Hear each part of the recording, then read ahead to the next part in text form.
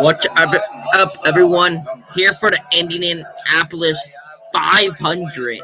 Let's go. Let's get hype in the chat, guys. Let me know your picks in the chat. They're doing a pre-race right now. Let's go, guys. Let's get hype. Let me know, who do you have winning this race? 500 laps around Indy 500. There's a speedway that doesn't believe in goodbyes. This place where history isn't just remembered, it remains. Man, they have a good pre-race. In the metal, in the asphalt. They're definitely hyping it up pretty good right now. This race doesn't just make you a great race car driver, it's a legacy. Let's go. Is some type of legend in our sport. To be one of the short list of 70 or so people that have been able to win this race, you are etched in history. They call us crazy driving these days, but the real crazy ones was the drivers back then. You feel that vibration, you feel that horsepower, you feel like that engine is screaming. This speedway never lets go of anything. Not the cars, not the names, not the men. Let's go, guys. History. It's something that's never forgotten. It's something that will continue to be a legacy, whether you're dead or alive. A century of speed written in silver and brick. It's everything you wish for as a race car. Get to kiss the brick here if you win. You don't come here to escape history. You come here to be worthy of it. Every day of the year, I'm thinking about how can I get back to the victory lane? How can I get back to drinking that milk again? Hello, where's the Indianapolis 500? My name is going to be on that trophy forever. Welcome to a place where forever does exist. For the 110th time, the greatest spectacle in racing. The Indianapolis 500 on Fox. 110th Indianapolis 500. Is forever. For 33 drivers, this is their date with destiny. Welcome to Fox Sports live coverage of the NTT IndyCar Series Indianapolis 500, presented by Cambridge. This track can make legends. We've got many of them, though, here in Indianapolis. This one goes by the name of MVP-CC. Yes, please welcome today's Grand Marshal, Cambridge brand ambassador. I'm just gonna have this on for a minute until I get the leaderboard up.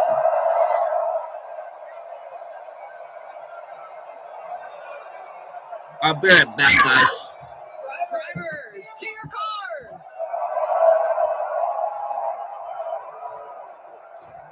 We are so close to the start of the 110th running of the Indianapolis 500. You can taste it, you can smell it, you can feel it here at the track as I welcome James Hinchcliffe, Townsend Bell to this momentous day. Guys, this race means everything to these 33.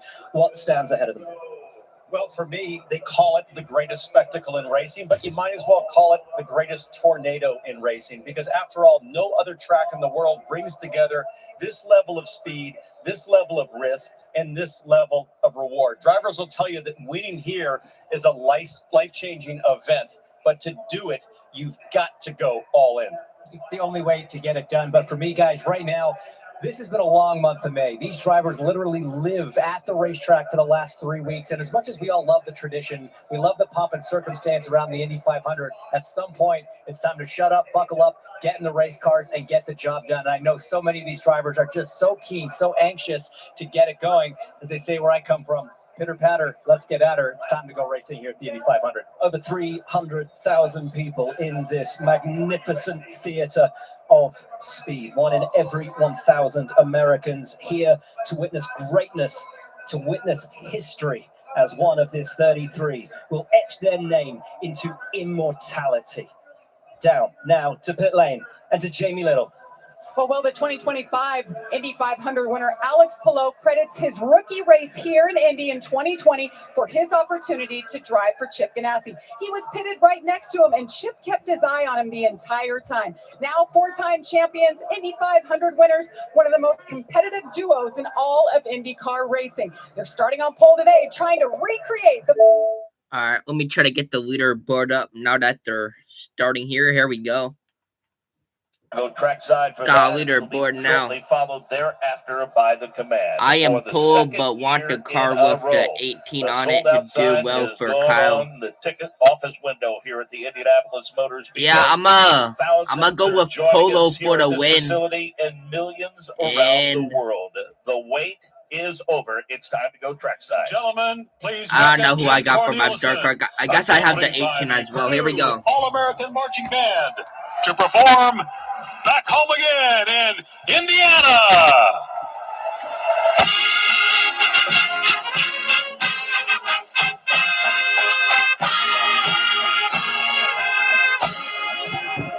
Back home again in Indiana, and it seems that I can see the gleaming candlelight still shining bright through the sycamores for me. The new moon haze sends all its fragrance from the fields I used to roam. When I dream about the moonlight on the Wabash, then I long for my Indiana.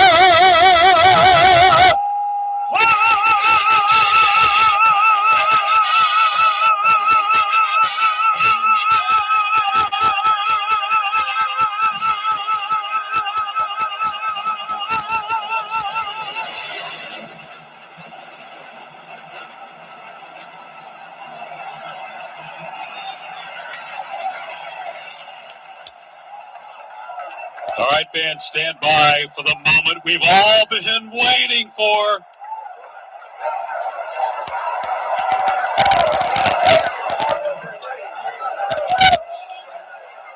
And now for the most famous words in motorsports, please welcome the chairman of the Indianapolis Motor Speedway, Roger Penske.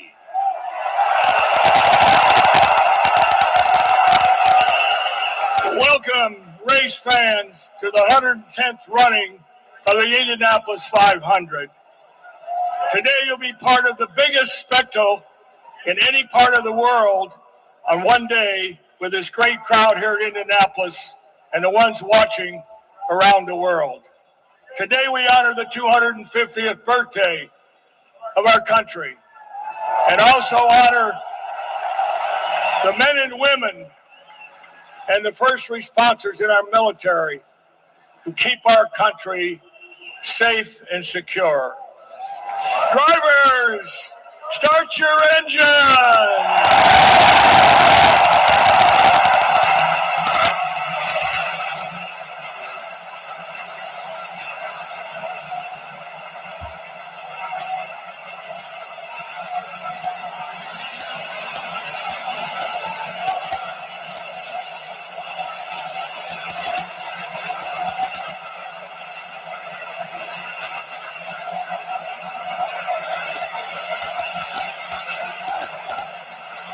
If the adrenaline isn't pumping, there's something wrong with you. What an incredible sight. What an incredible sound as we begin the 110th running of the Indianapolis 500.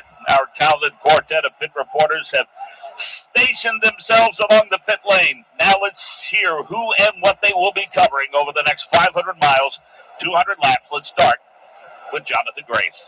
Thank you very much, Mark. I can tell you right now, the scenes in pit lane are electric as we get ready for the 110th running of the Indianapolis 500. My eyes this morning, this afternoon, are on two drivers. Ryan Hunter-Reay, who's already won this race before. Two members of his pit crew from the Legacy Motor Club. They think that might be worth 0.7 of a second in advantage. And the rookie Kyle Collette, he was electric, getting that car into the fast 12 in qualifying. Look for him to charge through the field. On to Rich Nye. 73 degrees outside here in Indianapolis, just feeling gorgeous right now in terms of temperature. The sky's overcast and a bit threatening, the track temperature 82 degrees. And I've got a close eye on the number 3 Shell Fuel Rewards Chevy of Joseph Newgard. Until a mechanical issue last year, he was in a position to fight for a third straight Indianapolis 500 win, despite starting in last row due to a qualifying penalty. Today, a disappointing 23rd starting spot, certainly for a Team Penske driver, but Joseph keeps saying, I'm just ready to race. He turned the fast lap in the final practice Friday. Look for Newgarden to move up through the pack. We move up pit row to Rob Blackman. Thank you, Rich Nye. Of the 8 pit boxes I'll have my eyes on today.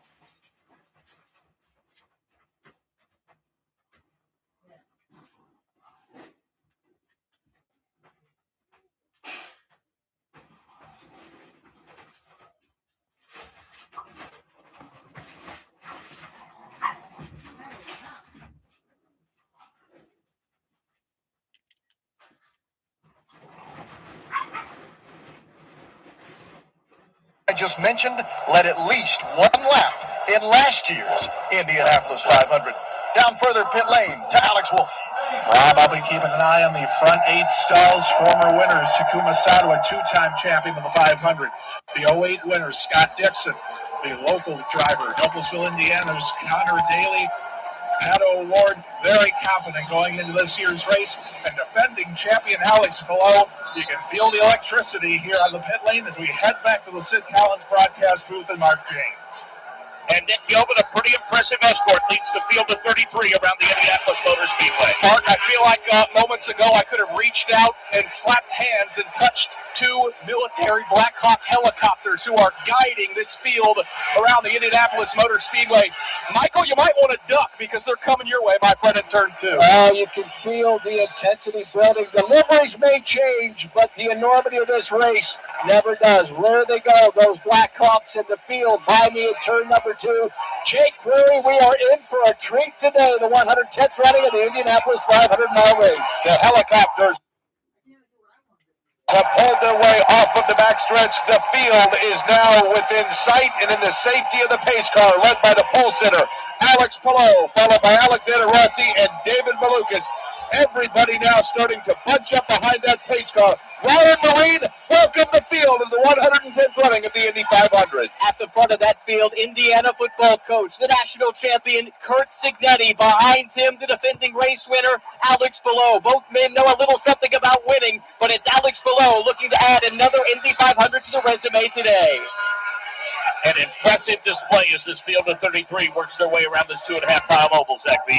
Oh, it just doesn't get any better than this. I mean, for the drivers, now it's the easy part. The cars are fired up. You know what you got to do in front of you. 500 miles for the chance to live forever. Kurt Signetti, again, the IU football coach, national championship-winning football coach of the pace car, and actor, award-winning actor. Brendan Fraser to wave the green flag.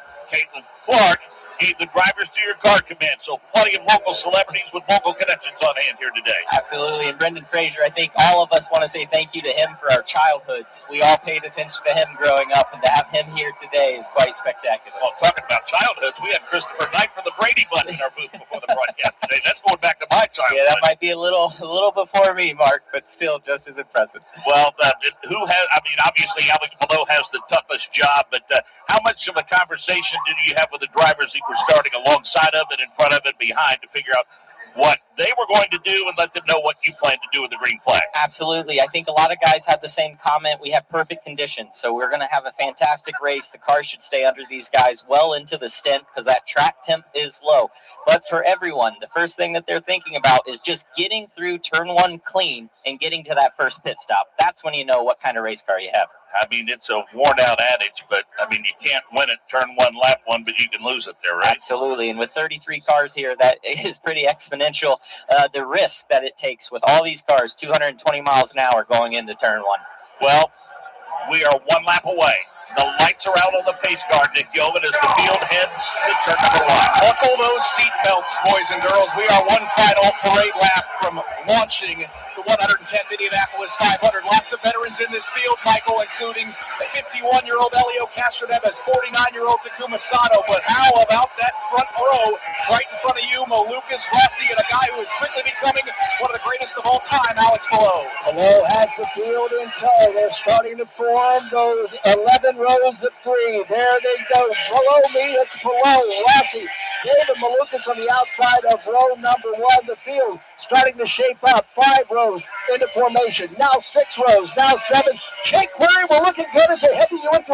Having been fortunate enough to have seen sporting events around the world at the highest level, there is nothing like this. The rows of 11 right now as they work their way into turn number 3. Alex Palou with Rossi and Malukas just beside him. The racing gods have said, no, we're not going to have precipitation slow things down. Brian Marine, here comes the field to you. George Signetti makes the left-handed dive into the pit lane. Field under the control of the pole sitter, Alex Palou. Alexander Rossi to his outside. Then it's David Malukas. The pace is picking up. The voice of the 500. Here's Mark James. The formation looks really good off of turn number 4. The green flag flies in the 110th. Indianapolis 500 hits the turn number 1. Front row immediately got single file when they all went to the pit wall, but it's Alexander Rossi racing hurt, and he'll take the race lead out of turn 1. What a power move by Alexander Rossi going on the outside of Alex Palou. It's David Malukas in that third position. It's Santino Ferrucci fourth, but Alexander Rossi will lead the field as Palou looks inside.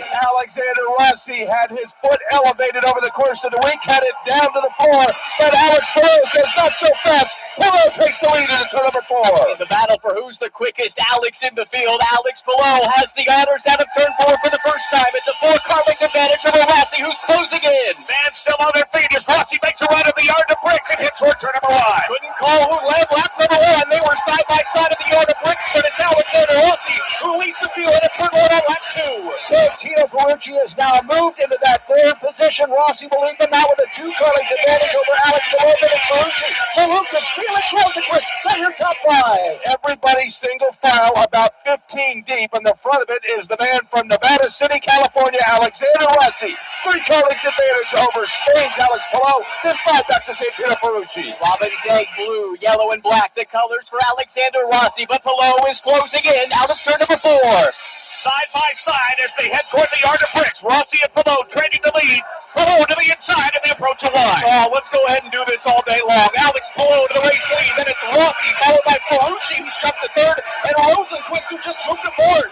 Nice move by Felix Rosenquist, but Palou with a great run out of turn number 2. 4-car length start over Alexander Rossi. Santino Ferrucci still in that third position, but Rosenquist on the move. A furious pace to start the Indianapolis 500. It's Palou followed by Rossi. Then it's Ferrucci, Felix Rosenquist, and Malukas as they whirl their way into turn number 4. David Malukas started on the outside of the front row, but he's dropped back to 5th. It's Alex Palou in control of the field by 2-car lengths over Rossi. Palou, Rossi, Ferrucci, Rosenquist, Malukas, the top 5 back to turn 1. Ferrucci's got the best view in the house as Alexander Rossi darts to the inside. He'll take over the race lead. 4-car length advantage over Palou. Been 10 years since Alexander Rossi won this race as a rookie, and he wants to lead and lead early. 4-car lengths over Alex Palou. Still Santino Ferrucci. They're your top 3 halfway down the back straightaway. Many in the northeast corner still standing, and standing on it right now on the throttle. Alexander Rossi again leads. Palou just behind him. They're starting to separate a bit from Ferrucci. It's a 2-car length advantage, first to second. Rossi over Palou. Ferrucci 4-car lengths behind in third, but it's Felix Rosenquist lurking in the 4th position. Rossi, Palou, Ferrucci, Rosenquist, Malukas, the top 5. Daly Award, McLaughlin, Dixon, Simpson, the top 10. Side by side into turn number 1. It's another lead change. Alex Palou, the 4-time IndyCar champ, parks around Rossi out of 1. It's been a long time since I remember this much passing this early in the race for the lead, and Alex Palou will have a 4-car length advantage over Alexander Rossi. He'll look to the middle of the back straightaway. Alex Palou entered this race having led 133 laps at the Indianapolis 500. He's going to add to it now with Rossi just behind him, followed by Ferrucci and Rosenquist. Top 2 have been swapping places at ease. Behind them, a little bit more difficult. Palou lets it drift out wide at the exit of turn number 4. The lead over Rossi, 2-car length. And the Gilman top 5 started to get some measure of separation as they head to turn 1. No separation at the front, though, Mark. It's another pass. It's Rossi now leading the field into turn number 1, followed by Palou, Ferrucci, Rosenquist, and Malukas. If this is how it's going to be all day, yes, gentlemen, more of this. Alexander Rossi, 3-car lengths again over Palou. Ferrucci remains in that third position, then it's Rosenquist and Malukas. front two starting to look like one car heading into the north end, but it's Rossi up front, followed by Polo. Then again, Ferrucci, Rosenquist, Malukas. Powder Daly up there to play as well. On an overcast day, it's the color of the 33 cars that pops. Again, it's the Robin's Egg blue car of Alexander Rossi leading the way out of 4. And the next verse, we'll see if the same as the first. Looks like it might be Nick Yeoman in the yard of brick. Boy, they are just continuing to trade the lead, but let's take a look at the battle for third. What a move by Felix Rosenquist. Got to the inside line, stuck it to the bottom, and Michael, he's the new driver in third. One of the fastest qualifiers all weekend long. Now finds himself in that third position. The Swede, Felix Rosenquist, but it's Alex Palou over Alexander Rossi. Midway point of the back straightaway. Santino Ferrucci's car is red, white, and blue, and now to the bottom side of it, he sees David Malukas that just swung right in front of him. Put Malukas back to fourth. That's right, so it's Palou leading, Rossi in second, Rosenquist, though, up into the third spot. 6 car lengths back to fourth place, Malukas. Top 5 below Rossi, Rosenquist, Malukas. 7 laps complete this time by another change of the front. It's Rossi to the inside. Palou checks off the throttle. He'll let Rossi lead the field back out of turn 1. And Rossi has about a 3 car length advantage over Palou. Then it's Felix Rosenquist, David Malukas, Santino Ferrucci has fallen back into that fifth position. Right behind them, Connor Daly. He's the top 6 driver. Alexander Rossi's car is sponsored by Java House, and he decided, you know what, from the start of this race, it's time to get up and go. Now starting to pull away a bit from Palou, calling a 5 car length advantage. Yeah, Rossi's on the beans here early. 3 car length lead over Alex Palou through turn number 4. Wheels inside the white line at the apex, out wide at the corner exit, but Palou charges again. He'll charge again. He'll go side by side again to get to the yard of bricks, but here comes Felix Rosenquist. At this rate, we are going to obliterate the lead change record. Alex Palou passes Rossi at the DHL car. Michael back out front in 2. And now David Malukas starting to stop Felix Rosenquist for that third position. So Palou, Rossi, and Felix Rosenquist in that third position. But here comes David Malukas to look to the inside. David Malukas started to look to the inside, then the outside, but Rosenquist able to shut that door. Palou still the leader over Alexander Rossi into 3. Malukas from Chicago, Illinois, dropped back at the start. He got one of those places back a couple of laps ago, stopping Rosenquist out of turn 4. One of the big movers on the day so far, Joseph Newgarden up to 16th. He's +7 on the day. I don't think that surprises anybody. We see Rossi retake the lead. He makes the pass on Alex Palou. There's Newgarden. Michael, he is at the yard of bricks. Everybody's starting to settle back in with the exception of our front 2. It's Alexander Rossi, Alex Palou, Rosenquist, Malukas, and then Santino Ferrucci and Connor Daly. Everybody clean to turn 2. Setting up now for turn number 3. Starting to settle down into a race pace just a bit, but it's Rossi with Palou again, and then Ferrucci. Malukas and Connor Daly with Ferrucci just in front of Daly into 4. So far, no one's been able to hold a lead. Alexander Rossi trying to do something about that as the field comes out of turn 4 to complete lap 10. Front 3 tighten up a little bit in the yard of bricks. There goes Palou to the inside again. And I wonder how racy Felix Rosenquist wants to be. He is watching this lead continue to change. Further back, what a pass by Scott McLaughlin. Michael, he got around Pato Award, moved him into the 7th spot. So he started 9th, it's now in that 7th position. So Scott McLaughlin in that yellow submarine starting to charge. But it's still Alex Palou over Alexander Rossi. The front 4 at the exit of turn number 2 started to get towards the middle groove, but then when you go a little bit further back, Ryan, keep an eye right now on Connor Daly. He's all over trying to make a move on Santino Ferrucci. That's a white and blue car right behind the red, white, and blue machine of Ferrucci. Connor Daly cleanly through 4. Palou, Rossi, Rosenquist, Malukas, Ferrucci, the top 5 into 1. Another lead change. Rossi gets around Palou, but let's take a look at Connor Daly. He's trying to track down Santino Ferrucci. Michael still has to fight about 6 car lengths to challenge for the top 5. Yeah, the better battle is probably for that third position. That's where David Malukas started this race, and he's in the third position, trying to get it back from Felix Rosenquist. Still Palou, Rossi with the lead. But Palou is going to try to get that lead back perhaps into turn number 3. Rossi shuts that door down at the bottom of the racetrack. 2 car length advantage over Alex Palou. We'll see if Palou maybe tries to set the move up here through the northwest turn. Dips those left side wheels to the inside. He's in the slipstream of Rossi and closing in once again. Over and over and over again. Alex Palou into the DHL machine. Goes to the inside of Alexander Rossi into turn 1. Really have to commend those front 2. The amount of respect they are showing early on, Michael. This is why they both won this race in the past. And each have checked out when they make the pass into 1. This time through Alex Palou. Jake, they'll have a 7 car length advantage over Alexander Rossi. Yeah, Rossi now all of a sudden may have bigger concern with what's happening behind him as Palou sets sail into 3. It's Rossi. Ferrucci's right there, followed by Malukas. Rosenquist right there, followed by Malukas. Below, the defending race winner had eked out a lead of about 10 car lengths. It's down to 7 or 8 out of turn 4. We will have 13 laps complete this time by. We have had 2 leaders and 10 lead changes. Your top 10, Alex Below, Alexander Rossi, Felix Rosenquist, David Malukas, and Santino Ferrucci in 5th. 6th is Connor Daly. 7th, Scott McLaughlin. Final award is Hayden. Scott Dixon is 9th. Kipman Simpson is 10th. We've paused 10 seconds for station identification. This is IndyCar Radio, powered by Only Bulls. 13 laps completed. Something special coming up on lap 18. On this Memorial Day weekend, the NTT IndyCar Series and the Indianapolis Motor Speedway want to recognize the men and women who gave unselfishly to defend our freedom. We thank you for your service and sacrifice.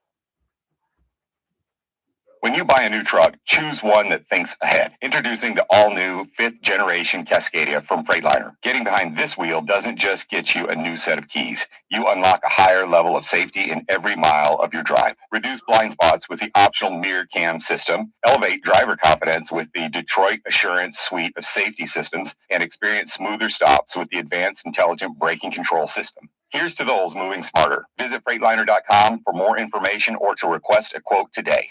The original, the first, a light beer brewed to taste like beer. There's nothing like it. Legendary taste, only 96 calories. It's Miller time. No, I'm not going. Oh, yes. Say yes. Why not? Sleep when you're my age. Legendary moments start with a light. It's Miller time. This is IndyCar Radio, powered by Only Bulls on the IMS Radio Network. Now, stay tuned for the greatest spectacle in racing.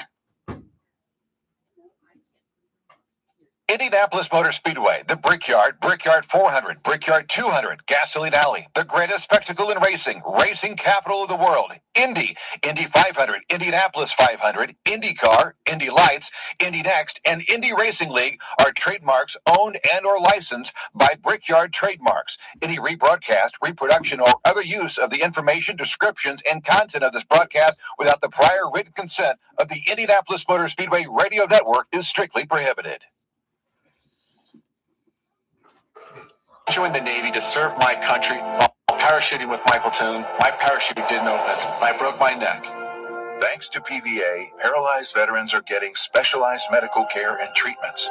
Just gonna pause it real quick because it's a commercial, but we have Rossi first, second is Polo, then Rosenquist third, fourth is Marcus, then Ferrucci in 5th, 6th is Daly, McLaughlin in 7th, 8th is Paul Word, Dixon in 9th, 10th is Simpson, BK in 11th, 12th is Rasmussen, then 13th Erickson, Caron is 14th, 15th Carpenter, 16th Newgarden, and then 17th Settle, 18th is Power, and then 19th Armstrong, 20th is Segal, and then 21st Lundgaard, 22nd Rosenquist, or not Rosenquist, but Grosjean, Kirkwood, 23rd, 24th Harger, Foster in 25th, 26th Rahal, Collect in 27th, 28th is Harvey, Schumacher, 29th, 30th Rob, Abel, 31st, 32nd Hunter, Ray, and then League in 33rd to round out the field. We got caution on Notice and kudos to the Indianapolis Motor Speedway and the AMR safety team. That yellow light came on almost instantaneously with the cloud of smoke and Michael's call, and immediately everybody was there at attention. As now behind the pace car, Alex Palou moving very, very slowly with Rossi just behind him as the pace car leads the field, Mark, into turn number 3. It's time now to check in on pit lane with the race engineer. Here's Alex Wolf with the Honda Engineering Update. Joined by Kelvin Fu, Vice President of HRC US. And Kelvin, big topic through a qualifying and now the race, the hybrid use. Yeah, it's always interesting when you introduce new technology, and, you know, credit to our engineers. They got the best drivers in the world. They're always going to figure out a way to optimize performance. You know, from last year to this year, big changes, but it makes racing much more interesting. That's excitement for Honda, not only with the pole sitter Alex Blow going for back-to-back, but Marcus Armstrong flying the Acura colors. Yeah, it's been a good weekend so far, you know, and credit to IndyCar for throwing such a great event. Alex getting pole with Honda Power he's awesome, and then, you know, Acura is our performance brand, and bringing that type of performance to the fans in IndyCar, you know, you can ask for more. Kevin, we always appreciate your time, and the best of luck to Honda today in the 500. Thank you so much. That's our Honda engineering update. Thank you, Alex. Lap number 19 completed of the 200 to be contested today. And Zach, you've had an opportunity to take a couple of looks at the replay. Yeah, absolutely. I hate it for Catherine Leck because she's just a victim of what happened. She tried to avoid Ryan Hunter-Reay, but spun in doing so. Ryan looked like he had a huge snap in the middle of turn 2. He caught the car, but at that point he was kind of in the gray, and then the rear went on him again. And at that point, it's pretty much day over. Boy, I'll tell you, turn 2 is just so treacherous compared to the other turns. Yeah, there's a little bit of a bump there, too, that unsettles it. And this happens lap 18. You know, that's about half stint. And we kind of talked about it in the pre-broadcast. When are you going to start feeling that car kind of fall away from you? This is that time. This is when people start to realize, okay, maybe my car's not that good middle to end of stint as it was at the beginning. And it looked like it just caught Ryan Hunter-Reay. Okay, with the welded tires now, we're around lap number 19. Not going to be a surprise, I think, to see some come to pit. Yeah, I think we'd see a lot of people come to pit. You know, those in the back might stay out to try to get some laps led, but at this point, you're not going to be victimized with fuel, get tires, and then hopefully we get that restart, kind of like what we had with Palou and Rossi. Cautions have been such a rarity. You got to do a double take when you see that, because you almost think it's a replay. It's been a pretty clean month almost. Absolutely, and the conditions are helping, and we'll see. Looks like everyone's diving into pit lane, Mark. Yep, here they come. Alex Palou leads the field. It's Palou, Rossi, Rosenquist, Malukas. And David Malukas has gotten off to a good start after his front row start. And, of course, Rossi and Alex Palou putting on a great show for the fans, swapping the lead. We have had 13 lead changes among those two drivers now, as Alex Palou, your pole sitter, defending race winner, heads to the pits, and Alex Wolff will greet him. And he pulls in. Barry Wanzer counting him in. Hits those marks perfectly. Before tires go off, a fresh tear off, new tires on, filling with Shell fuel, no adjustments. Down and away, 6.4 seconds to Rob Blackman. All three of the ECR cars taking advantage of this yellow to get some service, including Alexander Rossi, who comes in for some Shell 100% renewable race fuel. Also a tear off and a one turn of the front wing for Alex Rossi. Down and away as we go to Rich 9. McLaughlin started 9th, already up 2 positions to 7th. Obviously, last year, a huge disappointment when he crashed on the pace lap. Good start this year and a good first stop for Team Penske. Let's go back to Alex Wolff. Connor Daly came in for a pit stop, complaining of a little bit of a push to a turn the front way. To Rob Blackman. Disastrous stop for Christian Rasmussen. He came in, took fresh tires, and those went on just fine, but the fueler could not get the fuel hose disengaged. It ended up being a 19-second stop for Christian Rasmussen. Just an absolute disaster on the first pit stop of the day for him. Rich Nye.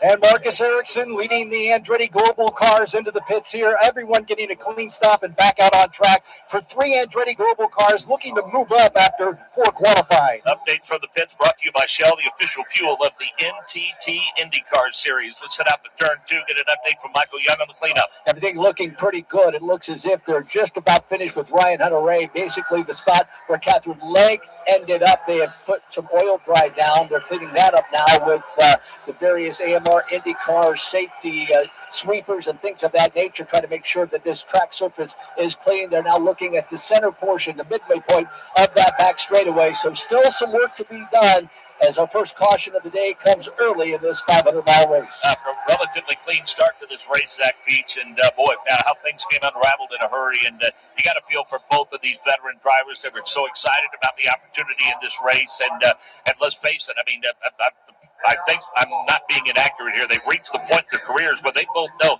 they don't have any more opportunities they're going to have here. Absolutely. That's why I'm really surprised for Hunter-Reay to lose it the way he did. And I want to, we get more info and maybe something just broke, because it happened in the middle of the corner, which kind of tells me it's mechanical. I think he might have just lost it on his own, but somebody that has so much experience like Ryan, he knows how much time we have left in this race, so I don't see him being too aggressive for something like that to happen. An update from Jake Query. I keep going back to earlier in the practice week when Ryan Hunter-Reay had said the one thing about this particular run was he just didn't feel like he got an opportunity to try his car in traffic. And then, of course, over the course of after qualifying, had a limited time in terms of doing that. Got to wonder if Ryan Hunter-Reay really ever had a true feel for how that car was going to be in that turbulent air that happens, Mark. And, of course, Ryan Hunter-Reay, unfortunately, out of this race today. So we could give you 4 drivers, Zach, and you thought that some that might decide to not pit to improve their track position. That would be Renus VK, Romain Grosjean, Kyle Collette, and Jack Harvey. Those are the top 4 right now. Absolutely. Maybe we can get Davey Hamilton on and he can explain his strategy if we can get a chance. It's opposite of what he told me last time. I can see them doing that because, you know, it's so hard to pass. We're seeing guys struggle if they're in that 6th place spot backwards. So just trying to get some clean air, but the tires are starting to fall off now. So those that are behind, we only had 4 that stayed out. So that 5th place starter, Alex Palou, I think he's going to go through them very quickly. Well, as I recall, what he told me was if there was a caution around this point in the race, if the majority of the field decided to stay out, then they would pick. But since everybody else came in, they decided to stay out. Yeah, so you're left with the 2 questions. Do what the leader does or do the opposite? And it looks like they're on that strategy of opposite. The thing I'm concerned with is Alexander Rossi. Palou looks very comfortable when he was in Rossi's dirty air. But Rossi, anytime he lost that lead, got back into second, it took him about another 2 corners longer than Palou to get back where he could be in striking distance. So we're getting a replay of Rossi now. I just don't know. Oh, he had a pit fire as he was leaving. And, oh, wow. And it looks like it blew out relatively quick, but it's reminiscent of my fire here of just when the fuel nozzle was pulled out, some of that fuel got on the header and it ignited. And whatever the issue was with that stop, it cost him a couple of positions during that stop. Is that because he's tumbled out of 17th? Which is going to make it very difficult because that car was so fast out front by itself, but now it's a complete different story. He asked for some more front wing, and that was evident because he couldn't follow that closely behind Palou. So that front, when we say that, you add front wing to get a little more front grip to those tires so you can turn the car a little easier. We'll see if he can fight his way forward, but unfortunately I feel like he might be somewhat stuck in that turbulent air. Cleanup, for all intents and purposes, runs from the apex of turn 2 right below Michael Young, and it runs about halfway up that 5/8 of a mile backstretch. So let's get a couple of updates from the guys on that side of the racetrack. Let's start with Michael Young. Yeah, it looks like everything just about cleaned up. They're removing the rest of the oil dry with a jet dryer that they just brought all to the exit of turn number 2 and that inside retaining wall where Catherine Lake's car ended up. And as far as the midway point of that back straightaway, safety crew has cleaned up their mark. Looks like we are good to go there. Just trying to do a little touch-up at the exit of turn number 2 where Catherine ended up. Let's get an update on track conditions. It's sponsored by Progressive Insurance for motorcycles, boats, and RVs for protection on the road and on the water. See how much you can save at 1-800-PROGRESSIVE and Progressive.com to Rich 9.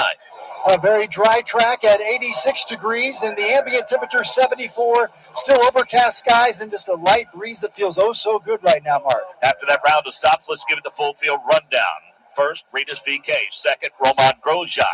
Kyle Collette is 3rd. 4th is Jack Harvey. 5th is Alex Palou. 6th, 7th, Rosenquist and McLaughlin. Santino Ferrucci, 8th. David Malukas is 9th. Connor Daly is 10th. Scott Dixon, 11th. 12th, O'Ward. 13th, Simpson. 14th, Newgard. 15th, Marcus Erickson. 16th, Elio Castro Neves. 17th, Alexander Rossi. 18th, Will Power. 19th, Marcus Armstrong. 20th, Ed Carpenter. 21st, Takuma Sato. 22nd, Christian Lundgaard. 23rd, Nolan Siegel. 24th, Kyle Kirkwood. 25th, Graham Rahal.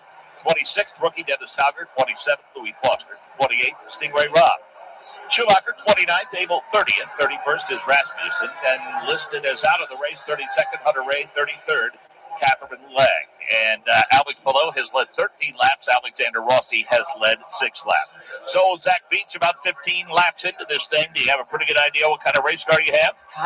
Definitely. You know, a lot of guys probably started a little conservative. So when I say that, you keep the front wing kind of turned out of it. So you build a car that's really secure in the rear. You don't have to worry about it doing something evil like what happened to Ryan Hunter-Reay. After that first start, you get to your first stop, you start cranking that wing into it and trying to make that front a little stronger and that car a little more dangerous, but that's what it takes to get through the field. 7 laps of caution now, Zach, and I've got to wonder how much longer can BK, Grosjean, Collette, and Harvey stay out, given everyone else is on fresh Firestone Firehawk. Absolutely. This yellow's buying them about another 8 laps past that 29 to 30 that we thought that they would start coming in. So I'd see within the next 10 to 15 at most, we're going to be seeing them duck in. But my bet is Alex Palou is going to get through these front 4 cars rather quickly. He's got the fresher tires, and in my opinion, one of the best cars I've seen so far in traffic. Kyle Collette, and again, he didn't pit. He's plus 29 on the day. Same for Jack Harvey. Romain Grosjean also did not pit. He's 22nd in terms of positions improved. He's improved 22. Regis BK is plus 10. Joseph Newgart is plus 9, and he was really carving his way through the field. So, Regis BK is your leader. Romain Grosjean is currently running in the 2nd position. Kyle Collette, Jack Harvey, and Alex Palou, the top 5. Rosenquist, McLaughlin, Ferrucci, Malukas, and Daly, the top 10, as they work their way along the backstretch now, headed toward turn number 3. Anybody impress you early on outside of the top 2?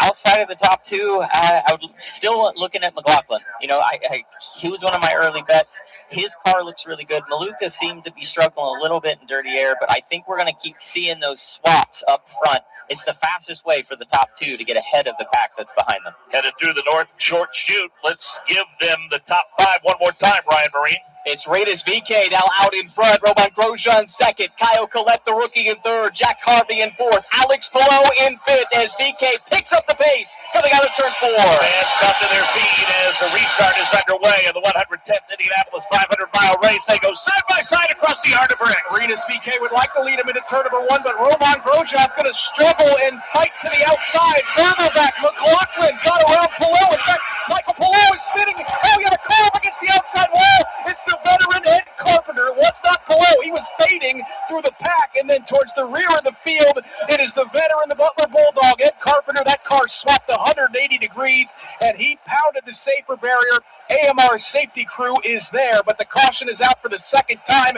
Ed Carpenter's Indy 500 is done. Cautions breed cautions here at the 110th Indianapolis 500. This is the NTT IndyCar Series on the IMS Radio Network.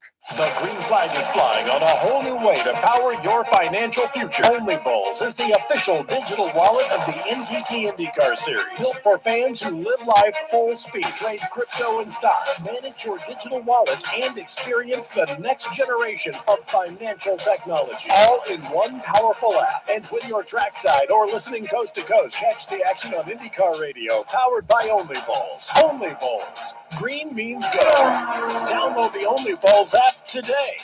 At Indy, the difference between winning and losing is measured in milliseconds. Will Scott understands the importance of a good start. Our mobile offices, storage containers, refrigerated units, fabric structures, fencing, and overhead canopies provide the flexible, scalable solutions you need. Fast delivery and special pricing will have your site up and running at top speed. Serving North America with over 5,000 local experts across 250-plus locations, we have the solutions and scale to support all your project needs, big or small. Will Scott will get your space ready to go right from the start. This is IndyCar Radio, powered by OnlyBulls on the IMS Radio Network. Now, stay tuned for the greatest spectacle in racing.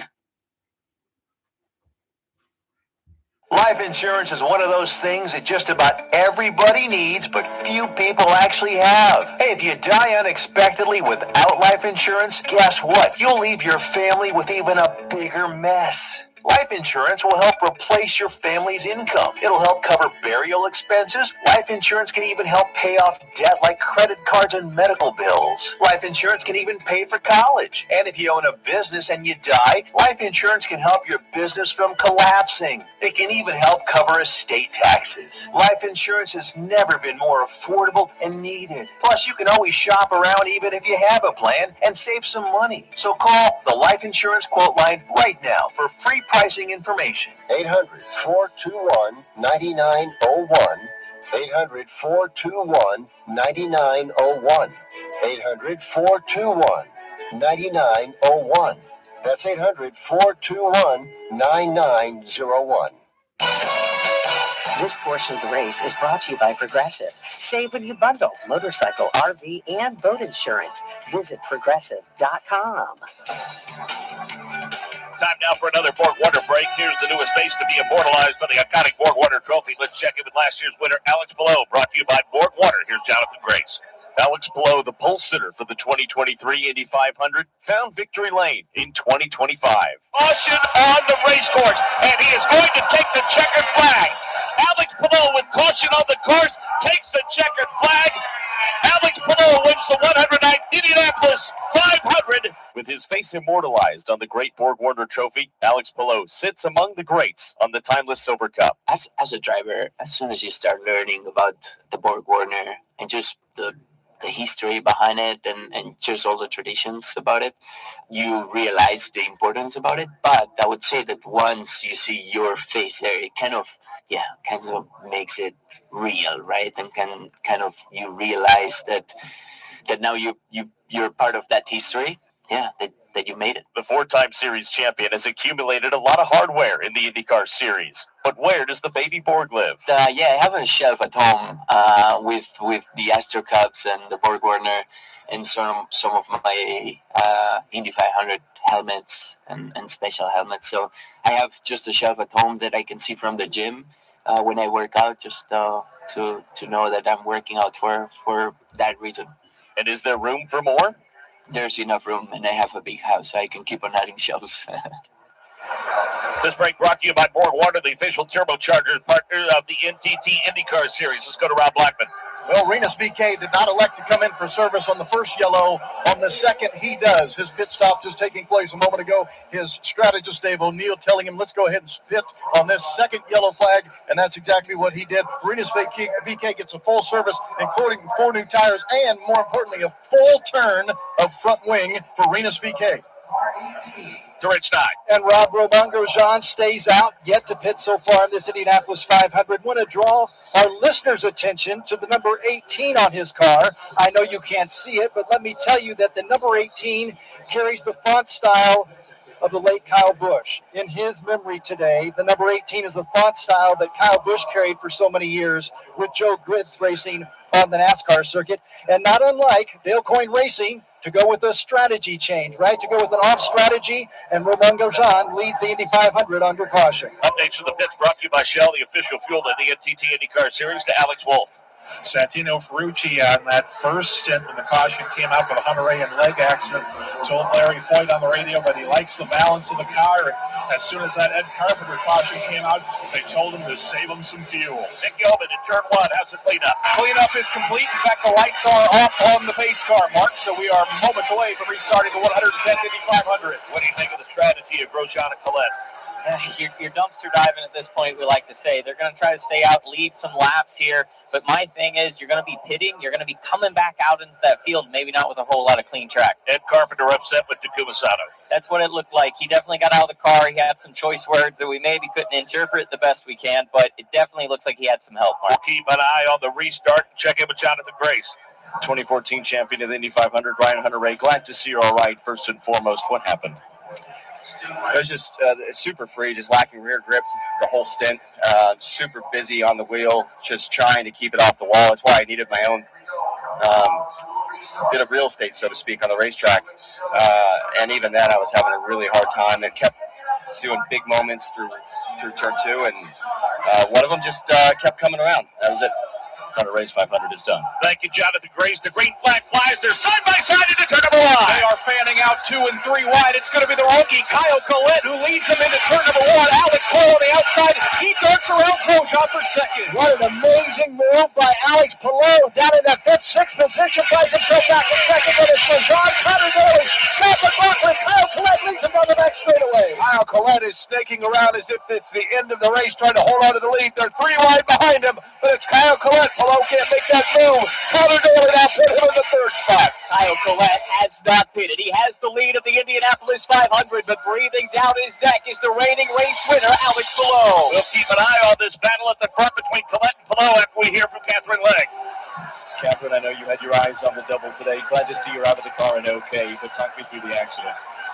Yeah, I'm just really disappointed. You know, everybody gave it a really good effort, and we were being super cautious, just back in P27, hanging out and saving fuel, and to go out so early. You know, 2 years ago my engine blew, and then this. It's just disappointed. I got to try and switch my mindset, ready for 600 miles later. Best of luck this evening. We hope to see you attempt the double next year. Thank you. Below, Collette, Daly, Grosjean, Ferrucci, the top 5. McLaughlin, Malukas, Newgarden, Rosenquist, Dixon, the top 10 as there's a battle for the lead in the Art of Bricks. They are fanning out at the Art of Bricks. Here comes Connor Daly. He's going to go 2 for 1. Daly around Palou and Collette. The Noblesville driver takes the lead. What a pass by Connor Daly. Now he's checked out 5 car lengths over Kyle Collette. Then it's Alex Palou, Lamar Grosjean, Scott McLaughlin, Santino Ferrucci. They're your top 5. He grew up on the northeast side of Indianapolis. Northeast end, say hello. Connor Daly is the first to greet everybody, followed by Kyle Collette and Alex Palou as he wears his way up turn number 3. Now into the northwest quarter of the track. Fans on their feet, waving their hats for Noblesville zone. Connor Daly, but Kyle Collette is charging. Collette gets a good run up at turn number 4. They're side by side in the Art of Bricks. Collette makes the pass. Can Connor get him back in 1? He will not. Connor will fall back in line. How long can Kyle Collette stay out there with that fuel tank emptying? He's opened up a 5-car length lead. And he certainly had a fast car in qualified relegated to the rear of the field due to a post-qualified technical inspection. 5 car lengths over Daly. Kyle Collette now comes into turn number 3 with things a little more tame than last time by. That's because he's in front of Connor Daly, followed by Alex Palou. Then it's Grosjean and Scott McLaughlin through turn number 3. Kyle Collette continues to have the lead. 3 car lengths, but it's shrinking. Connor Daly starting to reel him in with Alex Palou just behind. And there are 3 Team Penske cars in the top 10. Joseph Newgarden up to 8 as the leaders head back to 1. It'll still be Kyle Collette, followed by Connor Daly. Then it is Alex Palou. Roman Grosjean took a look to the inside of Scott McLaughlin for 4th.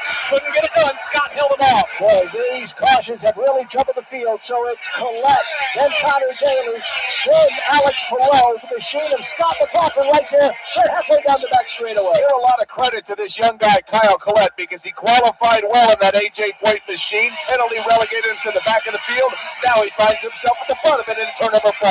You're right, Jake. He might be in the lead by strategy, but he's been quick all month long. Team told us he had a big smile on his face the moment he got out on track. 5 leaders, 17 lead changes. Will we have another into turn number 1? I think Connor Daly might be content letting Kyle Collette run that fuel tank dry. He cuts right behind the rear wing into turn 1. They know he's got to come in sooner than later. Kyle Collette, 6 car lengths over Connor Daly. Again, it's Alex Palou, Scott McLaughlin, Lamar Grosjean, David Malukas, and Santino Ferrucci as Collette takes him down low. Collette now swings it high, entering into turn at number 3. About a 5-car length advantage as he roars through 3 down the pit road and Jonathan Grace.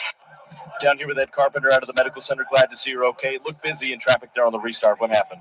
Yeah, I mean, the guys in front of us didn't get a great jump, so we were kind of chunked up 3 wide. I was in the middle going down the front stretch and kind of got a slot and rolled outside into 1. And then Takuma, probably the oldest guy in the race, 2-time champion, decided to make it 3 wide on like lap 25 into turn 1 on restart. And then pinched me down to boot. So it's like, I don't know. I was taught 3rd man in, 1st man out a long time ago, but you know, no attack, no chance, doesn't know that. Ed Carpenter's day is done early, but still a couple bullets in the chamber further up the field for ECR. An update on 2nd place running Connor Daly from Alex Wolf. When Connor Daly made that pass to Kyle Collette, the timing stand told him Kyle Collette's running out of fuel. And Connor Daly said, sorry about that, I had to go. And go he did, but it's Collette, Daly, Palou, McLaughlin, Grosjean, the top 5 as they head back to turn 1. And again, it was a spectacular 2 for 1 as Connor Daly not only picked off the defending winner Alex Palou, but also got Kyle Collette. He's content, Michael, about 4 car lengths back of Collette. Kyle Collette, the only driver in the field that has yet to come into pit lane for the first time. So Connor Daly just riding along about 3 car lengths behind, halfway down that back straightaway. Again, things a little more calm this time by, although there is a movement about 6 cars back. It is none other than Joseph Newgarden, who just dispatched of Santino Ferrucci. Joseph's been the man on the move, much as he was 1 year ago, not waiting around. He's got a car length ahead of Ferrucci. Next target is Roman Grosjean, but Grosjean peels off the pit lane. 2-time winner is plus 16 on the day as the leaders head back to turn 1. It's still Kyle Collette, then Connor Connor Daly. Even separation. Back to third place running Alex Palou. Then it's McLaughlin. And Malukas the top 5. Kyle Collette still Ford Carlings over Connor Daly. Then it's Alex Palou, Scott McLaughlin, and Machine of David Malukas as we hit the pit lane in Rich Nye. Ramon Garzon, who led this race under caution, comes in for a good Jail Coin Racing. They're off strategy, but hoping that'll pay off at some point today. Yeah, we'll see if it will, Zach Beach. Absolutely. It's all about how the race falls now. These early pit stops definitely don't put you in a box. Anything can happen, but we see the leader, Colette, he's pulling into pit lane now too. You heard him say that he was running low on fuel, so it only made sense that it was time for him to come down. For sure, and it made sense for Connor just to sit there and try to save some fuel in his dirty air, but as a driver, you want to lead at Indianapolis, so that first pass he did, check that box, now you can go back to getting the day done. It's nice that Connor listened to those guys on that pit box and reminded him. It's hard to reel us back, but eventually there's a lot smarter people on the timing stand than you, so you got to listen. So we've got 40 laps complete, and what a pace that we've set as Alex Palou with that pit stop moves into P1. Absolutely. I think we see Alex Palou back up front where he wanted to be. So much control in his car that I see. It's really happy in clean air. Dirty air, it's performing just as well. I really think he's the one to watch now as he's going to fight his way to the front. And things have settled down a bit, at least for now on lap 41. It's time to visit with a good friend, Mark Royce from GM. And Mark, welcome back to the Sid Collins broadcast booth at the Indianapolis Motor Speedway. Well, Mark, it's wonderful to be here on the 250th anniversary of our country here at the Speedway. So it's just been a fantastic day so far. And, of course, a lot of anniversaries to celebrate with our country, and we continue to celebrate Chevrolet's involvement, including another fabulous pace car that you provided for this event. Oh, thank you. Yeah, no, the pace car was, first of all, driven by the college football story of the year, Kurt Signatic. So that was fantastic. For the car itself it's an amazing car. It's a 01X. It's 1,250 horsepower, all-wheel drive Corvette. So electrified in the front with one motor and two axles that are powered, and then the rear, the 5.5-liter flat-plane crank twin-turbo Gemini engine. Is it an employee lottery that you have to undergo to get people to work on that? I mean, I'm sure you've got literally dozens and scores of people that want to work on it. How do you decide who gets to work on that between who wants to and doesn't get to? Well, I tell you what, there's a ton of people that are very passionate about it. It takes a lot of people to put a car together and make one. So, we take the people who really want to work on it. We do rotate them through on different cars and trucks. So, the Corvette team is very passionate, and of course we're very proud of it, and I couldn't be prouder to have it here today. In fact, I got a chance to drive it on the track last night, and it was just unbelievable. It's 0 to 60 in under 2 seconds, and let's just say we had it going over 180 miles an hour, so it was just fantastic. Mark Royce is our guest, and the thoughts on your company and its long association with this race and this facility. I think this is the 37th year of the pace car, so that's one of them. But we were here in the beginning. I had an opportunity to go through the IndyCar museum here yesterday after it had been redone, and boy, it was something. You saw the history all the way back to Louis Chevrolet and all the different Buicks that ran here stock block wise. So it's been a wonderful history. We couldn't be prouder to be part of it, and we've got such a great relationship with Doug Bowles and the Speedway, so it could be better. And as if this event isn't taxing enough, your marquee event, quite frankly, comes up next weekend in Detroit. I know you're proud of everything that the Penske Group did and the work that you guys did to bring that thing to downtown Detroit. What a success it's been.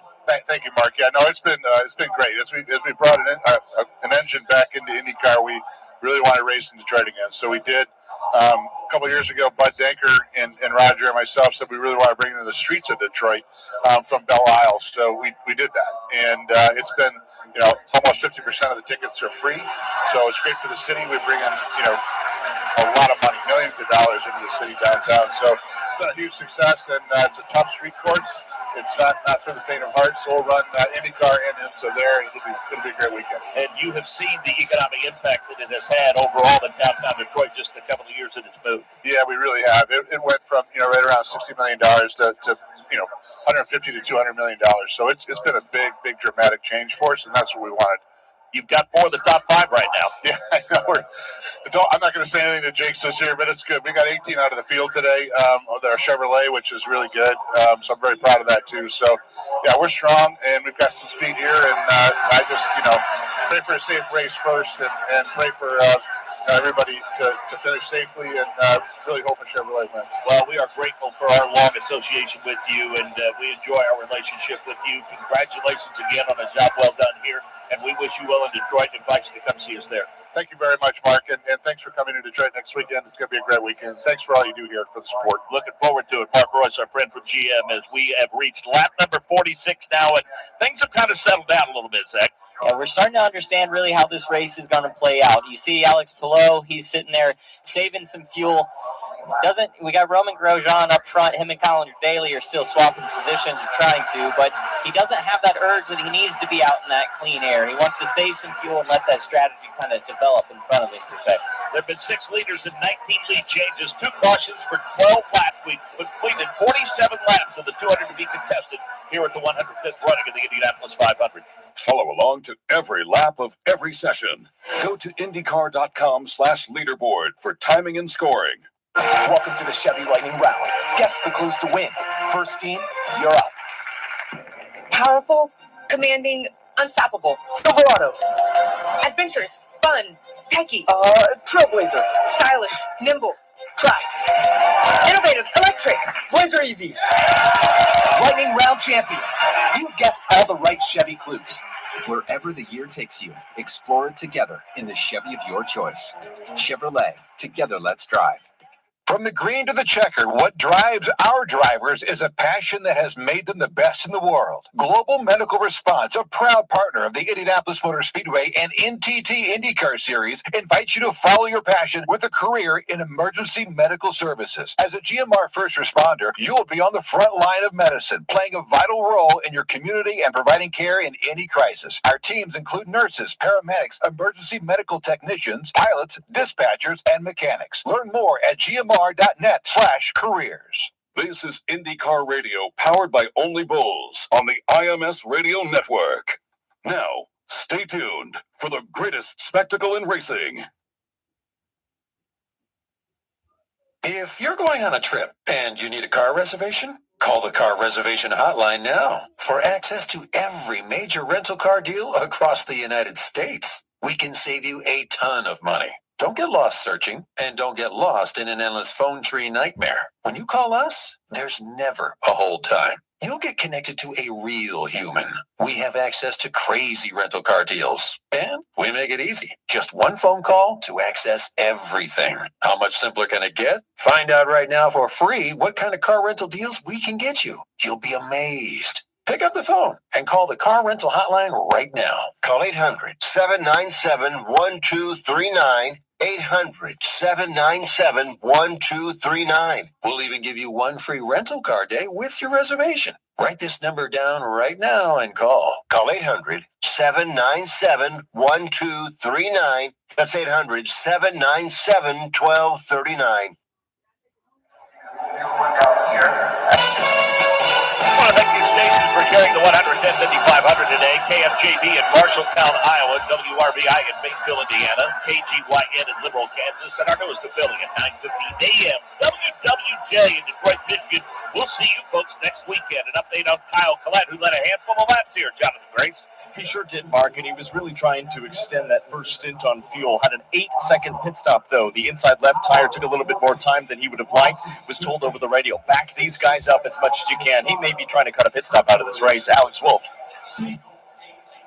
Bonds are reminding Alex Palou that he's had about 20 green flag laps on this set of tires. Scott Dixon telling Mike Hull of the 9 machine that he likes the balance. And Taylor Kyle reminding Kiffin Simpson that every position matters, with weather still being a bit iffy. Kiffin saying some understeer when that 8 machine is in traffic. So let's remind folks what you're feeling with that understeer. You had a great response to that. Well, absolutely. The simple thing is understeer is when you hit the wall with the front of the car. Oversteer is when you hit the wall with the rear. There you go. So understeer, you're just not getting enough turning out of the car that you want. Oversteer, the car is kind of sliding out under you as if you're in the rain or in the snow. So these guys now, I mean, they've really settled in. I like to look at the 500 as the first 400 miles, you just have to take care of that car. Keep it in that top 10. Understand what it needs for that last 100-mile shootout for when it matters. That's what we see below and Daly and the few that follow. They're just comfortable where they're sitting and trying to feel out that car, and they're just trying to count down the miles right now. I'm going to give you the full field rundown now with 53 laps complete. Alex Below is your leader. Connor Daly is second. David Malukas is third. Scott McLaughlin is fourth. Joseph Newgarden is fifth. Felix Rosenquist is sixth. Santino Ferrucci is seventh. Scott Dixon is eighth. Giffen Simpson is ninth. Pato Award is 10th. Marcus Erickson 11th. Elio Castroneves is 12th. Marcus Armstrong is 13th. Will Power is 14th. Alexander Rossi is 15th. Takuma Sato is 16th. Kyle Kirkwood is 17th. 18th, Nolan Siegel. 19th, Christian Lundgaard. 20th, Graham Rahal. 21st, Christian Rasmussen. 22nd, Dennis Hauger. Louis Foster, 23rd. Renus VK, 24th. Jack Harvey, 25th. 26th, Stingray Rob. 27th, Mick Schumacher. 28th, Jacob Abel. 29th, Roman Grosjean. And 30th is Kyle Collette. Ed Carpenter, 31st out of the race. Ryan Hunter-Ray, 32nd out of the race. And Catherine Legg, 33rd. Let's go back and revisit the observations that Ed Carpenter made. A lot of frustration directed at Takuma Sato. Yeah, well, it was a tough position to be in. It just seemed like not a whole lot of racetrack for a lot of race cars. That restart was kind of slow, so that mid-group really bunched up. Ed Carpenter found himself on the in the middle of a three-wide sandwich, which is arguably the worst place to be because you're kind of victim to the guy below you and who's above you, and he had Takuma Sato on the outside. Sounds like it kind of pinched him down and caught that right front tire of him, which then pivoted the car and ended his day. So I know there was a lot of frustration there with Takuma, mainly being he's a guy with a lot of experience. 25 laps into the race, he should know that we got a long way to go. This update on track conditions sponsored by Progressive Insurance. Insurance for motorcycles, boats, and RVs. More protection on the road and on the water. See how much you can save at 1-800-PROGRESSIVE and Progressive.com. Here's Rich Dye. 72 degrees, Mark James, is the ambient temperature. The track temperature relatively cool in racing, 83 degrees under those overcast skies. Sure glad, Zach Beach, the folks that called for weather this morning, as late as last night, were wrong about that. Absolutely, and we're going to keep our fingers crossed on that because this racetrack's just going to continue to keep getting faster and faster as that previous rain took some of the rubber away, but it's definitely coming in quickly, and by that third or fourth pit stop, we're going to be at optimal track grip. Well, there's no question the uncertain future did nothing to dampen the enthusiasm of these fans who have filed in here en masse. Let's get an update on Alexander Rossi. Ran at the front early on and had to restart in the 15th position, Rob Blackman. Yeah, and his 15th is where he currently is. By the way, he's coming in for service in the next 3 laps. Just jumped on the pit stand to talk with Derek Davidson, his strategist. I said, is everything okay with Alexander? He's falling back to 15th. Derek Davidson said, no, we're all good. We're good, so we'll take him at his word. Alexander Rossi, they say, all good, running 15th. 4/10 of a second to lead for Alex Below, Daly, Malukas, McLaughlin, and Joseph Newgarden. Look at Team Penske. Absolutely. I think those guys, they know exactly they're where they want to be. They're just trying to tick some of that laps around. But if you can be surrounded by teammates, that's the best. They're going to take care of each other and try to get through traffic as efficiently as possible. Let's listen in as Joseph Newgarden discusses with his race strategist, tires, and a fuel number. Fuel target is 95. 135 helps us, but not necessary. It kind of feels like we're killing this right front. Connor Daly starting to draw a bead on Alex Below into turn 1. It's getting very tight at the front as those cars hanging on to the end of the lead lap are stacking up, Michael. Connor Daly hangs about 3 car lengths behind our leader Below. Grosjean and Collette are at the tail end of the lead lap. Alex Below has Connor Daly about 4 car lengths behind. Everybody's somewhat riding around right now, but Below does see Connor Daly in his mirrors. Those front 3 in terms of behind this duo of Grosjean and Collette have really separated. Malukas now has a healthy advantage before McLaughlin and Newgarden. Below by 3 car lengths over Connor Daly through 4. They are about 5 car lengths behind that duo that's clinging to the tail end of the lead lap. Yeah, that duo pretty much nose to tail, although Kyle Collette's going to take a peek at Roman Grosjean as they get to turn 1. He'll stay in line in turn number 1, and it really stacks up those 3 leaders who seem to be significantly faster. Below leads the field into 2. 29th and 30th in the form of Grosjean and Collette. That is Below, Daly, and David Malukas. And then Scott McLaughlin, Joseph Newgarden have fallen somewhat behind. A year ago, Alex Palou had a couple of back markers in front of him, tucked in behind, got comfortable. That's how he won the race. Right now, he does exactly that with Daly just behind him, and Malukas right behind Connor Daly. Palou in no hurry to dispatch of the lappers. They're on a different strategy. He's extending that lead over Connor Daly, coming around to complete lap 60. Nick Yeoman, I've been watching David Maluka since the start. He's run a very patient race so far. Yeah, and he's just lurking there behind Connor Daly as they all arc into turn number 1. Malukas in that cherry red car, about 2 car lengths behind Daly. The rise of the sponsorship on that car, really tough to pass though. If you're third, fourth, fifth in line, he's third in the race, but fifth in that line with David Malukas, 2 car lengths behind Daly. Connor Daly, of course, driving in that machine for Dreyer and Reinbold, and he is right now between 2 of the heavy hitters. Chip Ganassi's Alex Palou and Roger Pinsky's David Malukas, all of them heading out of turn number 4. Overcast skies right now, and a little bit of a breeze. It's picking up coming out of the west. That's going across the track here in turn 4. Below leads, but a bunch of the leaders come to the pits. Yeah, and it looks like that it is time for the leaders to come in for tires and fuel. You heard Joseph Newgarden talking about the number that they needed to hit. This is lap 61. These updates from the pits being brought to you by Shell, the official fuel of the NTT IndyCar Series. Let's go to the south end of the pit lane and Alex Wolf. Connor Daly going to be coming in for Dreyer and Reinbold Racing. No changes anticipated. He likes how the car feels. Fresh tear off. They go to work filling it with Shell fuel for fresh Firestone Firehawk tires on. They get ready. He goes up a little bit of a bulky exit from the pit lane. Let's go to Rob Blackman. Alexander Rossi coming in for ECR. He gets full service, 100% Shell renewable fuel, a aero screen tear off as well as 4 new tires and half a turn of front wing for Alexander Rossi, down and away in 7.19 seconds. How about the section of Rich 9? Joseph Newgarden is the big mover in this race. 18 spots he has improved since starting 23rd. And a nice stop in number 2 for Joseph Newgarden. And Team Penske as well. Scott McLaughlin, another good stop. They're running in the top 5. Jonathan, stand by. We're going to go to Alex Wolf with Alex Palou. Alex Palou is in for his second stop of the day. 4 tires, no adjustments, as Felix Rosenquist out right behind him. Rob Blackman. Marcus Armstrong in for 4 new Firestone Firehawks. Also fuel for him down and away for the number 66 car. Let's go to Jonathan Grace. Dennis Hauger came in, highest running of the rookies right now in 22nd. He was happy with the balance, no aerodynamic changes, just tires and fuel, guys. 7.3 seconds on the stop. And this is when the challenges come when you have these pit stops under green tag. Well, this is what I'm looking at. I was hoping it wasn't a mistake for Palou. He stayed out a lap longer behind those lap cars. Some guys ducked off first, like Ferrucci, hoping to make up for that track position if Palou was being slowed slightly. But it's all going to play out in the next lap here. Now you've got Rasmussen, VK, Harvey, Schumacher. You've got Dixon and Simpson that you've got to believe they're going to come to pit road very, very soon. Absolutely. I think they would be quick to follow. We got a couple of those guys that are still staying out, but it's all going to come down to how they shuffle out of pit lane as they work their way out of turn 1 now. And it looks like the PNC Bank machine did indeed make a stop for his way out of his pit box now. Absolutely. I think it's all going to start shuffling in, but I think it might work out in Palou's favor. I thought he was being held up by those lap cars, but it doesn't seem to be as he clears Scott Dixon down the backstraight. Yeah, that's a pretty nice run for Alex Palou for sure, and Scott Dixon with a nice rejoin. Let's check in on the rookie Mick Schumacher. He makes his stop. Mick Schumacher just waiting on fuel for Firestone Firehawks. Fuel comes out, a little hesitation.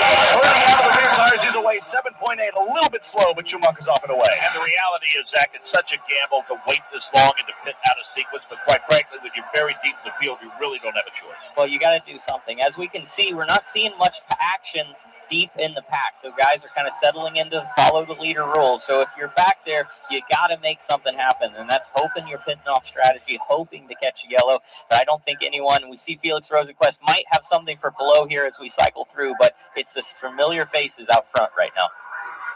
You know, I mean, bottom line is this, that you've got to have a quietly efficient middle point of the race and put yourself in position the last 50 laps. Absolutely. Just keep ticking those miles away. Let the crew kind of get into their rhythm. Obviously, some guys have had some bobbles in pit lane that they paid for. Connor Daly lost a spot there, but wasn't drastic.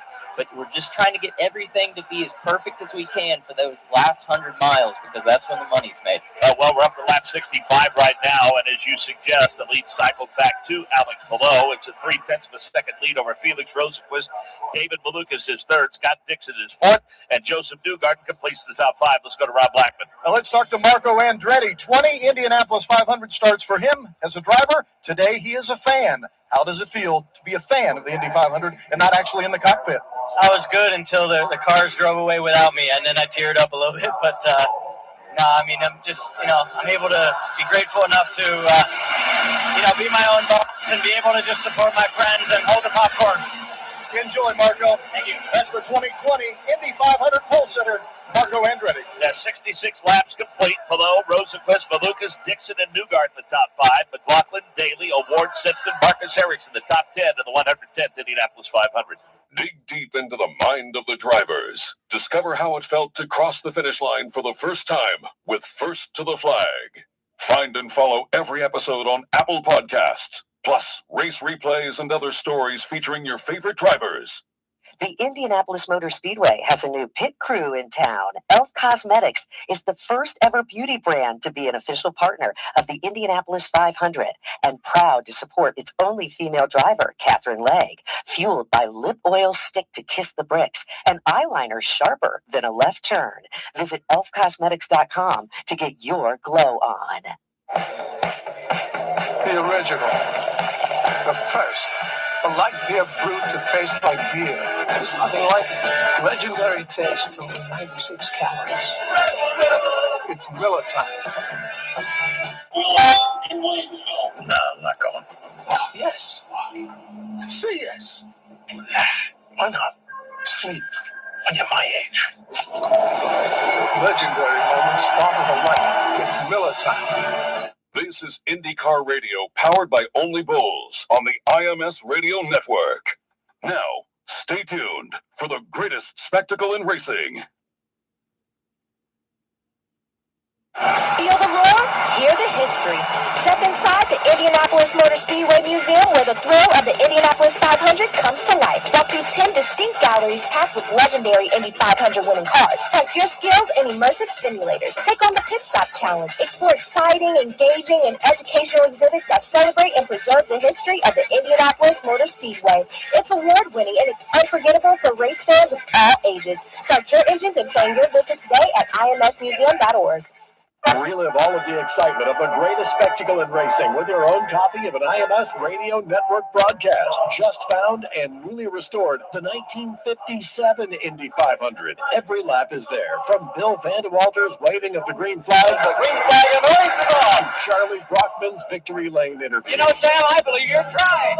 I think so too. Go to IndyCarRadio.com and click on Historical Indy 500 Broadcasts to own a piece of Indy 500 history.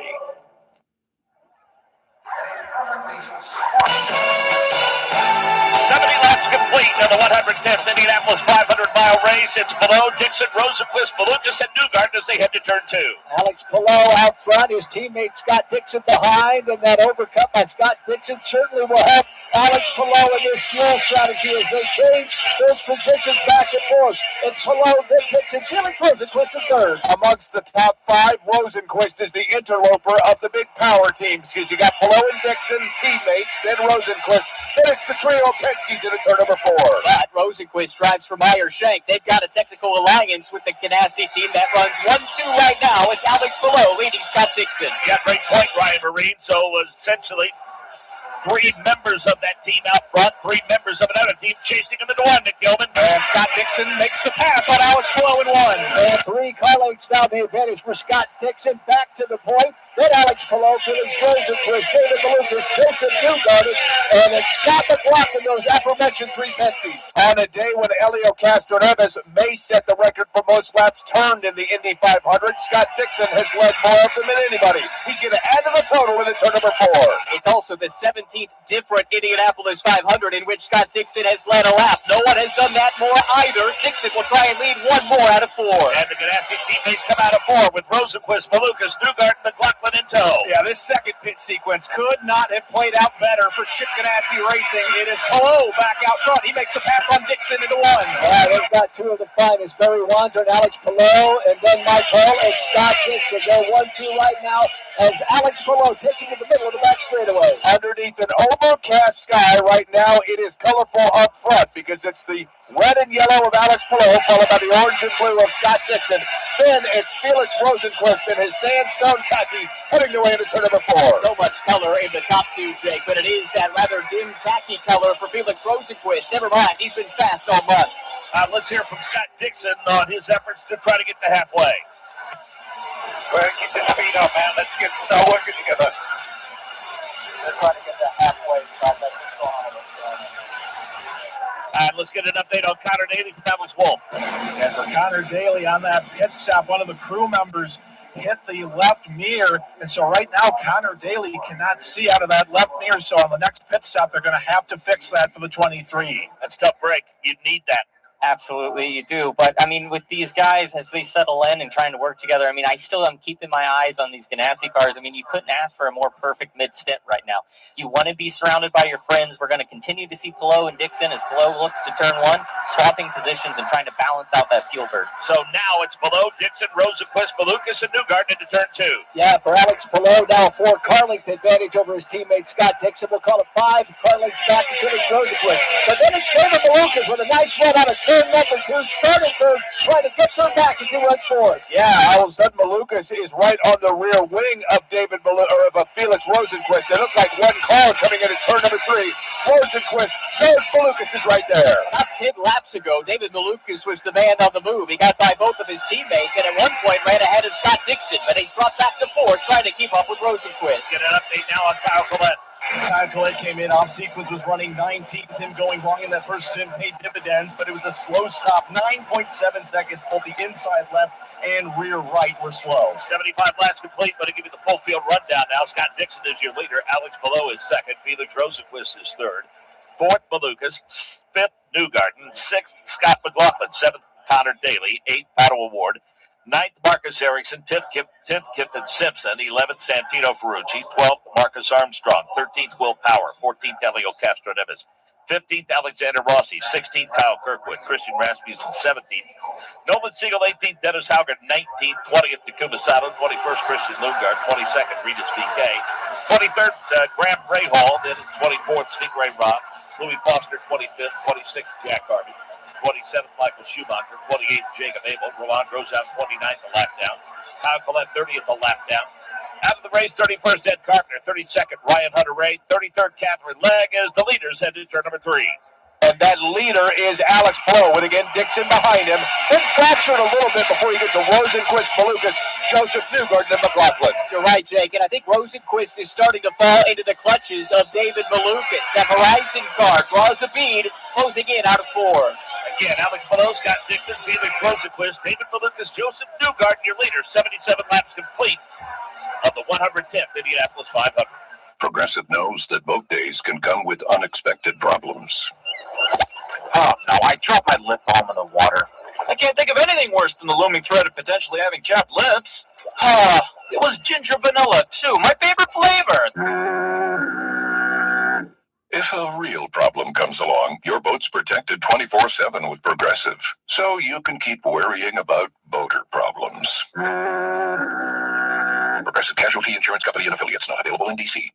Hi, I'm Team Penske IndyCar driver Scott McLaughlin. While I'm in my race car, I'm chasing that checkered flag and the trip to the winner's circle. While I'm doing that, Rose Pest Solutions is chasing down pests. Rose eliminates pests at every turn, whether it's at your home or business. That's why Rose is an official partner of the Indianapolis Motor Speedway. Got a pest problem? Rose is the solution. Call the pros at Rose at 800-966-ROSE or visit rosepestsolutions.com. These days, you've got 2 choices. Buying a new car or making the one you've got run like new. We know which one we'd choose. That's why at Firestone Complete Auto Care, we have thousands of ASE certified technicians nationwide trained to spot an issue with your car before it becomes a problem, no matter the make or model. Get more out of your car. Firestone Complete Auto Care. Call or go online at firestoneauto.com to book today. This is IndyCar Radio, powered by Only Bulls on the IMS Radio Network. Now, stay tuned for the greatest spectacle in racing.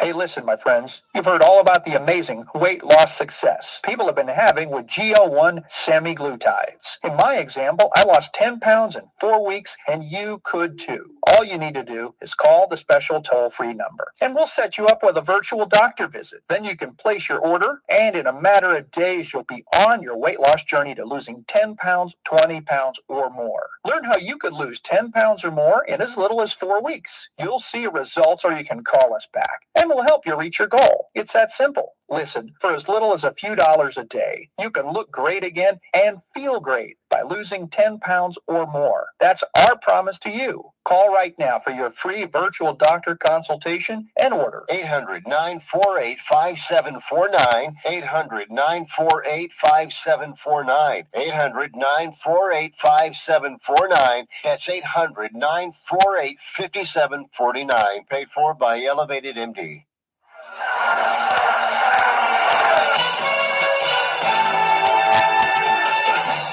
Welcome back to the world's greatest race course. 81 laps complete of the 110th running of the Indianapolis 500. Scott Dixon, Alex Below trading the lead at the front. Felix Rosenquist in the third position.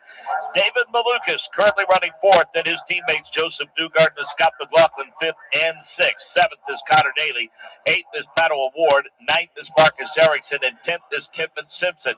Joseph Newgarden is plus 18 on the day. Good run for rookie Dennis Hauger. He's currently plus 10 as the leaders head to turn one. Here they come to turn number one. They're side by side at the yard of bricks. It'll be another late pass and another lead change. Alex Below darts around his veteran teammate Scott Dixon. Yeah, he's got about 5 car lengths on Dixon, about 6 backs to Felix Rosenquist. David Malukas 3 back, and Newgarden and McLaughlin about 8 backs. So for Alex Below to try to check out where his teammate Scott Dixon toes. And again, the almost certain strategy here is simple. That is, if you're in a pack, you can conserve fuel by a toe just a little bit, but those two up front keep swapping it back and forth. It's Below's turn into 4.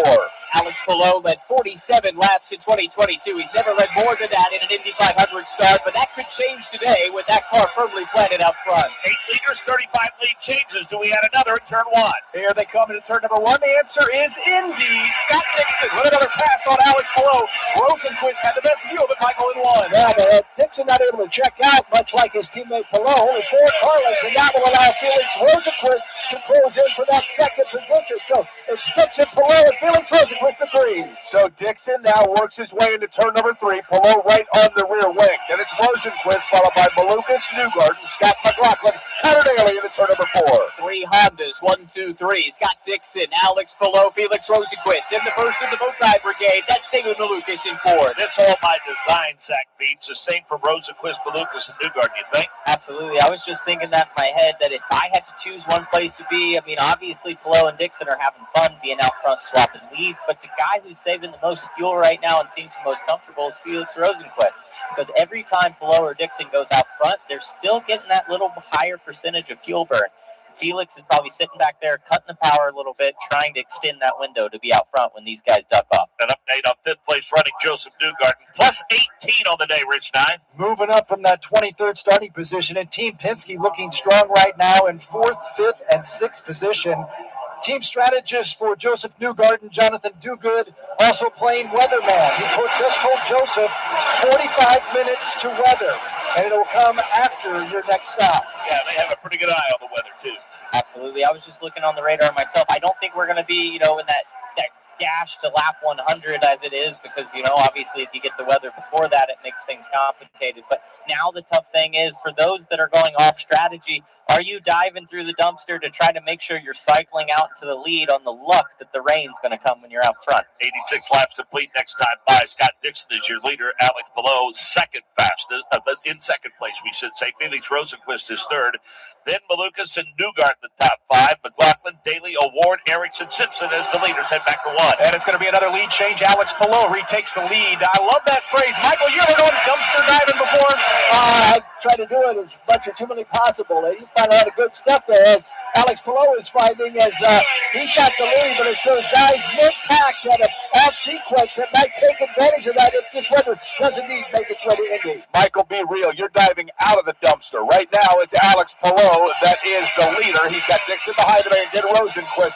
Got back just a little bit. Boy, a little bit loose was Malukas out of 3. Below dives to the apex in turn number 4. Steps on the throttle, out of 4. Leads this freight train at 230 plus miles per hour. Felix Rosenquist the most comfortable now in that third spot. Malukas, Newgarden, McLaughlin starting to tighten up a bit into turn 1. Back into turn number 1. Scott Dixon retakes the race lead. Even separation. Dixon, Polo, and Rosenquist. Yeah, the top 7 are all about gap 5 to 6 car lengths or so, as Scott Dixon now has about 4 car lengths over his teammate. Now David Malukas starting to take a look at that third place position over Rosenquist. Scott Dixon is sponsored by PNC Bank. Right now, the interest is in savings, fuel savings, as in swapping with Alex Pillow. He leads him into turn number 4. Back and forth, the two Ganassi teammates swapping the top spot. Right now, it belongs to Scott Dixon, but Alex Pillow starts to close in again. An update from Alex Wolf. While the Ganassi cars trade the lead, Felix Rosenquist content to ride in that third position and save fuel as they try to bank laps to try to elongate this run. Updates from the pit brought to you by Shell, the official fuel of the NTT IndyCar Series. The leaders exit turn number 2. It's below Dixon, Rosenquist, Malukas, and Newgarden headed to Jake Query. As they work their way now into turn number 3.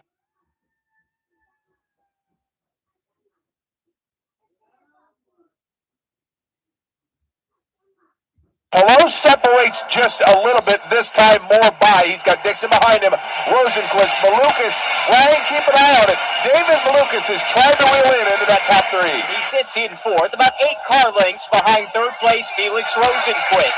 Gets a nice run out of 4, but he's not close enough to challenge for that position now. 88 laps complete. We pause 10 seconds for safe set notification. This is IndyCar Radio, powered by Only Bulls.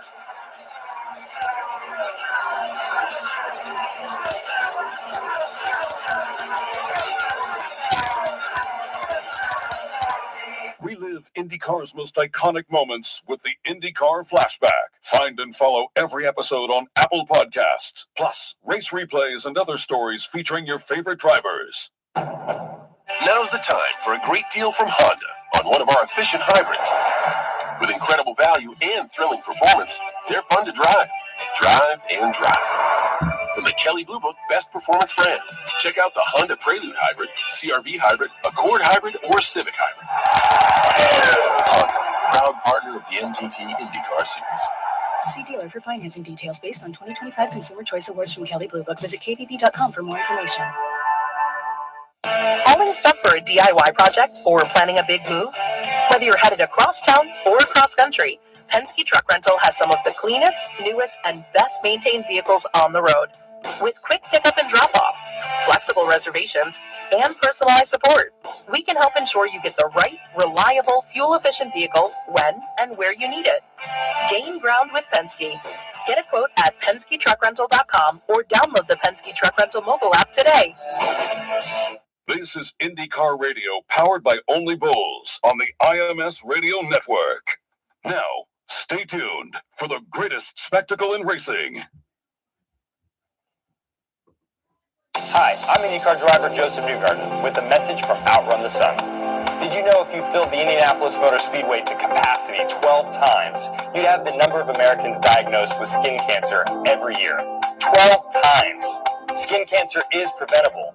Join me in pledging to be sun smart.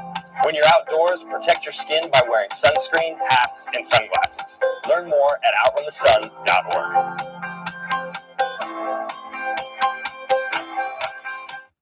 Nothing beats seeing a child smile. For over 3 decades, Racing for Kids has been bringing IndyCar drivers to the bedsides of sick children and putting smiles on the faces of thousands of hospitalized youngsters.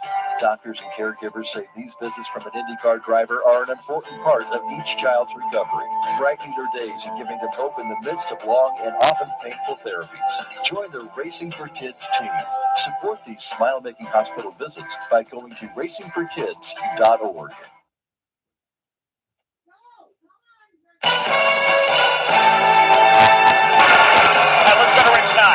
Alexander Rossi stopped on pit road. There's fire in the back of the car. We know he has that ankle problem, but he is out of the car, attended by the teams down there. Smoke coming from the back of the car. They have the fire out. Alexander Rossi is out of the car, but he's also out of the race. Go to turn 1 and Nick Gilman. Boy, from one former Indy 500 champion to another, problems for Will Power that has brought out the third caution. Power looks like he might have lost power down the front straightaway, may have had an engine problem. He tried to pull off down into the pit exit lane. That car looped and did a 360-degree spin. Thankfully, he didn't slide back up into oncoming traffic, but he has stopped right in front of me down in turn number 1. And Zach Beach, there is a long trail of liquid out of the back of that Andretti Global car. Absolutely. It looks like there's oil down, and it's either engine or my gut says it's gearbox, because as he was slow getting into that warm-up lane at turn 1, you saw the rear axle just lock on that car, and that's what put him into that quick 360. But there's going to be a ton of oil dry down the front straightaway and into the warm-up lane in turn 1. But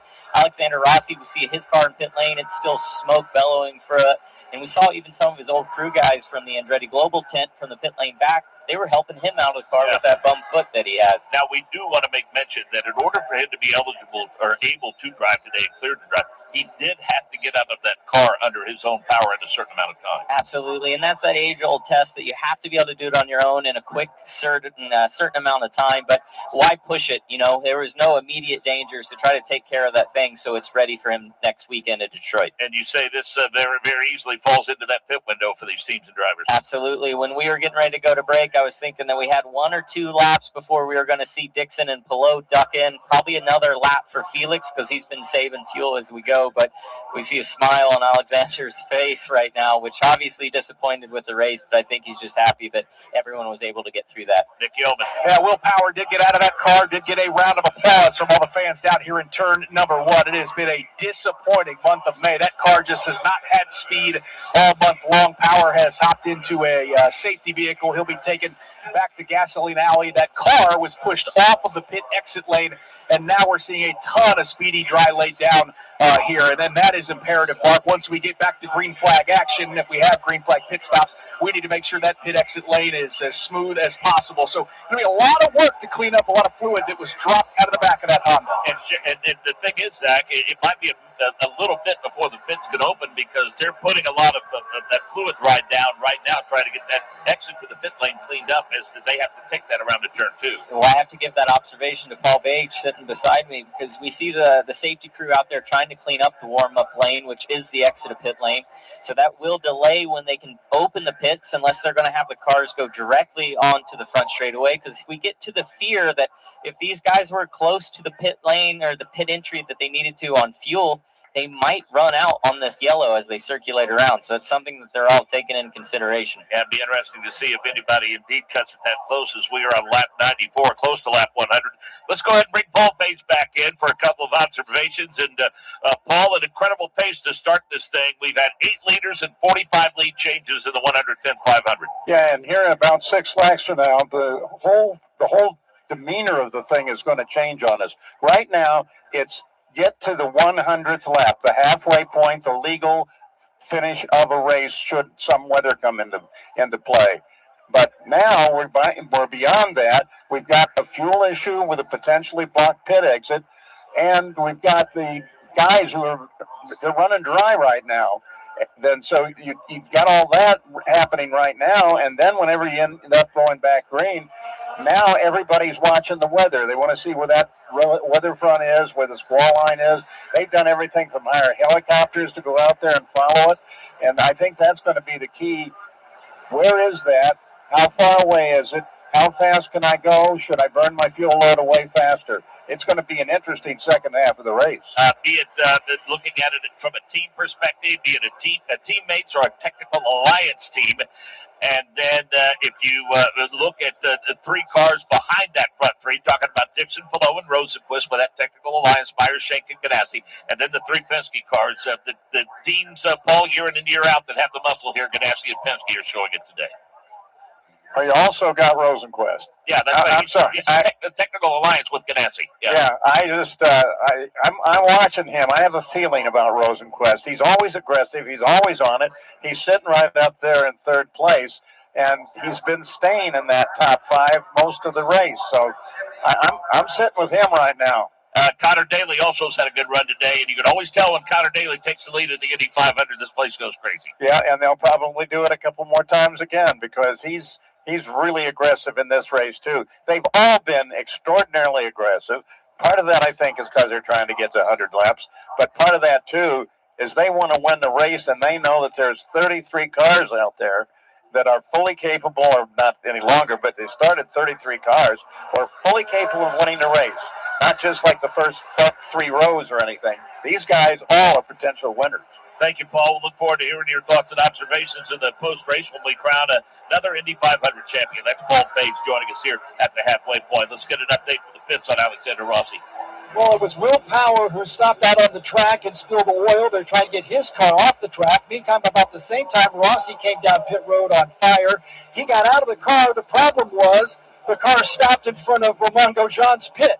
So they couldn't hold their pit stop, so they've moved Rossi's car up to the Power pit since he's out of the race, and we should have pits opening very soon. Yeah, it looks like Zach beats that. Well, let's check in with Nick Yeoman. Nick Yeoman, how's that cleanup down there in Turn 1? Well, Mark, if I start coughing, you're going to know why, because all that speedy dry that's been laid down is now being blown around by the AMR safety crew, as those safety vehicles will soon scurry from turn number 1 so that we can have this exit lane available for those drivers about to pit.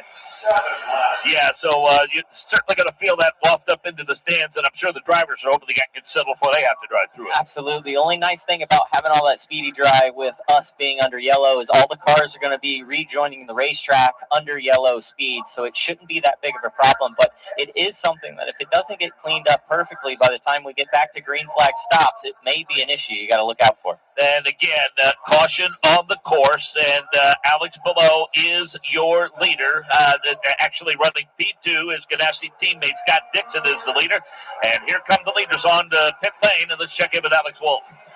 Waiting at pit out with Alex Pillow, pole sitter and defending champion of the 500, was second coming into this caution flag pit stop situation. They wave the pit board, they wave him in with the outside front tire changer. He rolls in, hits those marks again beautifully. They go and make a clean change, a fresh tear off, a little bit of trouble with that. Fill it with fuel. He's down away, a great stop, but Scott Dixon going to beat him out, it looks like, over to Rob Blackman. David Malukas came in running fourth. A good stop for he and his Team Penske team. Shell 100% renewable race fuel in, as well as half a turn of front wing, new Firestone Firehawks, and a tear off of that aero screen. Rich Nye.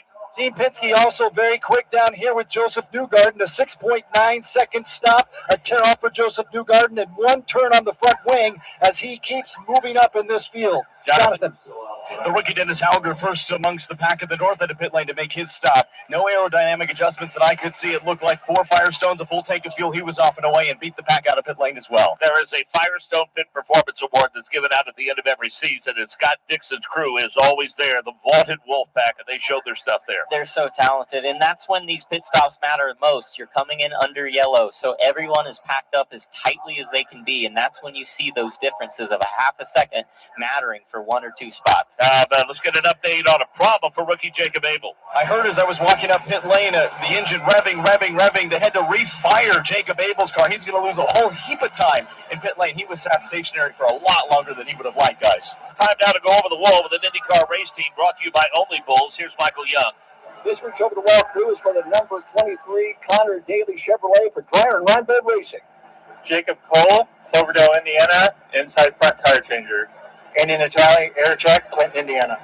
Casey O'Gara, outside front, Indianapolis, Indiana. Matt Barton, fueler, South Lake Tahoe, California. Robbie Ott, Rockwall, Texas, tear-offs. Cody Selman, inside rear, Zionsville, Indiana. Chase Selman, right rear, Zionsville, Indiana. Today's Over the Wall segment has been brought to you by Only Bulls. Don't wait for an opportunity to pass you by. Drop the green flag today. Download the Only Bulls app and open your account.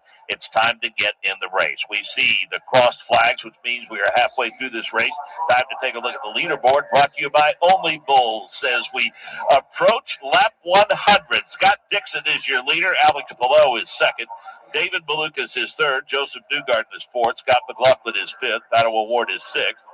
7th is Felix Rosenquist. 8th is Marcus Erickson. 9th is Connor Daly. 10th is Marcus Armstrong. 11th, Kyle Kirkwood. 12th, Santino Ferrucci. 13th, Giffen Simpson. 14th, Nolan Siegel. 15th, Dennis Hauger. 16th, Elio Castro Neves. 17th, Takuma Sato. 18th, Christian Rasmussen. 19th, Renus VK. 20th, Graham Rahal. 21st, Christian Lugard. 22nd, Louis Foster. 23rd, Mick Schumacher. 24th, Jack Harvey. 25th, Romain Grosjean. 26th, Kyle Collette. 27th, Stingray Robb. Jacob Abel now a lap down in 28th. Will Power out of the race, 29th. Also out of the race, Rossi 30th. Carpenter 31st. Ryan Hunter-Ray 32nd. and Catherine Legge is 33rd. Joseph Newgarden plus 19 on the day. Kyle Kirkwood plus 14, along with rookie Dennis Hauger. Scott Dixon is plus 9, appropriately enough. Zach, there have been 8 leaders, 45 lead changes, 3 cautions for 20 laps. Absolutely. I think the key to today has been one of those first 2 cars. That's where we're seeing most of the action for all those lead changes add up. Why we've had 45 and only 8 different leaders. But that air up there is really helping these cars get to that run. Halfway leaderboard brought to you by Only Bulls. Get in the race today and cross the starting line. Download the Only Bulls app, open your account, start your first lap. Only Bulls, your green flag to building digital wealth. Update from the pits. Let's start with Alex Wolf. For Pato O'Ward, a relatively quiet day, running in the 6th position right now at the halfway mark.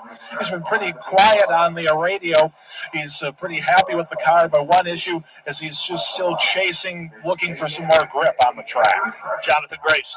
Checked in with Charlie Kimball, calling strategy for Jacob Abel. He just ran out of fuel, guys. They cut it too close on their fuel number.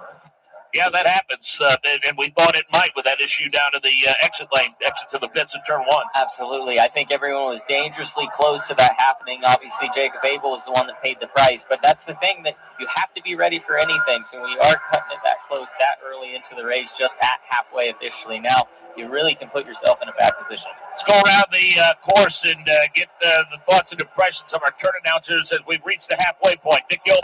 Yeah, I'll tell you what, Mark, we've got a lot of good teams in the NTT IndyCar Series that have had success here at the Indianapolis Motor Speedway. You think about M.E.Racing going to victory lane with Helio Castroneves a few years ago.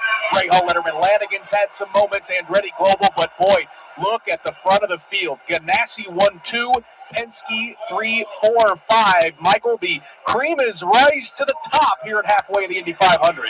You took the words right out of my mouth, Nick Yeoman. We are starting to see that cream rise, and indeed, the usual suspects are up there at the top. I think the Penske guys have done an amazing job today, but when Dixon was able to get up there with Palou, I think that has really helped that Ganassi duo to keep it up front, at least at this portion of the race, Jake Query. I think what's going to be interesting now is the fact that it's halfway and everybody knows that there is that chance of some sort of atmospheric interruption. And what that means, does that mean more aggression here? And keep in mind, Pato O'Ward is running 6. You guys just mentioned that earlier. You heard Alex talk about him. This is the time of the race where Pato O'Ward all of a sudden gets some jump in his giddy-up. Ryan, the field is still strung out, just worked their way past you. And still behind the pace car, Jake. There have been a few sporadic raindrops here in the turn 4 area. We've seen some fans start to reach for their raincoats, but nothing that should be too alarming right now. Race control is monitoring that situation, and they will be keeping us under yellow for a little while as they monitor the potential rain. But it has not deterred the great race fans that are here in turn 4. Many of them have their radio headsets on right now, and they're waving at me up in my new perch. Thanks for welcoming me, guys. It's been a lot of fun so far. Let's get an update on the conditions in the pits. Rich Nye. Well, it is drizzling, and I hate to say that, but we've been expecting rain today, and finally it's coming. But it's just very lightest of sprinkles. So at this point, I think they're going to stay out and run under yellow as long as they can until we get a real rain. Yeah, race control is going to assess the situation here, and hopefully this is just a passing sprinkle or two, and there's a little debris in turn 1 that they need to gather into. So under caution now, we have had 3 cautions for a total of 22 laps. We'll add a handful more under this weather delay.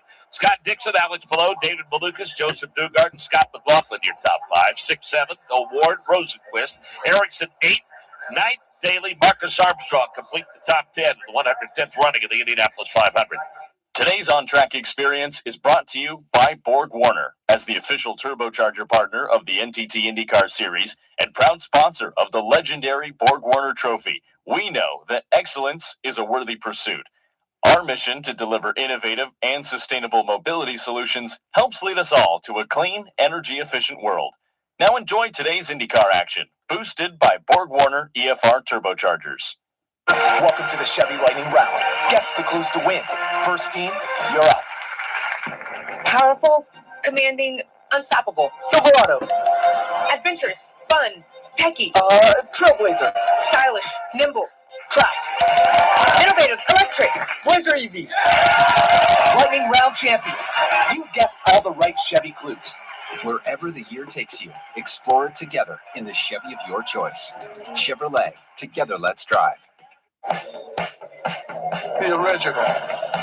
The first. A light beer brewed to taste like beer. There's nothing like it. Legendary taste, only 96 calories. It's Miller time. No, I'm not going. Yes. Say yes. Why not? Sleep when you're my age. Legendary moments start with a light. It's Miller time. This is IndyCar Radio, powered by Only Bulls on the IMS Radio Network. Now, stay tuned for the greatest spectacle in racing. Indianapolis Motor Speedway, the Brickyard, Brickyard 400, Brickyard 200, Gasoline Alley, the greatest spectacle in racing, racing capital of the world, Indy, Indy 500, Indianapolis 500, IndyCar, Indy Lights, Indy Next, and M.E.Racing League are trademarks owned and or licensed by Brickyard Trademarks. Any rebroadcast, reproduction, or other use of the information, descriptions, and content of this broadcast without the prior written consent of the Indianapolis Motor Speedway Radio Network is strictly prohibited.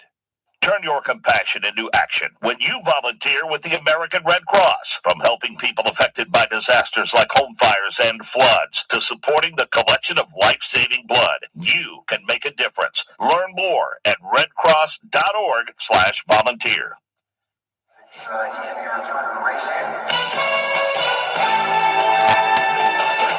Let's check in with Ron Blackman. All right, let's bring you up to speed on Alexander Rossi and what has ended his day, unfortunately. He started, of course, on the front row in position number 2. Just spoke with his strategist, Derek Davidson, who explained to me the reason for the day ending early. It was an engine fire that happened underneath the rear cover, and that's what has ended his day. Also, did try to catch up with Alexander Rossi, but that was not easy to do, even though he's on crutches. He quickly made his way down pit lane, took a hard left turn through Gasoline Alley, and right onto his RV. Alexander Rossi in no mood to speak with anyone right now. Boy, I'll tell you, a front row start, all kinds of promise, happy with the race car and that. Absolutely. I mean, it's the day of what could have been for Alex. And obviously, he's going through everything with the injuries and the crash that he had in Monday practice. You work yourself up to overcome that. You get here, you're starting up front. He led a handful of laps. Then, unfortunately, a bit of a slow pit stop, putting back in 15th after that first exchange. And it kind of set his day. He never was really able to recover from there. And we kind of talked about that earlier. As we saw him work behind Alex Palou, his car didn't seem that good, or at least he wasn't that happy with it. And I think it just went to really show when he was in deep in the field. He couldn't really do much with it. So most multiple winners will tell you that the key is to put yourself in position over the last 40 laps or so. I know Dixon and Palou are in position, but among Malukas, Newgarden, McLaughlin, which one of those guys do you think are in that category? I would say Malukas for sure. I mean, that's kind of where I was surprised to see Rosenquist. He dropped back to 7th after running in that 3rd position the full last stint. Malukas, he can still sit there as those guys swap that lead back and forth, save the fuel that you need. But now the question is, when are we going back to green, and what does that look like? Well, we're not going back to the green flag anytime soon, Zach Beat, because now the red flag has been displayed. That's the last thing we wanted to see. And it does change the strategy a bit, because I was wondering, sitting here trying to do rough math, if we just keep under yellow for the next 20 minutes, what does that look like when we go back to green? This obviously stops that. As we go to red, the cars are on their way down pit lane now. They'll get to the end, they'll be shut off, and then we'll hopefully have an update on when we're expecting we can have the cars fired up again. We should make mention of the fact this is not a driver's best friend whatsoever, because the last thing you want to do, shut these things off and shut them down, and then there's no guarantee that when you restart them, that car is going to be the same. Absolutely. The thing that is so bad about this, it just breaks the rhythm. And I think the two people that are most upset about that right now is Scott Dixon and Alex Palou. Sure. They've been in control the last 45 minutes of this race, and I feel like really worked out a strategy between the two of them.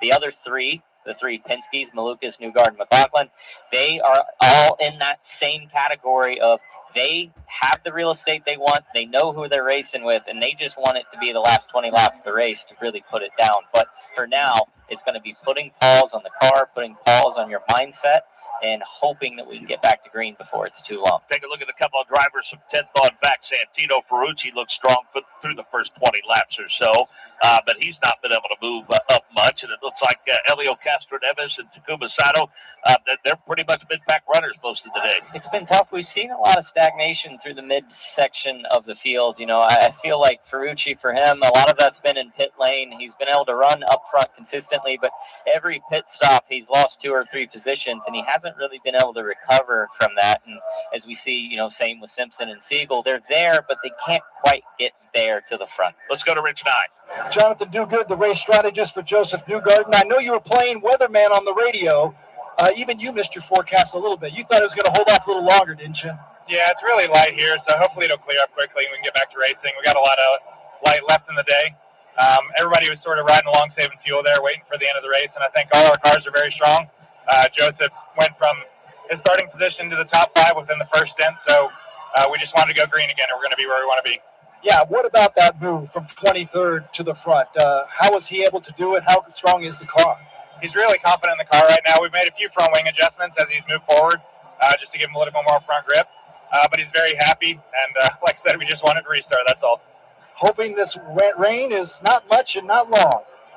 105 laps complete. The Indy 500 being heard on great radio stations nationwide today, including WCOB in Two Rivers, Wisconsin, WECO in Wartburg, Tennessee, WHTX in Warren, Ohio, and where Sid Collins started it all some 75 years ago, the flagship station in Indianapolis, 93.1 WIBC. Mark James and Zach Beach here in the Sid Collins broadcast booth. We were looking at some drivers mid-pack, others that maybe we expected to see some progress from but just haven't. Rasmussen at 18th, VK 19th, Graham Rahal at 20th. A little surprised at the Sancio Grand Prix winner, Christian Lundgaard at 21st. We'll talk more about that after we hear from Mike Hall. Weighing in real quick here in the 9 pit for Scott Dixon with Mike Hall. And Mike, what do you think? What's the radar showing? We're surprised it's a red flag because there isn't much rain. We thought the race cars would dry the racetrack. But before that caution flag and the subsequent red flag, you're taking turns with Alex, with Scott at the top spot. How's the run been for the 9? Well, we're halfway through the race. Come back and let's talk about it when we start lap 200. Well, we certainly look forward to that. Scott Dixon and you, Mike Hall, always a threat for it. Best of luck the rest of the way. Thank you very much. You guys up and down that pit lane provide us more insight and information more willingly than Mike Hall. Yeah, I do love Mike, though. I mean, as far as his history and, what he's accomplished in the sport is amazing. And I do agree with his point. That's been one thing we've always talked about is keep the cars on the track. It'll help drive the track faster. Let's go to Jonathan Grace. Down at Dale Coyne Racing, Dennis Hauger's box with Dale Coyne. Dale, how confident are you that we could get restarted soon? We keep hearing chatter on the radio that it might be soon. You guys probably have better radar than we do, so I know there was some spotty stuff, but I think we can get it going again. Let's talk about your rookie, Dennis Hauger. He's having an impressive race. Each pit stop, each pit cycle, he seems to jump up 4 or 5 spots. Yeah, no, we've had a good pit stop. This guy's doing a great job. He's ahead of the class. He's ahead of all the rookies right now. This is where we want to finish this race. So it's all good with him. Fastest of the rookies so far, but what do you think is possible in terms of a result for Hauger? Well, we'd like to get a top 10. That'd be the goal with him right now. It's 15th, so we can do it. Dale Coyne, thank you very much. Best of luck the rest of the day. Yeah, I don't think there's any question. You got to be impressed with the drive that Dennis Hauger's given that car today. For sure. And every rookie that comes into this place, that's all you're trying to accomplish. You might have a very rare year like Alexander Rossi, won obviously the Indianapolis 500 his rookie year, and the few others that have been able to accomplish it. But the more realistic goal is you come in here just wanting to accomplish that Rookie of the Year award that you get tomorrow night during the ceremony. So I think he's in a great spot to do that, and he's been consistent to show it. Let's hear from Tim Cedric. The race strategist for Scott McLaughlin. Tim Penske looking awful strong right now, Tim. And what has been sort of your strategy knowing this rain was coming, or even thinking about it yet? Yeah, I mean, obviously it was coming right around halfway, but it looked like it was going to be light and we'd be able to get going again. There's another front coming in a couple hours that I think everybody's got their eye on, so it'll be interesting to see how long we sit here under the red flag, because the longer we sit here, the more chance it ends with that mess. So anyway, cross your fingers and see what happens. How pleased are you with the ride right now? Yeah, I think where we wanted to be. We want to be in the top 5 here by halfway. That was our goal. So I think we're in a good spot. Anybody can win from there. It's really just a matter of how it plays out from here. Scott McLaughlin running 5th right now. Rob Blackman? Let's talk to Billy Vincent. He's the strategist for Marcus Armstrong. Marcus has been a mover today, started 16th, currently P10, plus 6 for Marcus Armstrong. Let's start right there. Billy, what have you liked what you've seen today from Marcus? Yeah, I think he's being smart and making methodical moves out there and just kind of chipping our way forward here. We're only just over halfway here. So between pit stops and what he's been able to do on track, we're kind of stuck to our plan, and we're getting where we want to be towards the pointy end. Unfortunately, now we're a little bit off plan, all of us, with Mother Nature throwing a monkey wrench into our festivities here. What are you and Marcus talking about during this delay? And secondly, how soon do you think we can get going again? Depends on the weather, on how getting going again. You know, it depends on which one you look at. This is going to last 30 seconds to an hour or whatever. You know what I mean? There's 10 different forecasts out there. But, yeah, we're just trying to actually catch up a little bit. He's been having a little bit of a hard time hearing myself out there. He can hear the spotters really, really well, which is always a good thing, right? But it's been a little bit difficult for me to sort of keep him informed. So I'm just kind of catching him up on how the race has been playing out and what we need to do going forward, just sticking to our plan. Billy, thank you. Good luck the rest of the way. No worries. Thank you. Let's go to Alex Wolf. And the head of the defending champion of the 500, Alex Palou, with the strategist Barry Wanzer. And Barry, Chip Ganassi Racing's been controlling things throughout much of the first half of this race. How's Alex liking the 10 car? Yeah, he's super happy with the car. Obviously, we're just past halfway. We have still a lot of racing left to go. Looks like we should be able to get going green here fairly soon, but radar's not showing these sprinkles that are falling out of the sky. So hopefully weather cooperates and we'll get back to green racing and get the full distance in. Is there any kind of apprehension the longer we wait here about having to restart the car after it heated up for the first half of the race? No concerns. I mean, the track was pretty green when we started too, and the car was good. You know, it gets rubbered in while we keep going here, but no concerns at this point. Do you think that the back and forth to try to reach a fuel number will continue when we get back going? Oh, yeah, absolutely. First and second have to do that. Otherwise, they put themselves at a huge deficit, the third back. So it's nice to be able to do that with a teammate. Appreciate your time. Thank you. Let's go to Jonathan Grace. I was listening into the radio of Graham Rainhall, and he was actually complaining a little bit about that heat you were referencing, saying that his temps, or his engineers rather, were telling him his temps were suffering just a little bit. So unsure if this red flag will hurt him or help him, because the car is now just sitting with no ram air going through it. But something to keep an eye on for the 15 as he runs, just floating around 20th position, guys. Scott Dixon, Alex Palou, David Malukas, Joseph Newgarden, and Scott McLaughlin, your top 5. Award, Rosenquist, Erickson, Daly, and Armstrong, the top 10 of the 110th Indianapolis 500. On this Memorial Day weekend, the NTT IndyCar Series and the Indianapolis Motor Speedway want to recognize the men and women who gave unselfishly to defend our freedom. We thank you for your service and sacrifice. The green flag is flying on a whole new way to power your financial future. OnlyBulls is the official digital wallet of the NTT IndyCar Series. Built for fans who live life full speed. Trade crypto and stocks. Manage your digital wallet and experience the next generation of financial technology. All in one powerful app. And when you're trackside or listening coast to coast, catch the action on IndyCar Radio, powered by OnlyBulls. OnlyBulls. Green means go. Download the OnlyBulls app today. From the green to the checkered, what drives our drivers is a passion that has made them the best in the world. Global Medical Response, a proud partner of the Indianapolis Motor Speedway and NTT IndyCar Series, invites you to follow your passion with a career in emergency medical services. As a GMR first responder, you will be on the front line of medicine, playing a vital role in your community and providing care in any crisis. Our teams include nurses, paramedics, emergency medical technicians, pilots, dispatchers, and mechanics. Learn more at gmr.net/careers. This is IndyCar Radio, powered by Only Bulls on the IMS Radio Network. Now, stay tuned for the greatest spectacle in racing.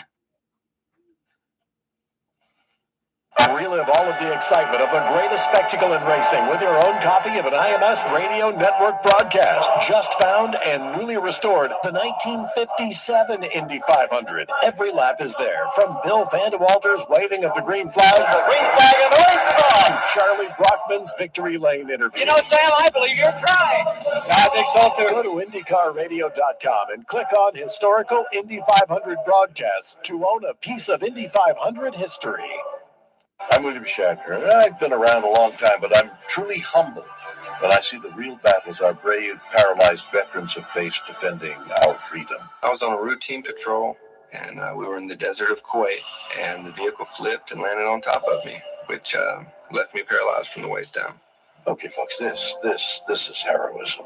That's why I'm proud to support Paralyzed Veterans of America. Go to pva.org to learn how you can make a difference.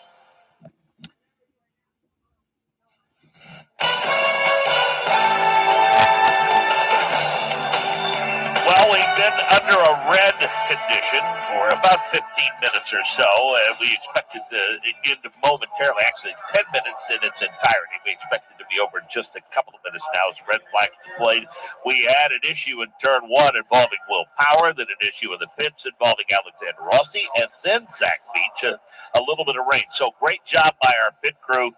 That quartet talking to a lot of race strategists and team owners. So who do you think is right now in the proverbial driver's seat, if you will, with 95 laps to go? I still think it's Malukas. That third place, I think, is the best spot to be right now, not only for the show, for the passing that we keep getting for the lead every other lap, but for fuel mileage. And we're just hearing now that the engines have just fired back up, Mark. Yeah, and the roar goes up from the crowd for sure, and what a hearty crowd it is. And Zach, it's easy to tell that it was a sellout. I mean, there just wasn't an empty seat in this place when we got through pre-race festivities. Absolutely, and I think people are always, they never believe it, that this place, when it's to this capacity in the car with the engine and you're going 220 miles an hour, you can hear the crowd if you're in that front battle fighting for the lead. So there's no place like Indianapolis and the energy that it gives off. Yeah, I don't think there's any question about the impact that you talked about in terms of when you get all of the people in the stands. Again, remind folks of what the end of turn one looks like when you come out of four with everybody here. Oh, absolutely. It looks like you're turning into an alleyway at 220 miles per hour. Normally on practice and qualifying, those grandstands aren't quite filled to that capacity, so you, as a driver, can see some light coming through the track on the backside of the grandstands. Well, today that is not possible.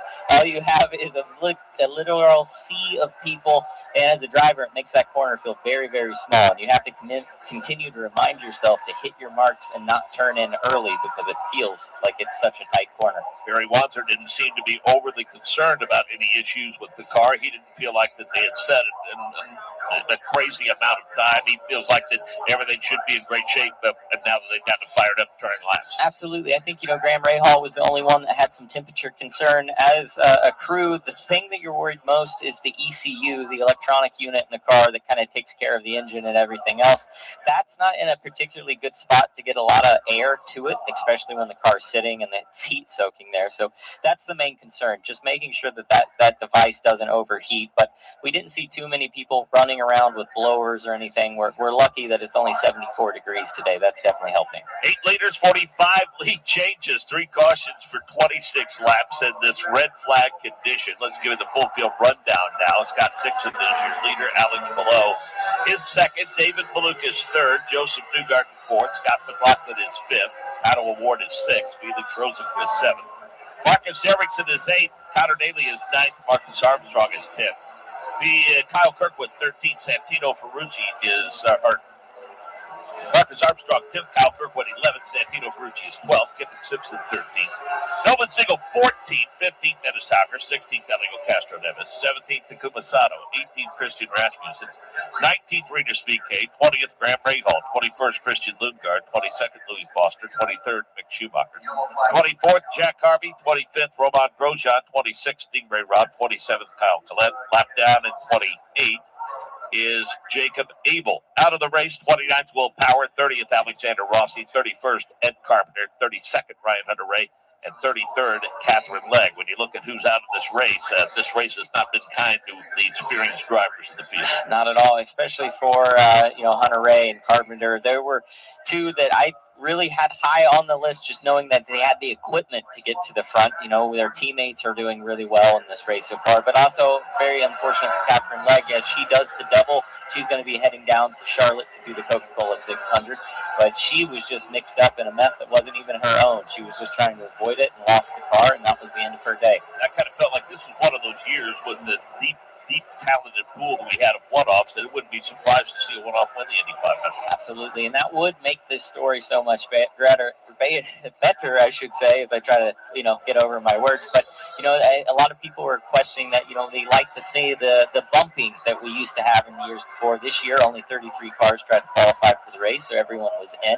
But those one-offs are the heartfelt story of the Indianapolis Motor Speedway every year. The benefit of the rear of the field, Lundgaard, Schumacher, Harvey, and Grosjean, looks like they all came in for a splash of fuel. And you would, right? I'm going to use my term again for all of our guys in the corners, but for that dumpster diving strategy of just trying to make something work when you're not up front, why wouldn't you come in and get fuel right now? If that gives you an opportunity to stay out an extra 8 laps, and that's when this major rain might come that they're talking about, a couple hours from now, that could be the deciding factor on your face being on the Borg Warner or not. Pato O'Ward's been awfully quiet today, and he's been consistently in the top 10 since the green flag fell. Yeah, but you know what? I still think I got some money on him, too, because Pato, he's been a guy that's been up front, always super aggressive. I know he's made some mistakes running second or trying to go for that win that took him out. Maybe what we need is a quiet Indy 500 from Pato to find him up front when it matters most. Well, there's no question he put a lot in the memory bank after what happened 1 year ago. Let's get an update from Jonathan Grace. Brad Rahal came in for quite literally just a splash of fuel. He was only stationary for 3.2 seconds. Jack Harvey also filled up. Will that help him towards the end as he looks to improve from 20th? Yeah, that team did not have a good qualifying effort, and their race pace has not been very good either collectively. Yeah, unfortunately, yeah. It's one thing if you're in the back because you made a mistake in qualifying, but that's kind of just been the speed of that car in these past couple of weeks, so it's going to be hard to get forward with it. And so they make their way to the apex of turn number 3, and they work to the short chute in the north end. Ryan Marine reset the top 5 as they head your way. Pace car is off. It's already making its way to the pit lane now. But up front, PNC Bank Honda, that's Scott Dixon. He is the leader. Then it's Alex Palou, David Malukas, Joseph Newgarden, Scott McLaughlin lying in wait. Fans on their feet, hats waved in the air as Dixon picks up the pace. And with the restart, there'll be 91 laps to go in the 110th Indianapolis 500 as the field heads to turn 1. Boy, they are fanning out all the way down the front straightaway. Up front, Alex Palou's going to take the race lead, and it's David Malukas who starts his way to second. Get what you can get, and boy, Scott Dixon's not getting any as we see the machine of Joseph Newgarden take over third. And now it's Connor Daly swinging around Scott McLaughlin, and we have a battle for the lead at 3. And that battle for the lead has been settled out, and the youngster David Malukas now leads the Indianapolis 500. He struck his way in front of Alex Palou. David Malukas finished second 1 year ago behind the man who's second to him right now, Alex Palou, chasing David Malukas out of 4. Some of the guys who won the last 3 Indianapolis 500s now running second and third as they head to the Art of Bricks. Penske assault is on the front straightaway. Alex Palou took a look to the inside, and David Malukas slammed the door shut. Malukas leads out of 1. So David Malukas with a 3-car length advantage over Alex Palou. Then it's Joseph Newgarden, then the hungry driver. It's in that fourth position. Connor Daly, 2 car lengths behind Joseph Newgarden. It's now Palou tries to look for the inside of Malukas. Chevrolet flexed a little muscle, did Alex Palou. David Malukas now has him in his rear view. But Connor Daly just got around Joseph Newgarden. Put Daly to third behind Palou. That was a power move around the outside for Noblesville, Indiana's Connor Daly. Up next, the defending champion Palou. Palou, though, makes the move to the inside of Malukas. And he makes the inside of the Art of Bricks. He's going to make the pass on the third finish line, but here comes Connor Daly. Connor Daly gets out of the throttle. He'll sit there in third. He had a great view. Alex Palou leads Malukas in the short shoot. So Alex Palou, then David Malukas, 1-2. Connor Daly, 4 car lengths behind. Then Joseph Newgarden, Scott Dixon, Felix Rose, and Quinton Scott McLaughlin. How much of this is just a gamble based on the meteorology right now? David Malukas just got back in front of Palou. Then it's Connor Daly, followed by Newgarden and Scott Dixon. You can feel the sense of urgency since the restart. We don't know what the forecast holds in store for the rest of the afternoon, so it's time to go. Go David Malukas has. He's got a 5-car length lead over Palou. And he made that move at the exit of 2, not at the entrance to 3, Nick Gilman. It's like emerging from the halftime locker room and showing what you've got. David Malukas still leads at turn 1, the advantage 4 car lengths over Palou. And that's where it will remain at the midway point of turn number 2. David Malukas, Alex Palou, then Connor Daly. The breakup then Joseph Newgarden, Scott Dixon. Can he make up that ground? Here comes Alex Palou with Malukas.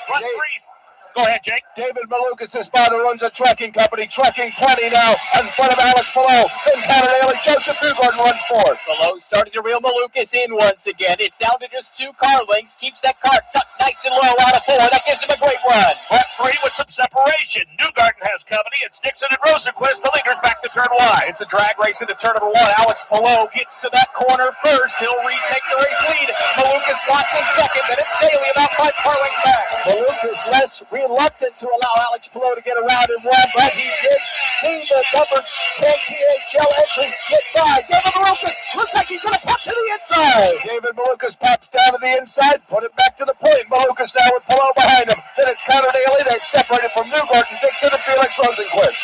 Red and white Verizon Chevrolet. David Malukas 3 car lengths ahead of the yellow and red DHL Honda of Alex Palou. That's the way they run out of 4. 114 laps complete this time by as the front 3 separate themselves into turn 1. Malukas leads him into turn number 1. It is only taking about a half a lap. After he gets past, he's able to retake the lead. Michael, that is strength for the Chicago driver. The wind coming from the east, down the south, but the driver comes from the north, the Windy City, the Chicago native. David Malukas leads Alex Palou by 2 car lengths. Gotta wonder if this isn't some sort of a fuel play, and when they're going to get the word, do not relinquish that lead. Right now it is Malukas with Palou again behind him. Daly trying to keep them both in sight. David Malukas had only led 2 laps in his Indy 500 career before today. Adding to that total, he leads Palou by 3 car lengths. An update on third place running Connor Daly. Connor Daly being told by Dennis Reinbold, good job, be patient with the fuel riding in third. And David Malukas works his way to the South Short chute, and we have a yellow flag for conditions, Zach Beach. Oh, man, this is, for David Malukas, that's the perfect thing. That's what he wanted to do. No one knew how long we were going to stay green before we saw this magical rain falling that we can't see on the radar. He played it better than anyone. The big loser for these laps that we had was Scott Dixon. We saw him have a terrible start. Looked like he almost missed a gear on the exit of turn 1, falling back to P5 from P2. Let's get an update on the conditions. Race control saying that moisture being felt in turn 4. That's where our Ryan Marine is. Yes, and it's still very light, Mark, but it is a little bit picking up in intensity. You would call it a drizzle. Certainly nothing more than that, but you've got to be really careful with speeds as such that we see here at the Indianapolis 500. Can't take any risk with moisture in the area. I look overhead, and frankly, the sky doesn't look any different than it did 5 minutes ago, but we are getting a little bit of precipitation. This report on track conditions sponsored by Progressive Insurance for motorcycles, boats, and RVs for protection on the road and on the water. See how much you can save at 1-800-PROGRESSIVE and progressive.com. So here we are, another caution period, and you can tell the sense of urgency was a little greater under those green flag conditions. Absolutely, for sure. I think we saw everyone trying tooth and nail to get to the front. It didn't change too much other than for Connor Daly and David Malukas. They definitely made a lot of success out of those few short laps that we got out of this. I do agree, though, if we are just having a little bit of drizzle, we want to keep the cars under yellow, keep those cars circulating. If anything falls, it's going to get picked up by the tires, and it's going to be dry instantly. So David Malukas is your leader, just about ready to complete lap 117. Want to say thanks to these stations for listening to the Indy 500, stations nationwide along the network, WSMN in Nashua, New Hampshire, KYDT in Pine Haven, Wyoming, KGYN in Guyman, Oklahoma, and of course one of our very oldest affiliates, WSLM in beautiful Salem, Indiana. Get more on the fortunes of Connor Daly, currently running in third place, Alex Wolf. When that caution came out, Dennis Reinbold told him great job and reminded him that they think that the bigger rain cell is still about 45 minutes away. Connor Daly said thank you. He said the car feels great and he can put it wherever he wants right now, but he's comfortable just riding that third spot right now. We get this thing back to green, Zach. Let's face it. 45 minutes away, we could easily get the rest of the set. Absolutely. I couldn't agree more. We just heard that pits are open. We're still probably, with the amount of yellow that we're having, 15 to 20 laps from the leaders really needing to come down pit lane. So I wouldn't expect us seeing them because you wouldn't want to give up that track position right now. But who knows what we're going to see later, deeper into the pack. Well, appreciating the various levels of frailty among our turn announcers, but we'll start with Nick Yeoman, who is the only one under cover. and we'll leave that at that. So, Nick Yeoman, you're well protected from the elements, but what are you gleaning from the elements from the folks that are exposed below you? I love the way you put that, Mark, because, I don't know what anybody's talking about. My head is staying very, very dry. Here's all I can say, Mark. Everybody's having a good time here in turn number 1 because if you've ever been to the Indianapolis Motor Speedway, really it's only about the front 5 or 6 rows who are exposed. Everybody else here in turn number 1 undercover as well. So everybody's having a really good time here in turn number 1. I've been kind of watching that speedy dry that was laid down on the pit exit lane after Will Power's car essentially dumped everything it had in that engine, and that has not been a problem at all, watching these drivers navigate and safety vehicles as well. So, yeah, we're having a good time down here, Mark, staying dry in turn number 1. Michael Young. Well, I can see the fans in turn number 2, and the ponchos are not even at the ready. It's almost partly sunny right now at turn number 2, so no threat of rain, at least on this portion, the south end of this 2.5-mile oval. I'm reminded of a time I brought my son out here. We went to the museum and took a trip around the track.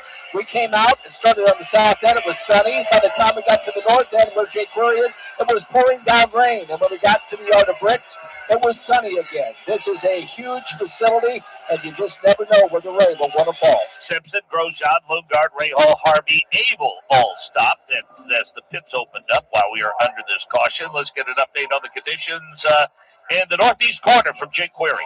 Michael just said it best, because along the 5/8 of a mile difference between turns 2 and 3, it oftentimes can be completely different conditions. The ponchos are out here because you can definitely feel the moisture in the air. It is just simply kind of a drizzle, but it is noticeable. The good news would be, if you study meteorology, wind and weather typically moves, and the northeast would be the last area that it would pass through, and so that would mean that perhaps this is the end of it, at least for now. But it is definitely, Mark, starting to feel it here in turn number 3. Ryan Marine.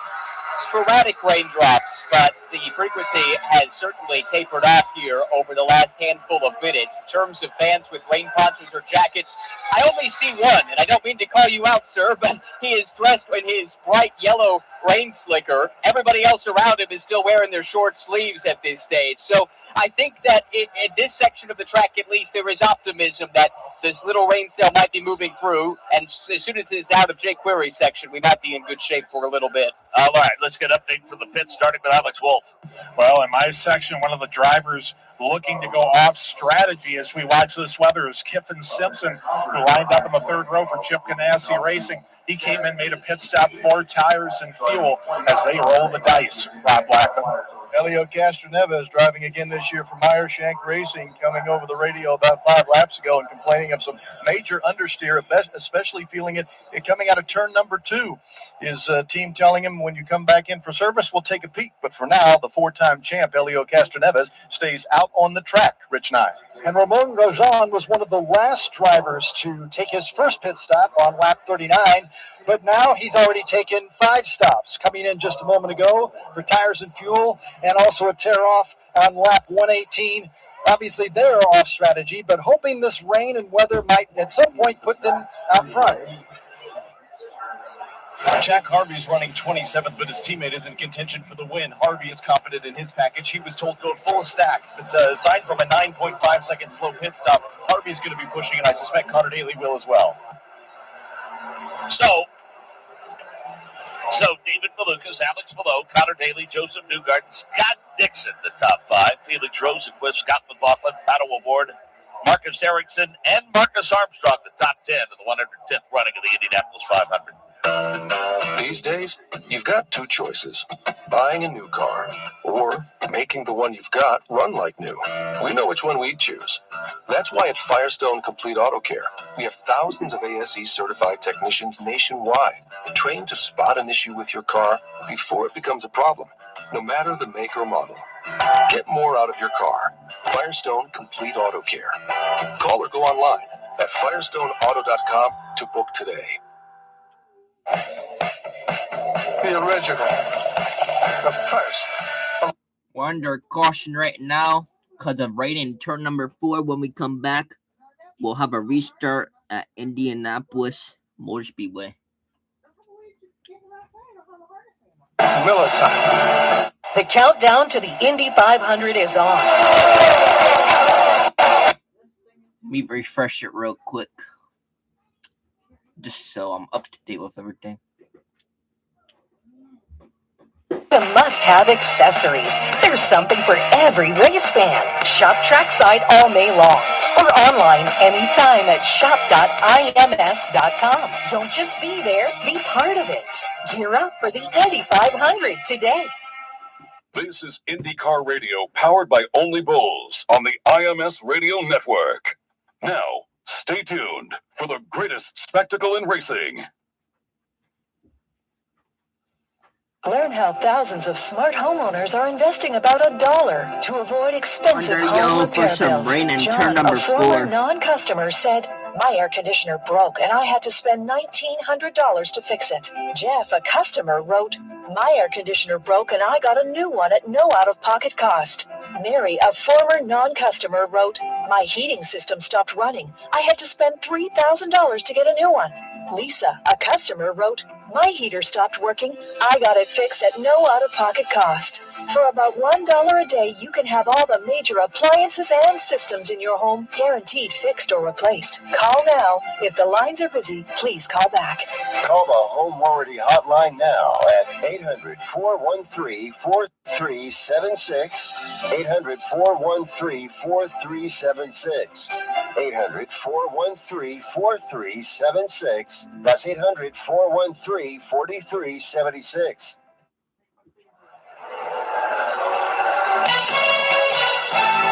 Repositioning penalty. The 18 of Roman Grosjean ordered to the back of the field past the 7th car under yellow. So penalty is where we are. That puts Grosjean back to 27th position.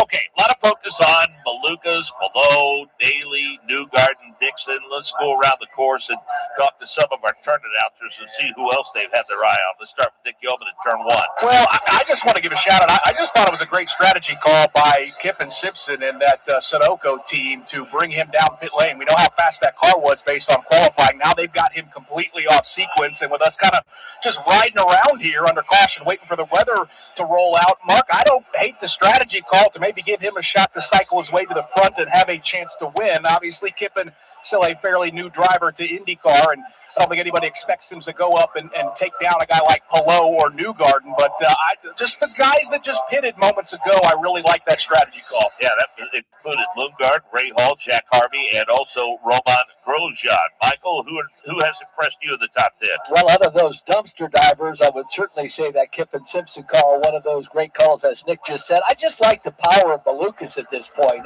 and that restart showed what we had kind of thought this entire month long, that he has got one of the strongest cars out there. Daly is certainly in the hunt, and Joseph Newgarden, starting way back in that 24th position to be in that 4th position now, is so impressive. That restart caught McLaughlin and Dixon off guard. So to see Malukas up front, Connor Daly, and then again Joseph Newgarden, but then again, there's always that little interloper, Alex Pelot. Who you been watching on top turn 3, Jake Query? You know, obviously those that have been running up front, and he's been consistent all day. But I was just mentioning, as the field came past, I had to double check even on the sequence and noticed that Marcus Ericsson is now running 9th. So Marcus Ericsson, who can be very quiet when it is, of course, in the middle of the race, now all of a sudden starting to put himself in position, has not been somebody we've mentioned a lot today. But kudos to Ericsson for finding himself, Mark, in the top 10. Yeah, it's a good call right there, Marcus Ericsson. Absolutely, and I know that team's been struggling this week and the week before in practice trying to get things turned around. I'm hoping that they're able to do it in the race, but we haven't really talked about Elio Castroneves either. He sees himself in P13 right now. I mean, that's not that bad of a position for someone like Elio to find his way a little forward with it. A lot's got to go his way to make it happen, but I think we need to mention him. Myers Shank Socials, by the way, posting that Elio Castroneves now has completed more laps than any driver in history here at the Indianapolis.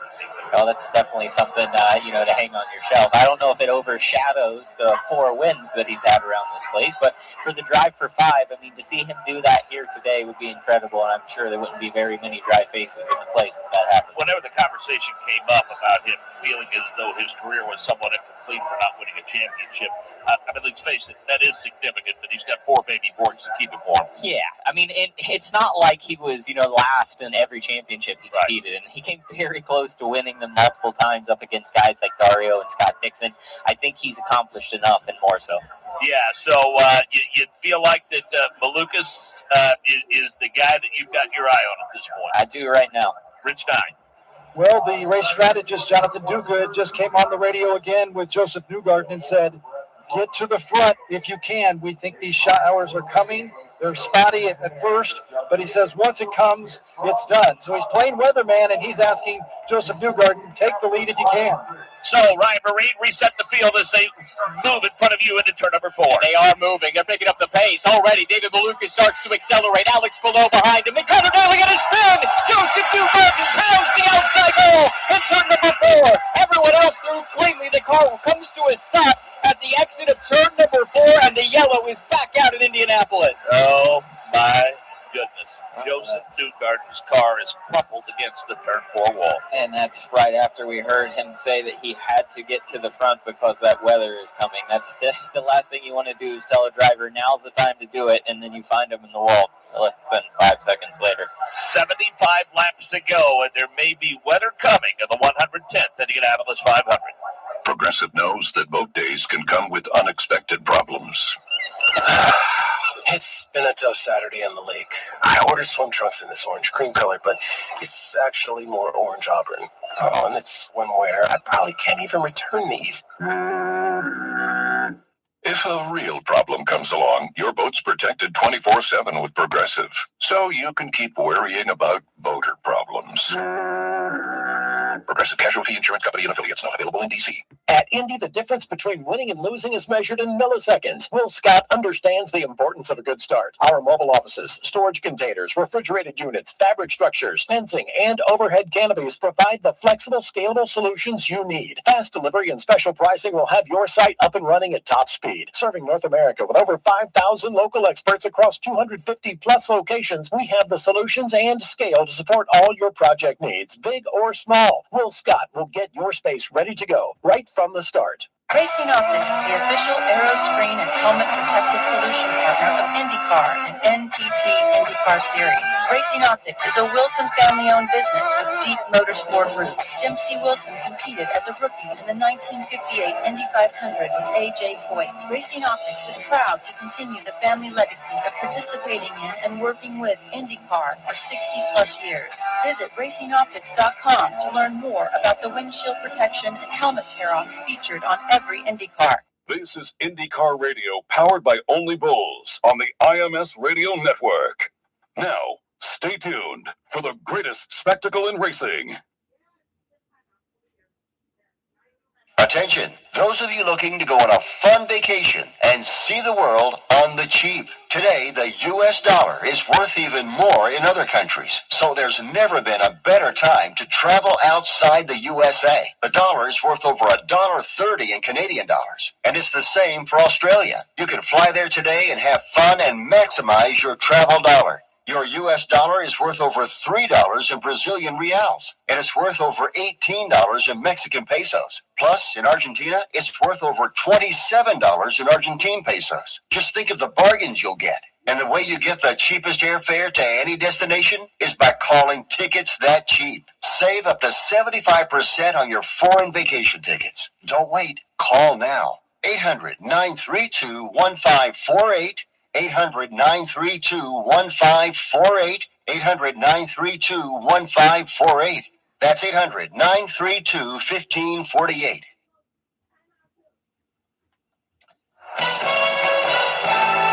Under caution, single car incident involving Joseph Newgarden. Zach, you've seen the replay a couple of times. Yeah, it just looks tough. He knew how important this restart was, and he just got that left front down onto the rumble strips, that concrete curbing that we see to the inside of every corner around here. And when it does, it jacks weight through the car. So with that happening, it probably got that left rear kind of in the air as he was going to power, which is the the worst time to do it. And then it just spun the car on him very quickly and found himself in the wall. We pause 10 seconds for station identification. This is IndyCar Radio, powered by Only Bulls.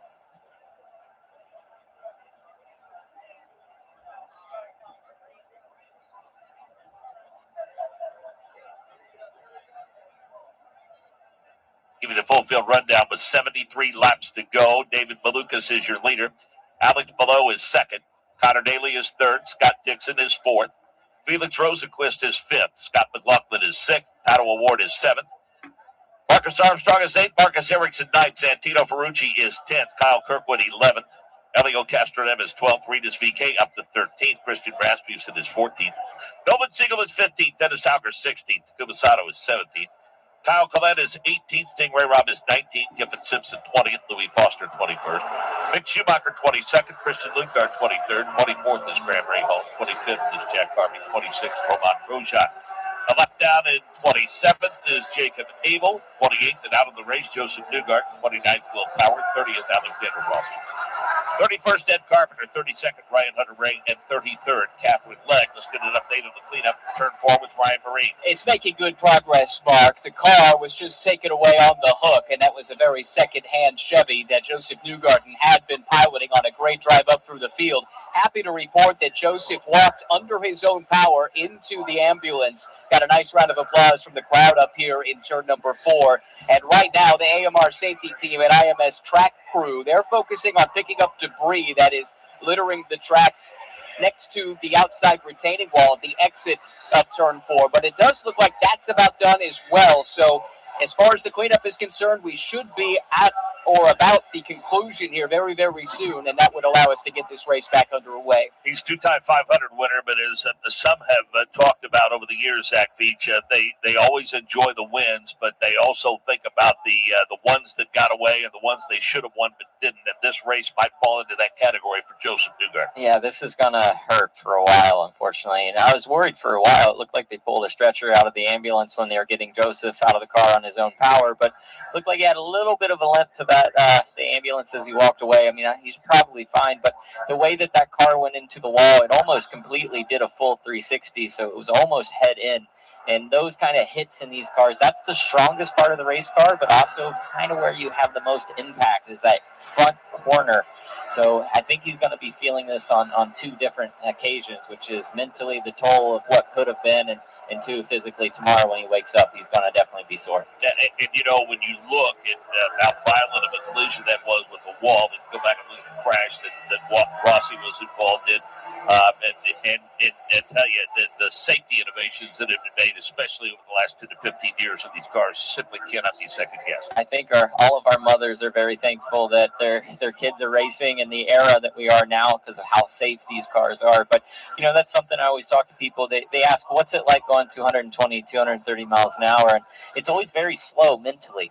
You don't really feel how much speed you have behind you until something goes wrong. And when it does, it goes wrong in such a way that really it's all kind of over with before you can really analyze what actually happened, Mark. You know, the one thing about these cars, the aero screen that they've added other things, you know, the panels on the side that beef them up a little bit, the attenuator's longer than it's ever been, obviously the hybrid, but I think I have seen evidence, and it had to undergo some growing pains and get massaged a little bit to get more air into the cockpit and whatnot for the drivers, the cool suits and whatnot, but quite frankly, I can't imagine a day now where we would run without something. Well, it's so crazy because, you know, you talk to the older generation guys, even like Rick Mears, the cars that they were driving, it was the safest thing they drove at that time. Yeah, that's right. And I look back to my first Indy 500, you know, 2017 all the way to 2019, my head was still exposed out in the air, and the aero screen came and we thought, well, this is going to be an adjustment. But now you go back and you look at pictures with your helmet out in that air going 230 miles an hour, and it just seems crazy to us.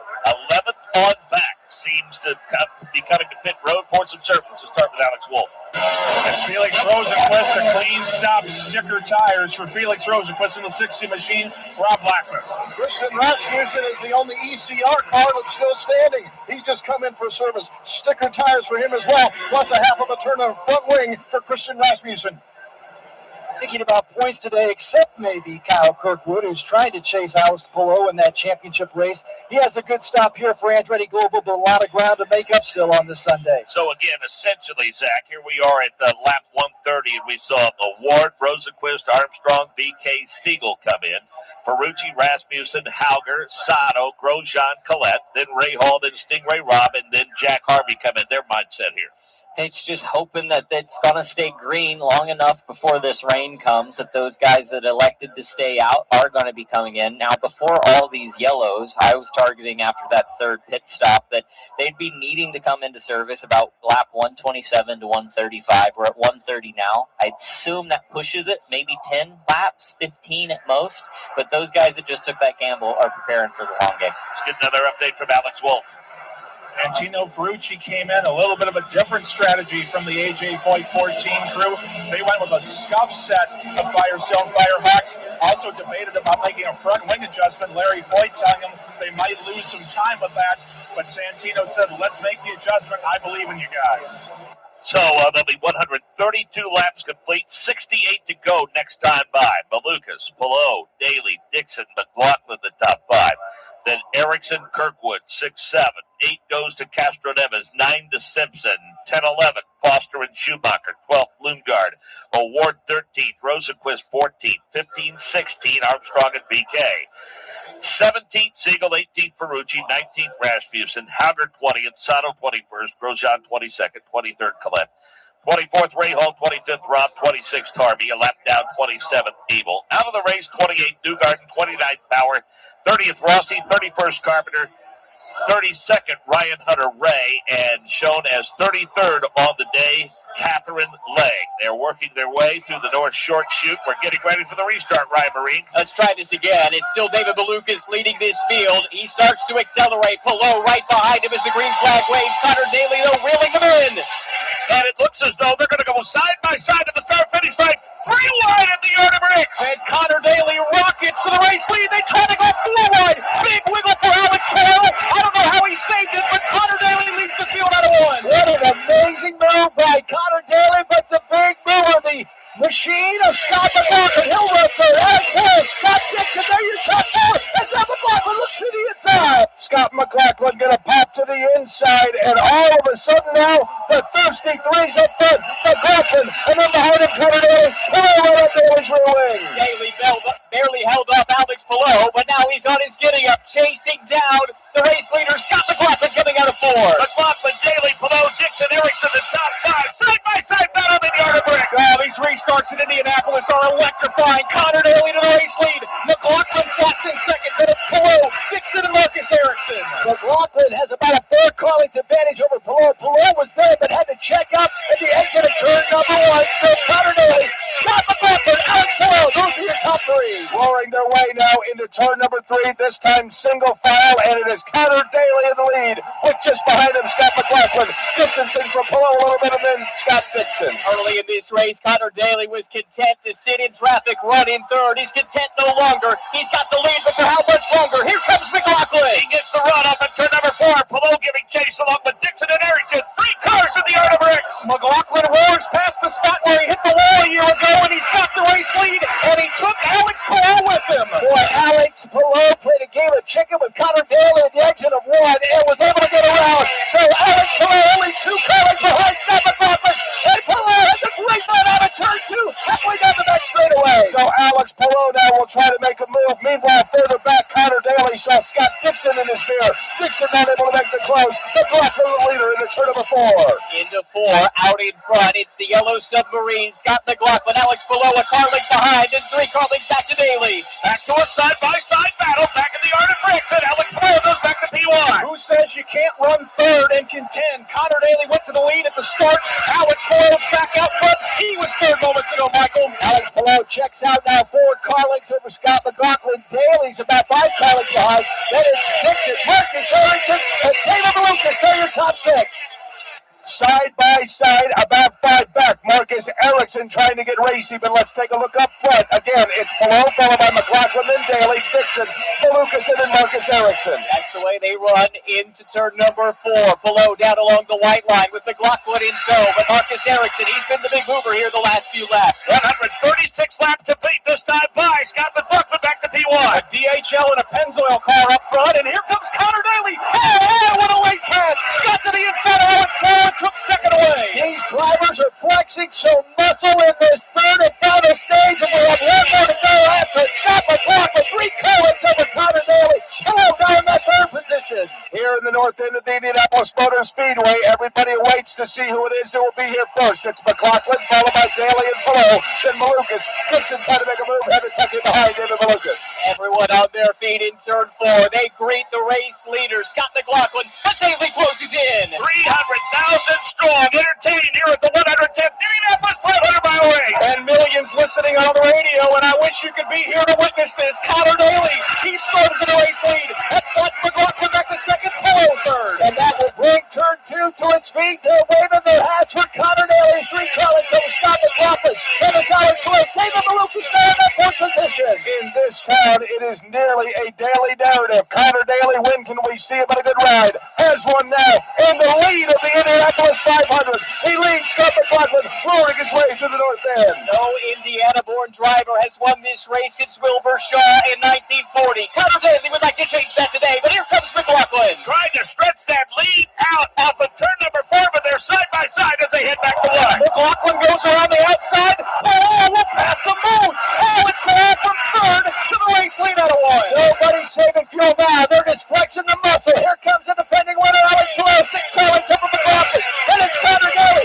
He's now under attack for third. Here comes David Malukas as he looks to the outside. Malukas is going to try to pop to the outside. He's going to make that pass, but Malukas now to third, with Connor Daly falling to fourth. Leaders are even turn number 4. It's a Spaniard, a Kiwi who's a naturalized American, and then a couple of American-born drivers running 1, 2, 3, 4, evenly spaced out of 4. Don't look now, but Marcus Erickson has worked his way up to P5. Meanwhile, a side-by-side battle into turn 1. It's another lead change. Scott McLaughlin got the run down the front straightaway. He darted to the inside and wrestled away from Polo. So many hold your breath moments in this portion of the race. Scott McLaughlin, your leader with Polo. David Malukas, Connor Daly's falling back about 5 or 6 car lengths, and then it's Marcus Erickson in 5th. In a race that has been slowed a couple of times with a yellow flag, now it's all yellow up front. This time it's Alex Below.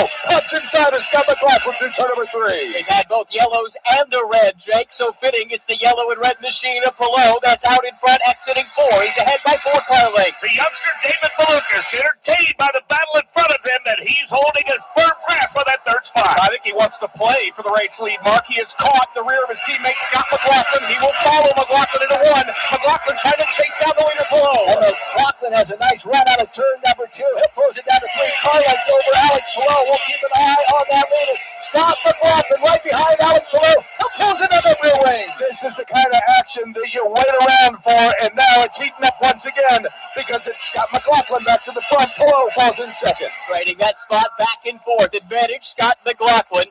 But that does allow David Malukas to close in from about 10 car lengths in arrears. It's down to 5. And we will see if it's a 3-car battle by the time they get back to turn number 1. Front 2 cross the yard of brick. They are all right in their tire tracks into turn number 1. No passing down here for a change. It's still McLaughlin, Polo, Malukas, and Connor Daly. Give everybody a second to catch their breath because these drivers are putting on a show. McLaughlin 3 car lengths over Alex Polo. Then it's David Malukas. We'll go back 6 car lengths to Connor Daly.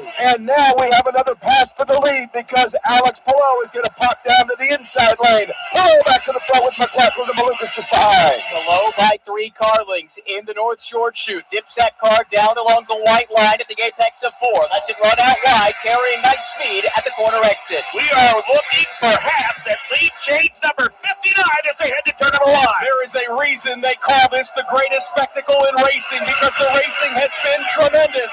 Scott McLaughlin back out front, he passes Below. Flat out spectacular in the action all day long. Scott McLaughlin 4 car lengths over Alex Polo.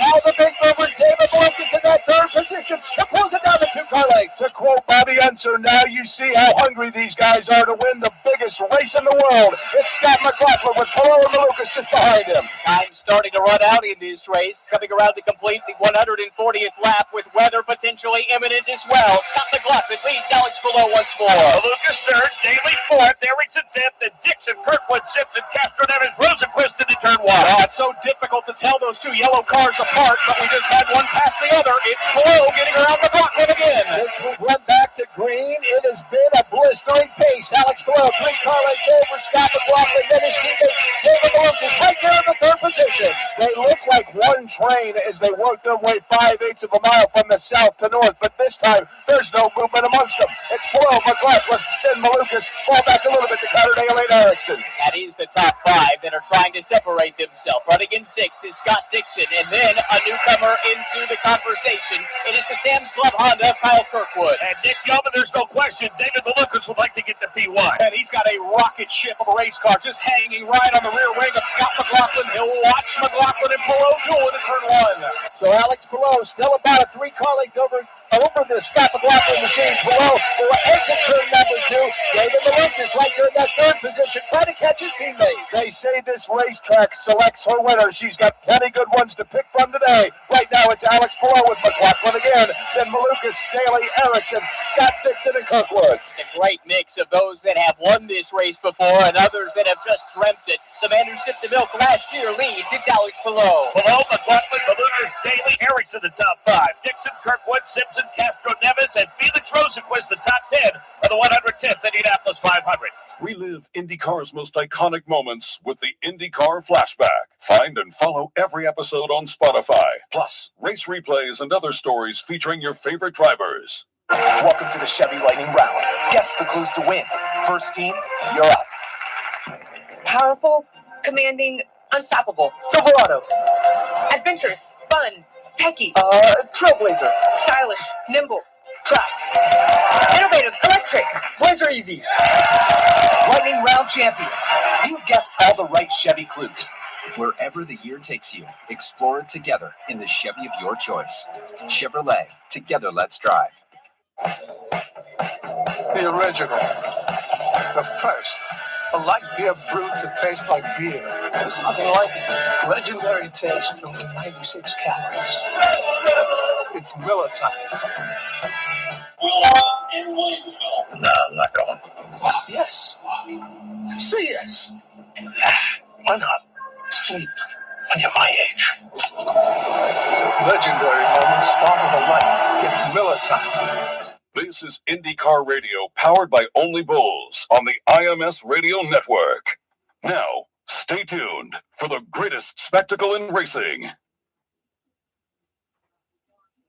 For crave-worthy catering with a creative side, choose McAllister's Deli and our signature build-your-own mac and cheese, nachos, and Spud food bars. Each bar setup includes a spread of chef-selected toppings, so your guests can build their ideal mac and cheese, perfect pile of nachos, or unique spin on a Spud. So make your next meeting or event unforgettable with McAllister's Catering. Order your build-your-own food bar online or in our restaurant. McAllister's Deli. Order ahead. We'll take care of the rest. Get ready for the ride of a lifetime. And take a trip around the famed Indianapolis Motor Speedway. That was awesome. The IndyCar experience puts you in the driver's seat of a real IndyCar. Cross the yard of bricks at nearly 200 miles per hour and feel the excitement. It's the fastest seat in sports. That was incredible. Go to IndyRacingExperience.com to make your racing dreams come true.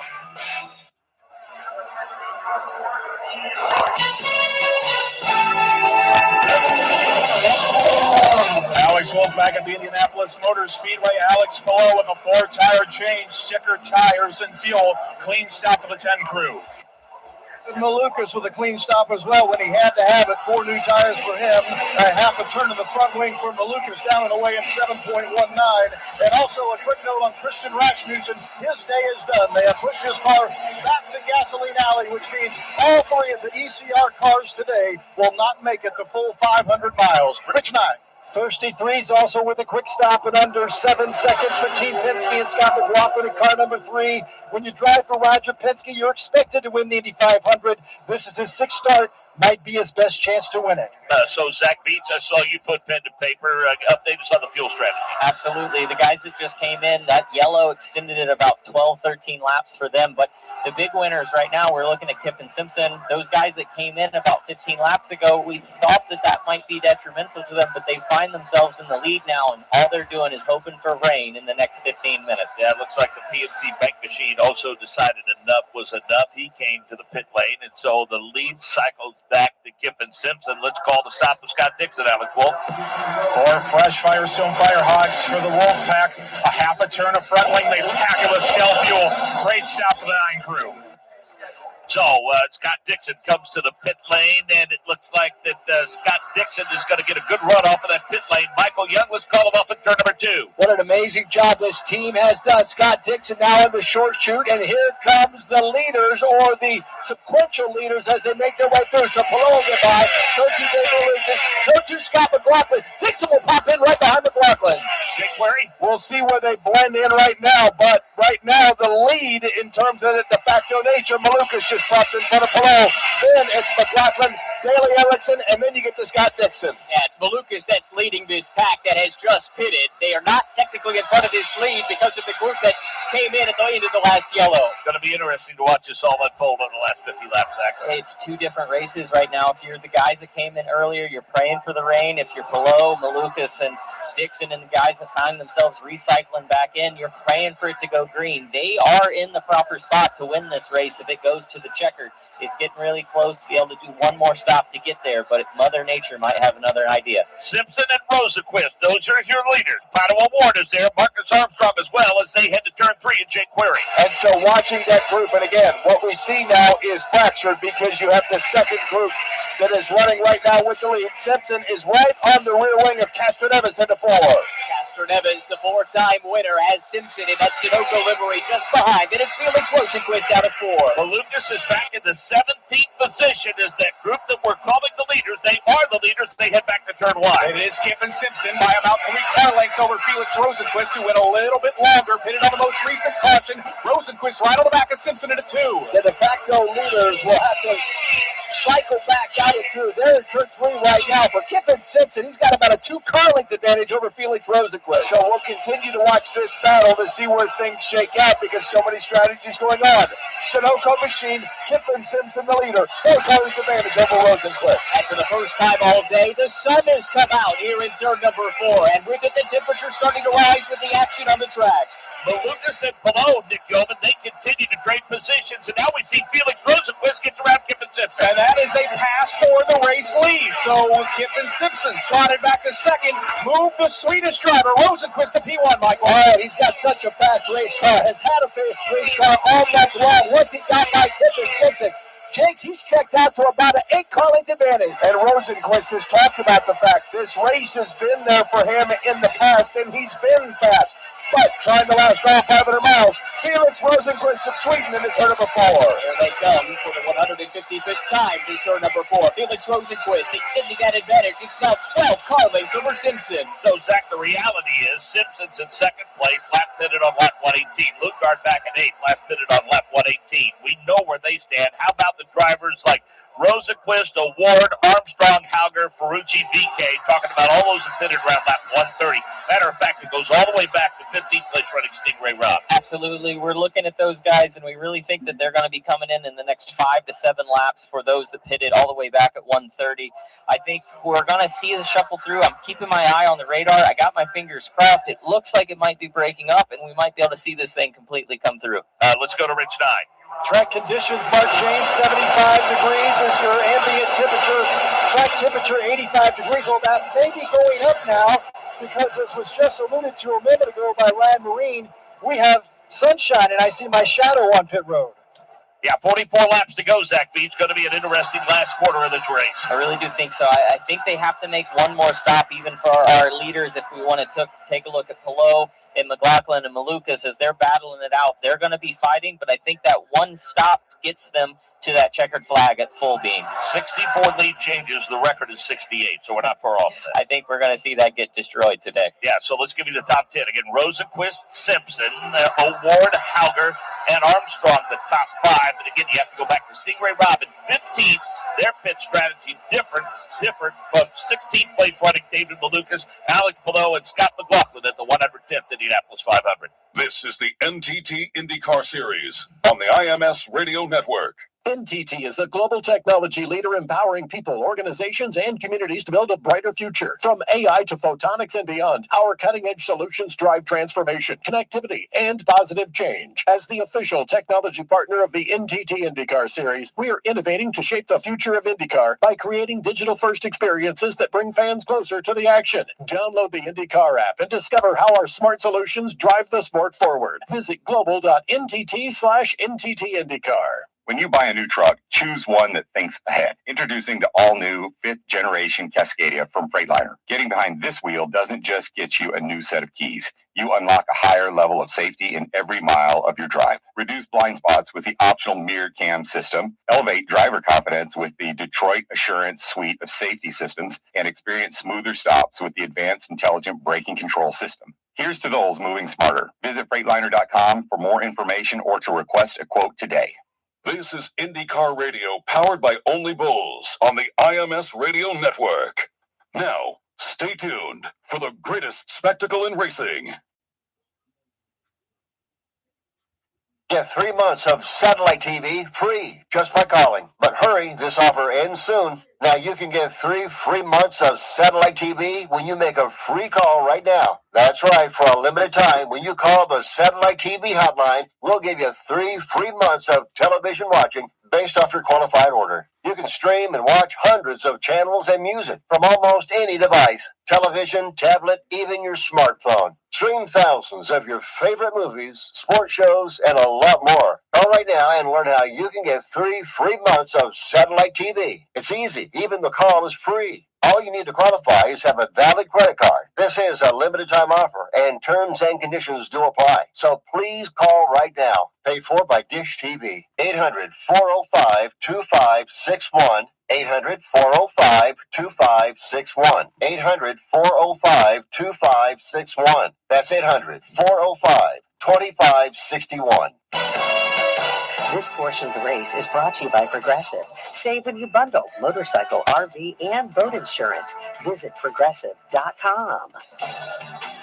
160 laps complete of the 110th running of the Indianapolis 500. Heard all across the USA today on one of these great stations, WMRS Monticello, Indiana, WGHT in Pompton Lakes, New Jersey. How about WBRG in Lynchburg, Virginia? Welcome. And Wichita's Big Talker, KQAM in beautiful Wichita, Kansas. Zach Beats updates again on the pit strategy where things stand with 39 laps to go. We have kind of a split field right now, right? The real race, if we continue to stay green, I still believe is against Pillow, McLaughlin, and Malukas as they continue to battle for spots. But up front, we have Rosenquist, Award. Those guys, they chose to take a yellow that we had about 15, 20 laps ago. I'm expecting them to come into pit lane any minute now, but their goal was to try to catch potential rain that was going to come and end this race. So far, that radar seems to have cleared up for us. We got some sun peeking through. I think it's going to fall for the guys like Pillow that are doing the traditional strategy. I know his qualifying effort was not what he had hoped for. He wanted to be only a front row starter, but all in all, that makes Felix Rosenquist has had a really, really good month of May preparing for the 500. I couldn't agree more, especially his first 500 as a new dad. He's had a lot of things thrown to him this month, but we saw him struggle somewhat in carb day. That car didn't look like it was that comfortable in traffic for him, but I think the team's really turned it around, and we've seen him in all different sorts of positioning in the pack, and the car's been there for him, and it's been good when he's needed it. If this falls his way, I do think he's got a car to win it, but I'm worried about the strategy that they're on now. Christian Lundgaard last pitted on lap 118, and we just saw him come to the pits. Yeah, I think we are going to start seeing these guys roll in very, very soon, Mark, because it's just an aspect of we had the yellow, but the fuel burn right now is up to 11 with how fast everyone's going. Well, again, you said around 35 laps would be pretty much the max that you would expect to go, and there's 37 left. Yeah, 35 laps is kind of even if you're in traffic fuel saving. You know, if you're out front, it kind of brings it quicker to that 29 to 31 laps, depending on what map you're running. So for them to stretch it as long as they have has been really impressive. And again, tire wear is not a concern because of the weather and the fact that we were without a day's worth of qualifying. They had plenty of sets coming into the race. Everyone's tire rich. They have, started the day with 10 to 11 sets, and the track temperature is still very low with the cloud cover that we have. So you couldn't ask for a more phenomenal day for tire wear. So let's get an update from Jonathan Grace on what's going on with Joseph Newgard in the Infield Care Center. Jonathan? Well, unfortunately, not much to report. He has still yet to emerge from the Infield Care Center. Interestingly, though, an observation, Alexander Rossi, who his day ended early with a car fire, went in and then out of the Infield Care Center without speaking to any of the media, but Joseph has yet to emerge. Let's go to Alex Wolf. That award just came in for a pit stop, 7.2 seconds, 4 tires and shell fuel.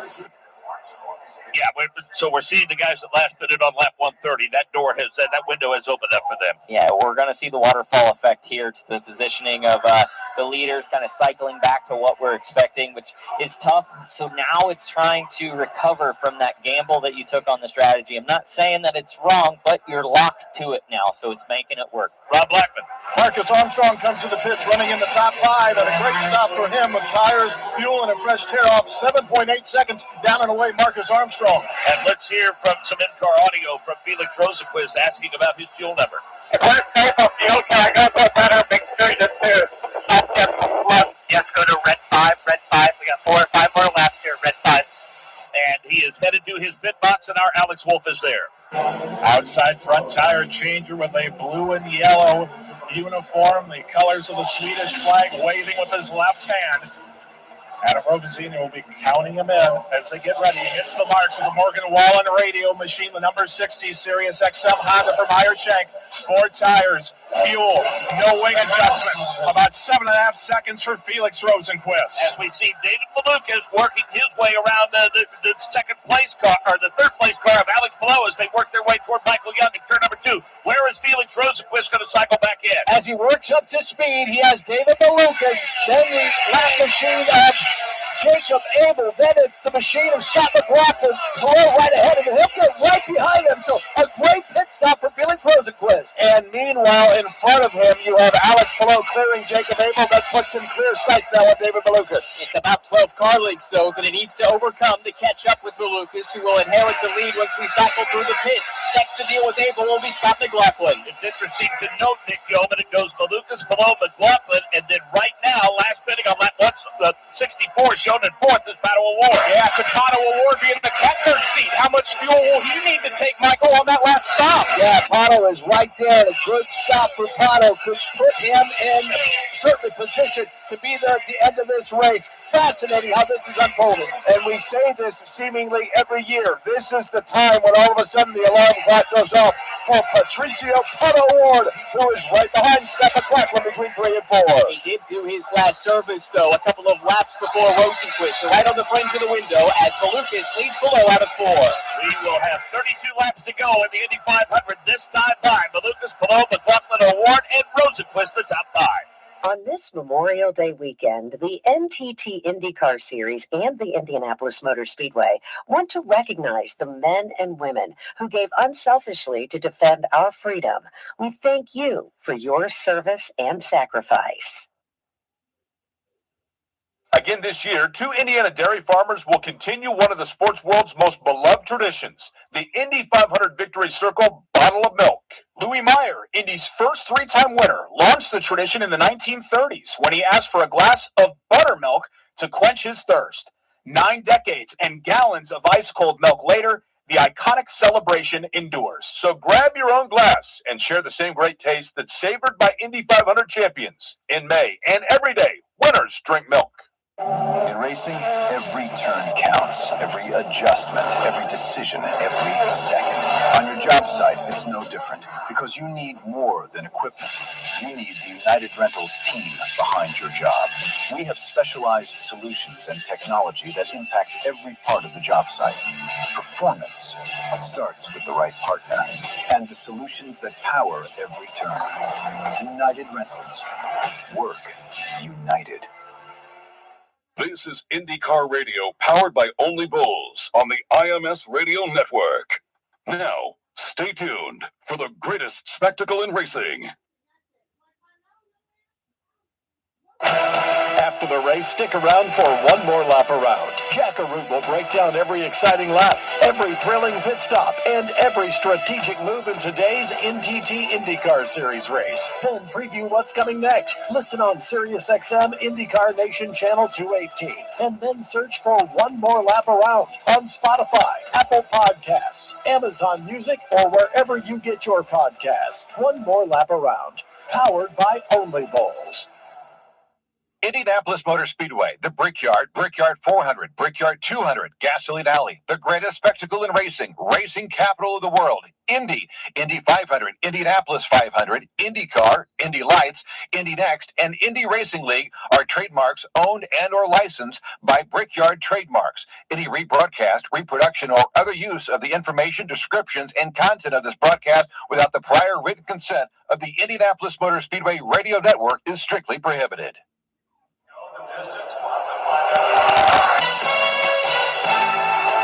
Adam Award last minute on lap 164. He's currently running in the fourth position. There's 28 laps to go. An update on his status from Alex Wolf. I went down to the 5 pit, asked the crew, can you make it on fuel? And they very tentatively and somewhat hesitantly said, we think we can do it, but we're going to have to hit a fuel number for sure. And Pato being told on the radio, save as much fuel as you can, whenever you can, as we head over to Rich 9. Alex, Tim Cindric, the race strategist for Scott McLaughlin, says Pato Award right behind you is on a different strategy. You've got to keep him behind you. Tim Cindric wants Scott McLaughlin to hold on to that third place spot. And Felix Rosenquist is in 2 laps to the good and better than Pato Award. I think they're sweating it a little less than Award, but it's still going to be very close because they're going to be left with 2 options. They're either going to try to stretch this and that be their last stop to the checkered flag and accept that track position, or they're going to pit with Malukas below and McLaughlin when they come in and hope to leapfrog them with a couple seconds less of the fuel field that they're going to have on pit lane. So they got 2 options playing out for him, but I really do think O'Ward and Rosenquist are not in too bad of a situation. An update from Michael Young. Last time through, guys, Alex Palou nearly lost it in turn 2. He and David Malukas were trying to catch the back end of the field, and that front end wiggled, and he had to check up. Lost about 8 car lengths. Meanwhile, David Malukas got around about 3 or 4 cars as he continues to pick his way through the field. There'll be 25 laps to go next time by the 110th Indianapolis 500. David Malukas is your leader. Alex Palou is second. Scott McLaughlin is third. Pato Award is fourth. Felix Rosenquist is fifth. Connor Daly is sixth. Seventh is Marcus Erickson. Eighth is Scott Dixon. Ninth, Marcus Armstrong. 10th, Kyle Kirkwood. Mick Schumacher giving it a good ride. The rookie is up to 11th. Elio Castro-Neves is 12th. Kiffin Simpson 13th. Nolan Siegel is 14th. He's been battling it out for that position with Santino Ferrucci for the last fifth of the laps. Ferrucci is 15th. 16th is Takuma Sato. 17th is Renus Vigay. 18th is Kyle Collette. 19th is Grosjean. 20th, Lundgaard. Louis Foster 21st. Stingray Rock 22nd. Howard 23rd. Ray Hall 24th. A lap down 25th, Jack Harvey, then Abel 26th. Out of the race, Massachusetts, Newgarden, Power, Rossi, Carpenter, Hunter Ray, and Catherine Legg to Rob Blackman. Most important stop of the day for David Malukas. 4 sticker tires for Malukas, full of fuel. No changes to the front wing. A tear off from that aero screen. Down and away, 7.09 seconds. A great stop for David Malukas with 25 laps to go. Nick Yeoman, Michael Young, where might he cycle back in? Well, here comes David Malukas. He is hustling that car through the pit exit lane. He's going to have plenty of green track, Michael, in front of you. Yeah, he's going to catch actually a slower pack of cars down that back straightaway. Actually, they've got about, 20 car lengths, a couple of seconds or so. Interesting to see how it's going to go. Head down to pit lane and Rich Dye. Scott McLaughlin for his last stop. Now just facing the Thirsty Threes. Team Penske having a great day, trying to keep Scott McLaughlin in the hunt for his first Indy 500 win. It's a 6-second stop, and he's gone. Alex Palou comes in for his final stop. The fresh tear off, the sticker tires, revs the engine. 6.22 seconds for the defending champion. Nick Yeoman, call that race off of the pit lane. Off of pit lane, it's going to be Alex Palou by about 12 or 15 car lengths, but David Malukas just went roaring around the outside of the short chute. Boy, guys, we got all kinds of trouble. Kiffin Simpson trying to save fuel. Nolan Siegel just got around him. Now it's David Malukas halfway down the back straightaway. Palou forming line about 10 car lengths behind. So we'll see how it works as they go into turn number 3. Malukas is there right now. You wait. Then it's Palou, and then you wait the same distance back before Scott McLaughlin. Yeah, Malukas has been carving through this lap traffic with the night through butter, and it's helping him to build the advantage on Alex Palou. It's almost 20 car lengths. And Zach Beach, after all is said and done with 23 laps to go, all eyes are on that fuel number now. We don't think Erickson can make it. Dixon can't make it. But the question is, Award, Rosenquist, Marcus Armstrong, who's currently in fifth. The top two right now, they have about a 3/4 of a track lead over Pillow and Malukas, who just came out of pit lane, and they're kind of just sitting in traffic. You got Award being kind of towed around. They're trying to hit that fuel number, save as much as they possibly can. So I think the strategies are they're committed to it now. They're going to try to make it to the end. To Rich Nye. In his final stop, you can hear the number 28 machine whipping out of the pits as he gets back on track.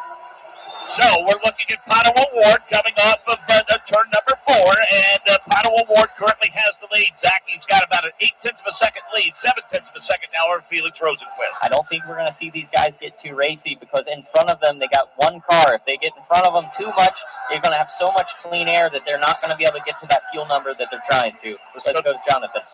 IndyCar's Dr. Julia Beiser out of the infield care center. Joseph Newgarden has not emerged yet. What can you tell us? He's doing great. He's just icing his foot for a very minor injury. He'll be released very shortly. He just wanted to finish watching the race from the care center. Thank you very much, Dr. Beiser. Yeah, 20 laps to go, and good news about Joseph Newgarden, because again, that was a pretty good hit. It did look like he got out of the car a little sore, so that news is very happy for us. And I mean, the care of the infield center here is so good that he just chose to stay there to watch the race, it sounds like. 20 laps to go next time by, the 110th Indianapolis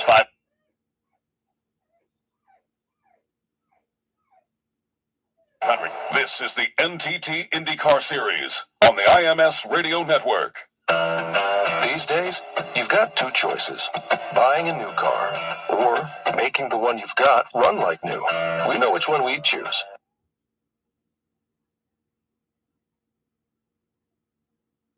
That's why at Firestone Complete Auto Care, we have thousands of ASE certified technicians nationwide trained to spot an issue with your car before it becomes a problem, no matter the make or model. Get more out of your car. Firestone Complete Auto Care. Call or go on.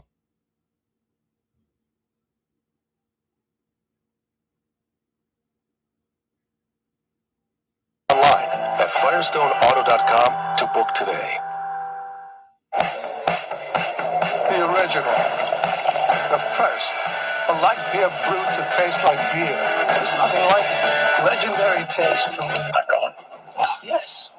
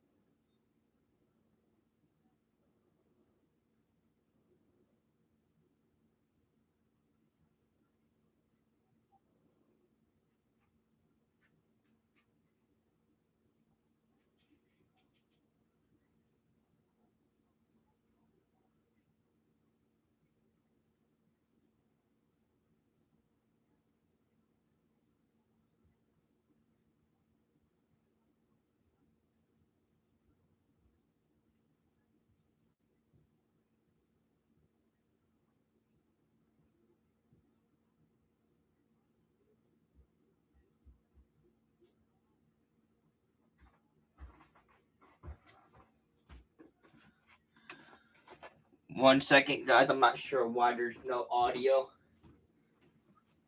Just came back from inside, though. Or coming back from inside. Outside. Saw my sister Green to the checker. What drives our drivers is a passion that has made them the best in the world. Global Medical Response, a proud partner of the Indianapolis Motor Speedway and NTT IndyCar Series, invites you to... Let me refresh it real quick. Give me 1 second. In any crisis, our teams include nurses, paramedics, emergency medical technicians, pilots, dispatchers, and mechanics. Learn more at gmr.net/careers. This is IndyCar Radio, powered by Only Bulls 10 laps on the to go IMS here. Radio Network. Now, stay tuned for the greatest spectacle in racing. Hey, listen, my friends. You've heard all about the amazing weight loss success people have been having with GL1 semaglutides. In my example, I lost 10 pounds in 4 weeks, and you could too. All you need to do is call the special toll-free number, and we'll set you up with a virtual doctor visit. Then you can place your order, and in a matter of days, you'll be on your weight loss journey to losing 10 pounds, 20 pounds, or more. Learn how you could lose 10 pounds or more in as little as 4 weeks. You'll see a results, or you can call us back, and we'll help you reach your goal. It's that simple. Listen, for as little as a few dollars a day, you can look great again and feel great by losing. Rosa Quest is in the lead. Second is Poe Award. Third is Armstrong. Fourth is Molokis. Then Grosjean in fifth. Paulo 6th. Seventh is Virginie. Seto in 8th. 9th is VK. McLaughlin 10th. To round at the top 10, we have to collect in 11th, Schwab Daly, Sigo in 13th, 14th, Simpson. She'll be back here for some racing. Serious faces as they hope that Felix Rosenquist can bring it home for his first IndyCar win since 2020 in the second race of a doubleheader in Road America. Mick Schumacher currently running in 19th, Ryan Marine. He is headed to the north end, running in front of the leaders. He made that move a couple of laps ago, and this is great for Felix Rosenquist, Auto Awarding Company. They're trying to save fuel. They can do so behind the lap car. Problem in turn number 2. Trouble. It looked like Kyle Collette tagged the wall. That car is on fire. Midway point of the back straightaway. He hit hard at the exit of the turn. That car still rolling halfway down that back straightaway. Finally comes to a rest. Caution here at the Indianapolis Motor Speedway. With 8 laps to go, the 110th Indianapolis 500. Caution on the course with Felix Rosenquist, your leader. Up next for IndyCar Radio, the Chevrolet Detroit Grand Prix on the streets of Detroit, Michigan. Follow every lap all weekend long, May 29th, 30th, and 31st. The green flag is flying on a whole new way to power your financial future. Only Bowls is the official digital wallet of the NTT IndyCar Series. Built for fans who live life full speed. Trade crypto and stocks. Manage your digital wallet and experience the next generation of financial technology. All in one powerful app. And when you're trackside or listening coast to coast, catch the action on IndyCar Radio, powered by Only Bowls. Only Bowls. Green means go. Download the Only Bowls app today. Welcome to the Chevy Lightning Round. Guess the clues to win. First team, you're up. Powerful, commanding, unstoppable. Silverado. Adventurous, fun, techy. Trailblazer. Stylish, nimble. Tracks. Innovative, electric. Blazer EV. Lightning Round champions. You've guessed all the right Chevy clues. Wherever the year takes you, explore it together in the Chevy of your choice. Chevrolet, together let's drive. This is IndyCar Radio, powered by Only Bulls on the IMS Radio Network. Now, stay tuned for the greatest spectacle in racing. Hi, race fans. This is Jack Arute inviting you to join me after today's race for one more lap around. Only Bulls Todd All will join me, and together we're going to break down every exciting lap, every thrilling pit stop, and every strategic move in today's NTT IndyCar Series race. One more lap around is right here on IndyCar Radio. powered by Only Bulls. Feel the roar, hear the history. Step inside the Indianapolis Motor Speedway Museum where the thrill of the Indianapolis 500 comes to life. Walk through 10 distinct galleries packed with legendary Indy 500 winning cars. Test your skills in immersive simulators. Take on the Pit Stop Challenge. Explore exciting, engaging, and educational exhibits that celebrate and preserve the history of the Indianapolis Motor Speedway. It's award-winning and it's unforgettable for race fans of all ages. Start your engines and plan your visit today at imsmuseum.org.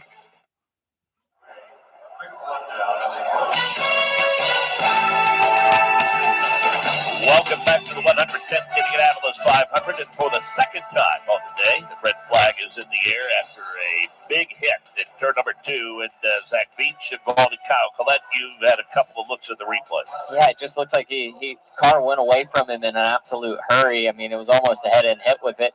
Trying to understand really what happened. I don't know if he just got in the marbles and it looked like it took off, but really the big thing that is tough now is for the guys like Rosenquist and O'Ward. They had the track position to save fuel and hopefully get to that checkered flag. The yellow comes out, so then you pray that we do some laps under yellow to kind of tick away to that 200th lap so you can make up those fuel laps that you needed. But we went straight to red flag, which kind of hurts them on their hopes of being able to restart and run full power. Let's go down to Rich Nye. Bill Pappas, race strategist for Romain Grosjean. You've made a lot of stops today, and this strategy has worked, I think, right? Well, again, what we tried early is we're expecting more yellows, and we kind of kept this at the back, but things kind of fell our way in the middle part of the race and got them into the top half of the field, and things took care of itself with other cars having to stop. So we're real happy where we're at right now. So what's the strategy here when we go back green? Flat out, brother. Alex? Adam Rovazzini on the timing stand for Felix Rosenquist. And Adam, does this red flag and then the subsequent caution that'll come, how does it affect the fuel mileage? Yeah, fuel mileage is Felix did a great job. We should be good to go on our end here. Obviously, it just tightens up the field. You have other guys back there that we just gave our gap back to, like Flo and stuff. But we have a fast car. I got Felix in the car. I'm confident he'll do his job, and we'll see what happens here. Obviously, a red flag's not ideal for us. Glad to see Kyle's okay. That's the most important thing, and we'll see what happens. So you have enough to go a full push here in the closing laps? We'll be okay. Yeah, he smile from him. Yeah, very confident for sure, and understandably so, as that car from Kyle Collette is now on the hook.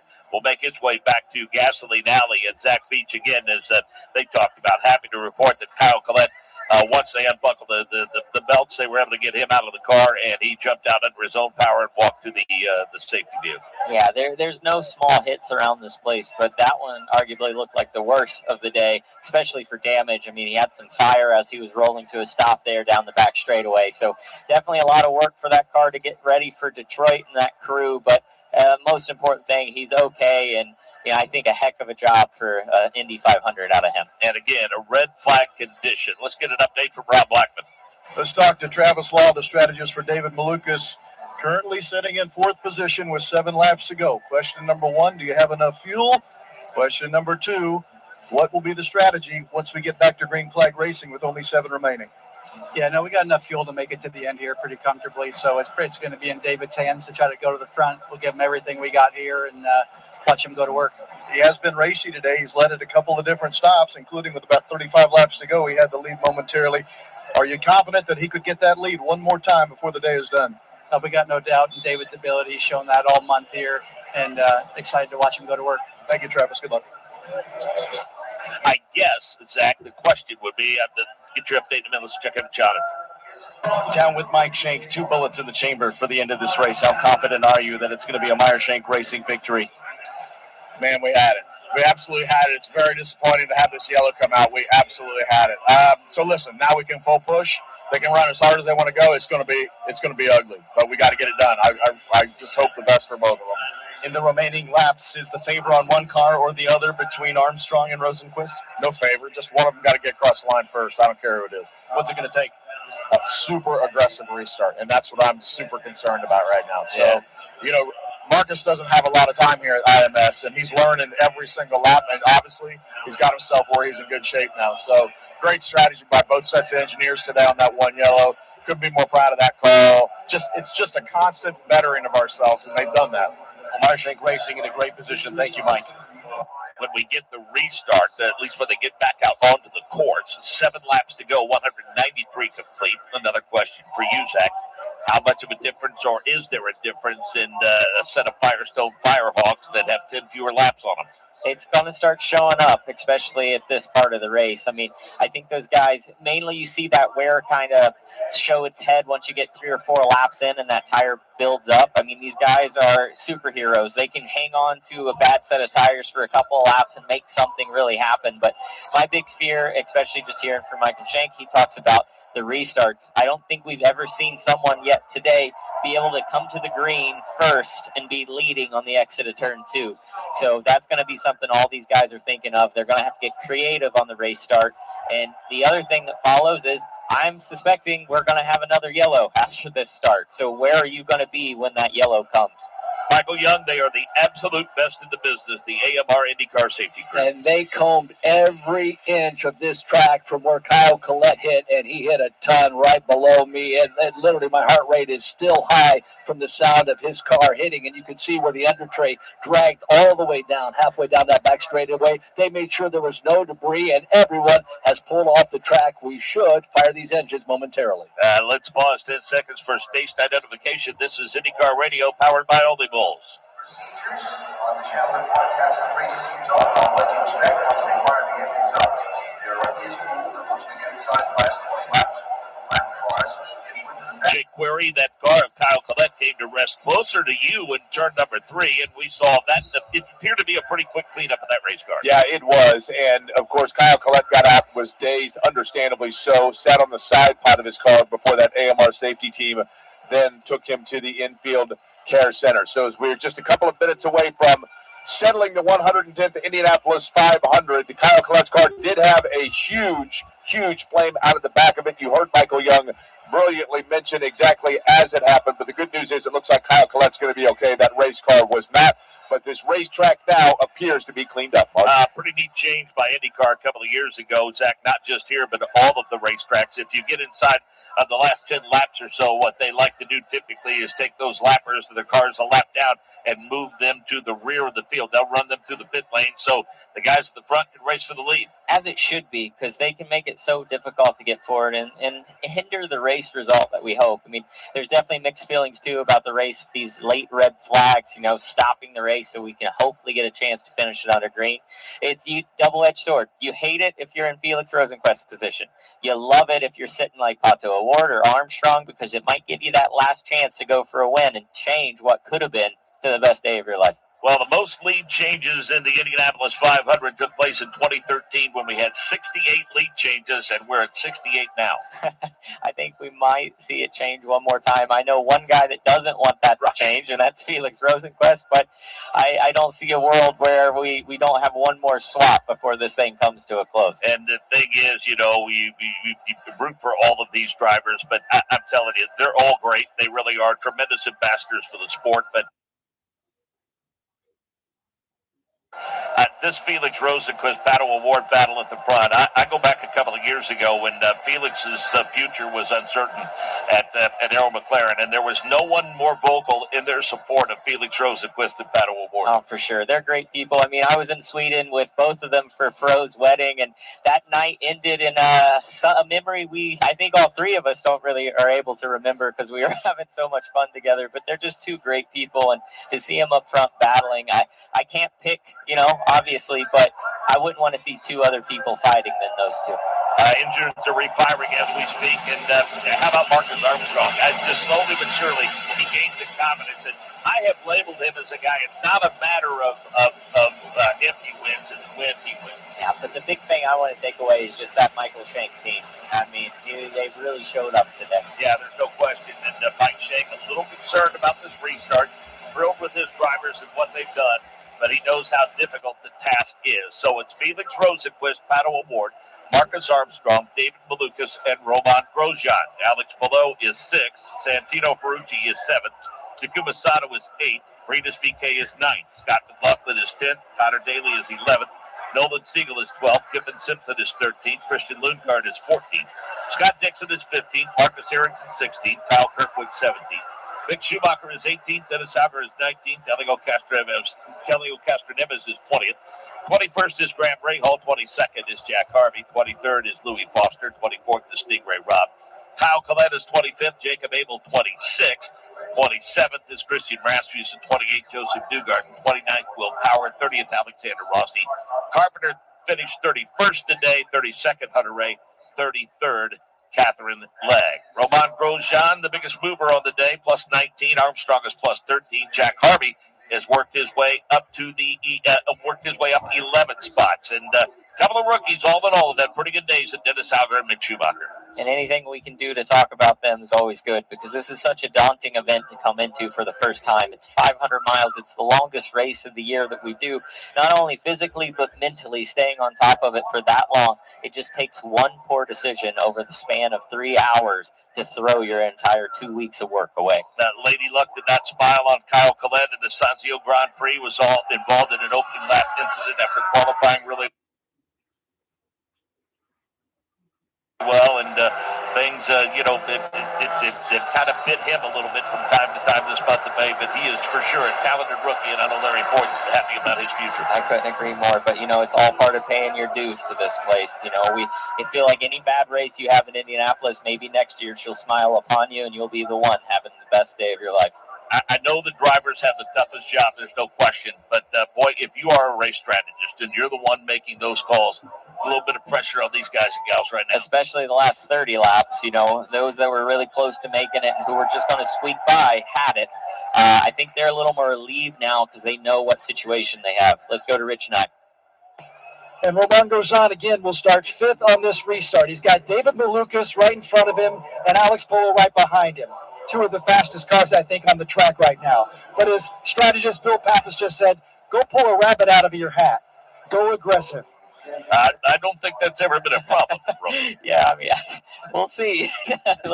Aggressive but not too aggressive. Let's say that. Yeah, so the pace car has the field in tow, and we will be down to 5 laps, Zach Beats, in the Indy 500. It all comes down to this. So that's probably at least 4 lap lead changes as we've seen this handout, but I just want us to get through clean, and I want us to finish these 5 laps under green, because these yellows breed yellows, as we saw earlier, and for the guys that are up front, they're just praying that they can get away from it. We are going to get 4 laps to go when the green flag flies, and this thing is far from over.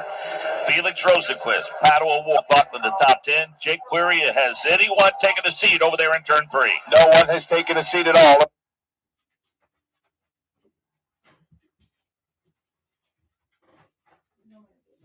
The first car they see is the pace car, which is quickly now working its way through the north end. That means that the field single file now is working its way into turn number 3, knowing that we are now coming down to the final laps of the Indianapolis 500-mile race. Felix Rosenquist, Pat O'Ward just behind him, Marcus Armstrong, and David Malukas still creeping along. Now he takes the pace with Pato O'Ward just behind. Green flag in the hands of the starter, Aaron Lincoln. 4 laps to go in the 110th Indianapolis 500. They're fanning out, heading to turn number 1. They're trying to go 3 wide. Cars sweeping left and right, and it's Marcus Armstrong who has taken the race lead. David Malukas right behind him out of turn 1. What a move by Marcus Armstrong. David Malukas right there, and we have a car in the wall. The back towards turn number 1. Nick Yelman, can you identify? I could not, Michael. It's the next to last car that is coming through turn number 2 that was up against the outside wall. It wasn't a big hit, but it was enough. Indeed, Schumacher. He continued on, but Mark James not brought out a very, very quick yellow.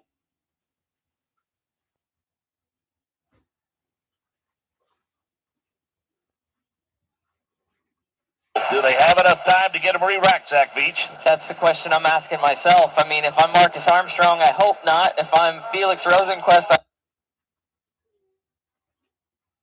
I hope so. So we're going to see how this goes. But, it's what I called. The one guy that wants a restart is David Malukas, because he jumped all the way up to P2. He did have a really impressive start. And he's got those tires that are 10 laps newer than those that are around him, and it was obvious.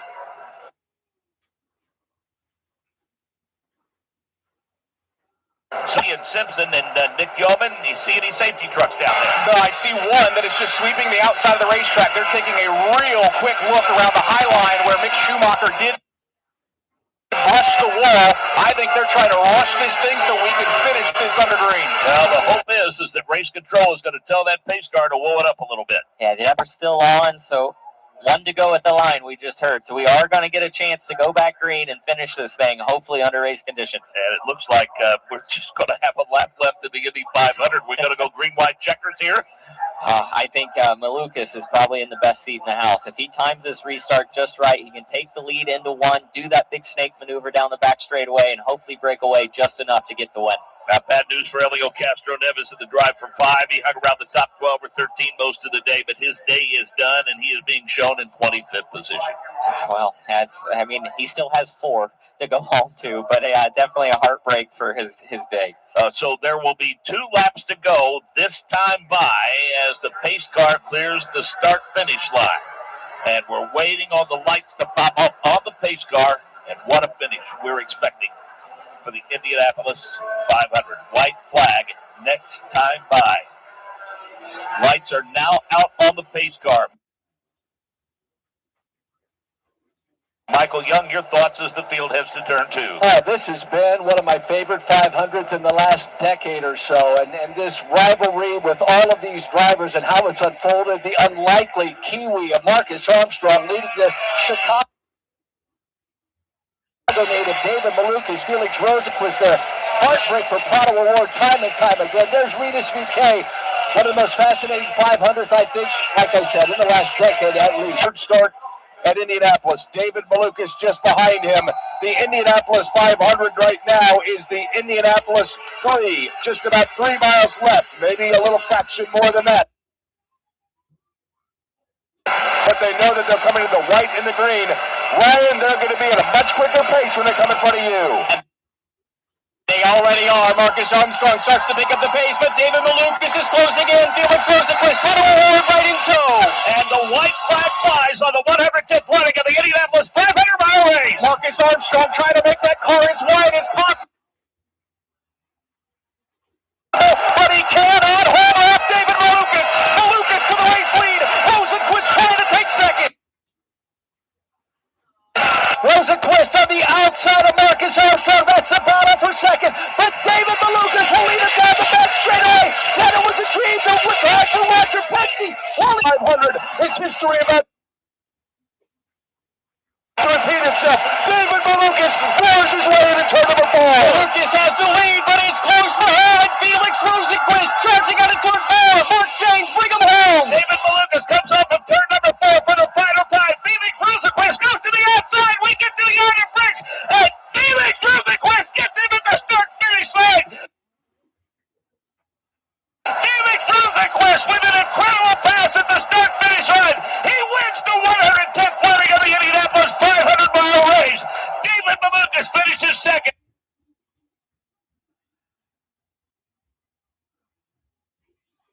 Paddle Award is third, Marcus Armstrong is fourth, and Scott McLaughlin completes the top 5 to Alex Wolff. That's a champion of the Indianapolis 500.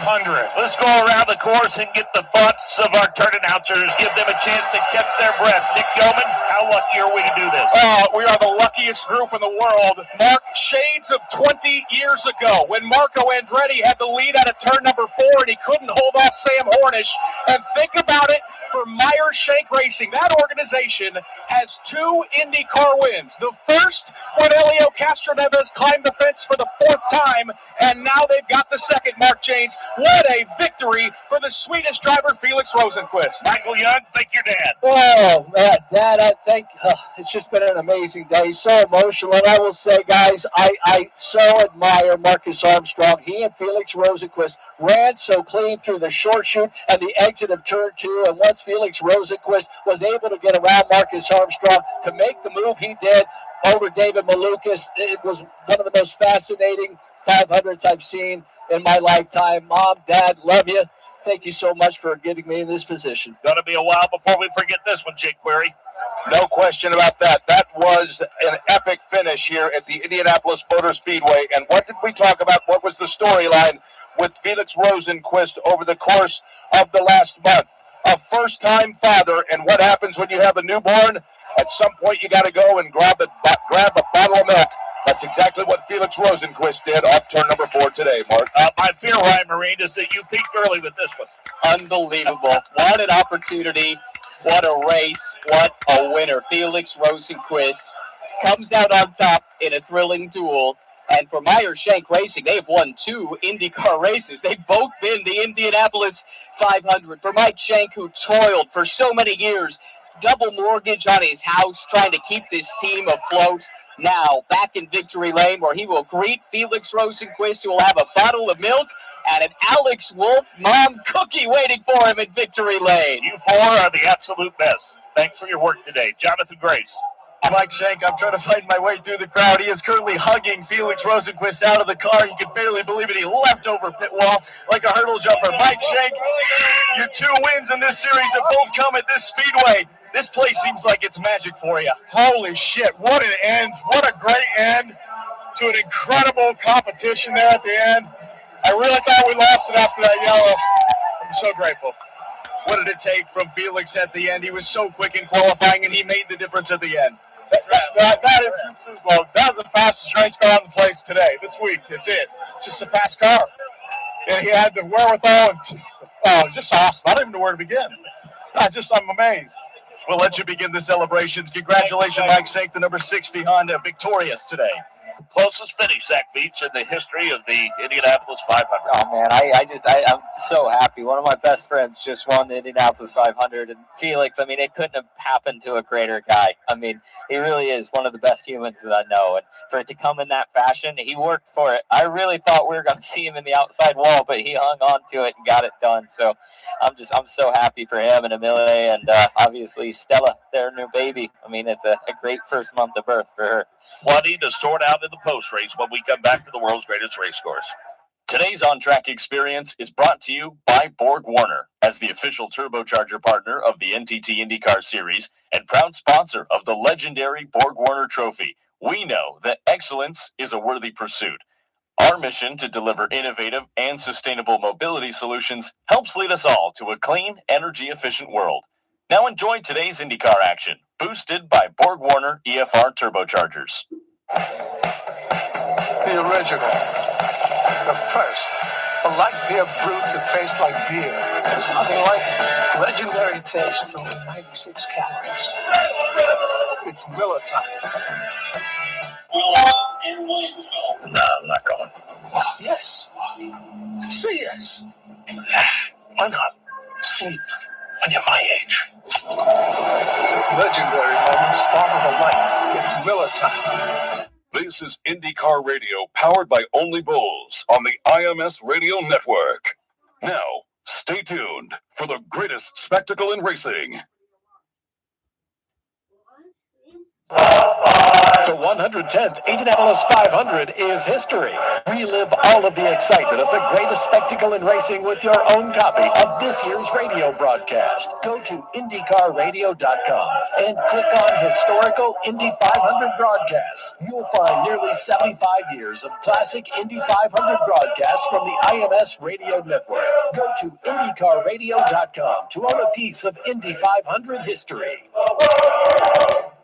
I'm Ben Affleck, and I want to thank you for joining me and supporting Paralyzed Veterans of America. I joined the Navy to serve my country while parachuting with my platoon. My parachute didn't open. I broke my neck. Thanks to PVA, paralyzed veterans are getting specialized medical care and treatments, the jobs they want, and the accessible vehicles and homes they need. I just don't think my family would be as happy as they are without the support that I received from Paralyzed Veterans of America. Learn more at PVA.org.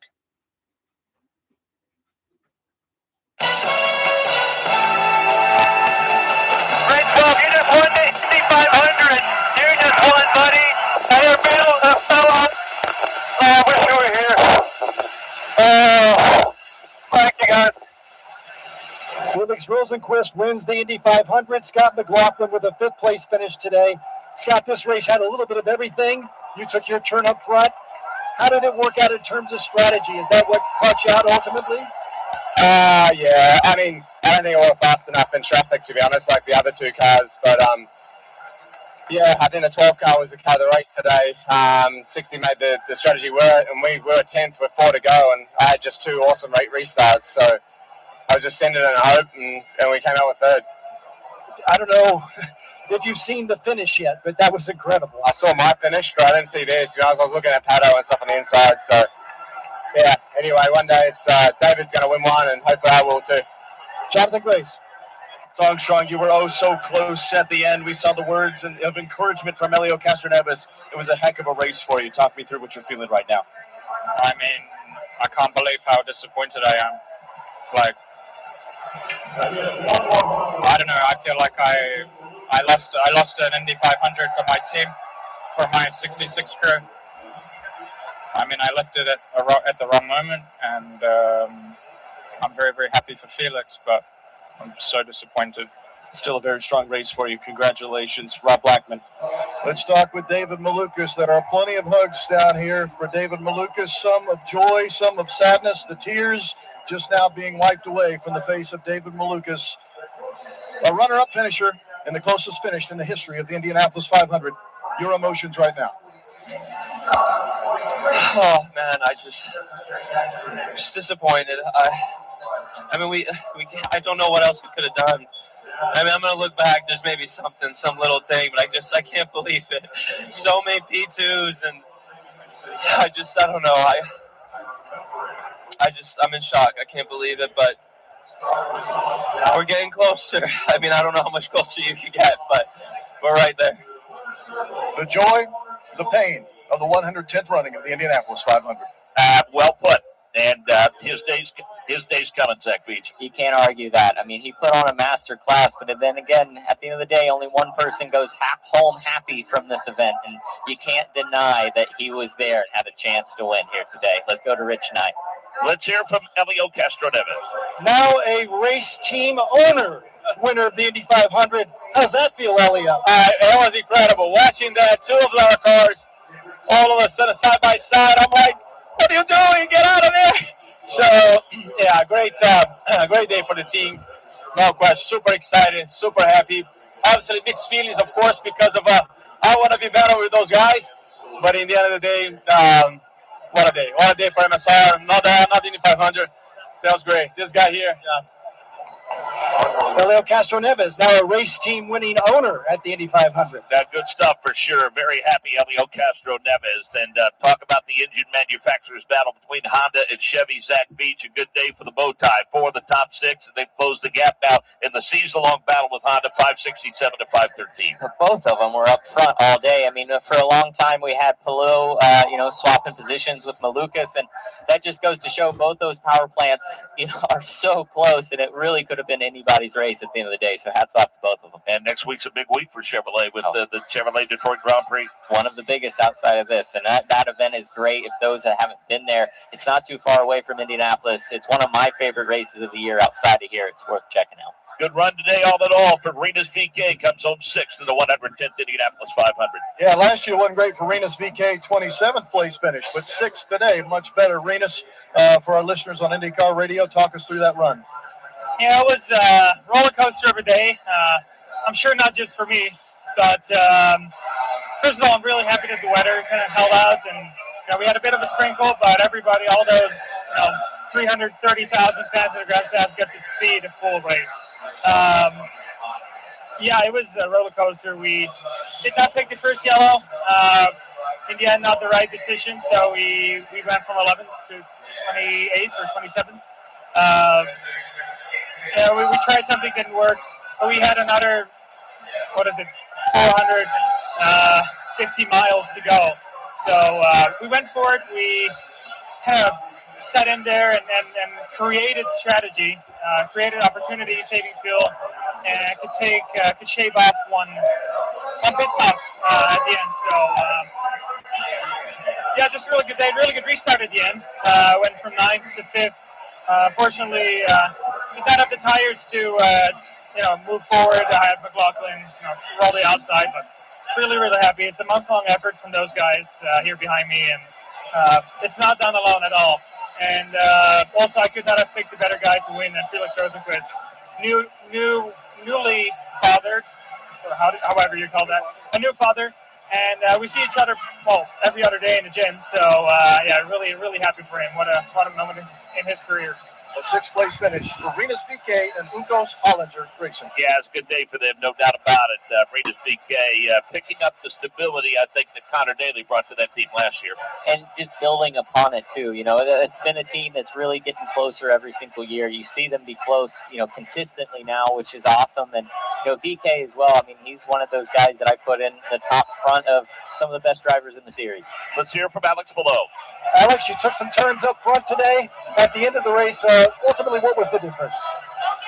A little bit of everything. I struggled a little bit of on speed, getting through traffic. David did an incredible job getting through traffic, and I got kind of stuck. And then at the end, we didn't really have the opportunity to fight for it, with a top 3, top 4. So, happy that with our month of May, happy that Felix got the win. He worked really hard. And, Thank you, Alex. 7th-place finish for our defending champion. This is going to be a popular win throughout the paddock. That tells you all you need to know about Felix. Everyone loves Pro. I mean, I think everyone's so happy. And oftentimes, you get someone that wins this race and, it's a divided room. But I don't think there's a single person that doesn't think that he's going to usher this next year as an Indy 500 champion the best it can be done. 4th-place finish for Pato Award. Pato Award, so close. 4th at the end of the race. Talk me through those last couple laps on the restart. It's going to be a disappointment. Say what? Talk me through those last couple laps on the restart. You were so close.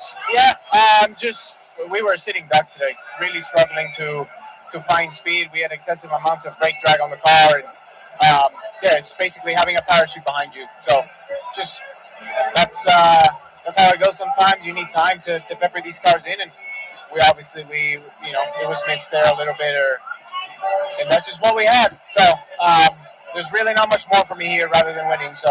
I would say it's a disappointing Sunday. Still a strong race, a lot of pace. Was there anything left in it? Anything left in it at all? No, I think we overexceeded today. Yeah. Pato Award maximizing with a 4th-place result. Yeah, and I think he's very matter-of-fact about it. And given the disappointments of the runner finishes here, you understand the mindset saying there's really nothing left for me to accomplish here but winning. No, and if it was something like brake drag, I feel so bad for him because, there is nothing you can do. You're just stuck with what you have, and you got to do the most you can with it. And I think he did just that today.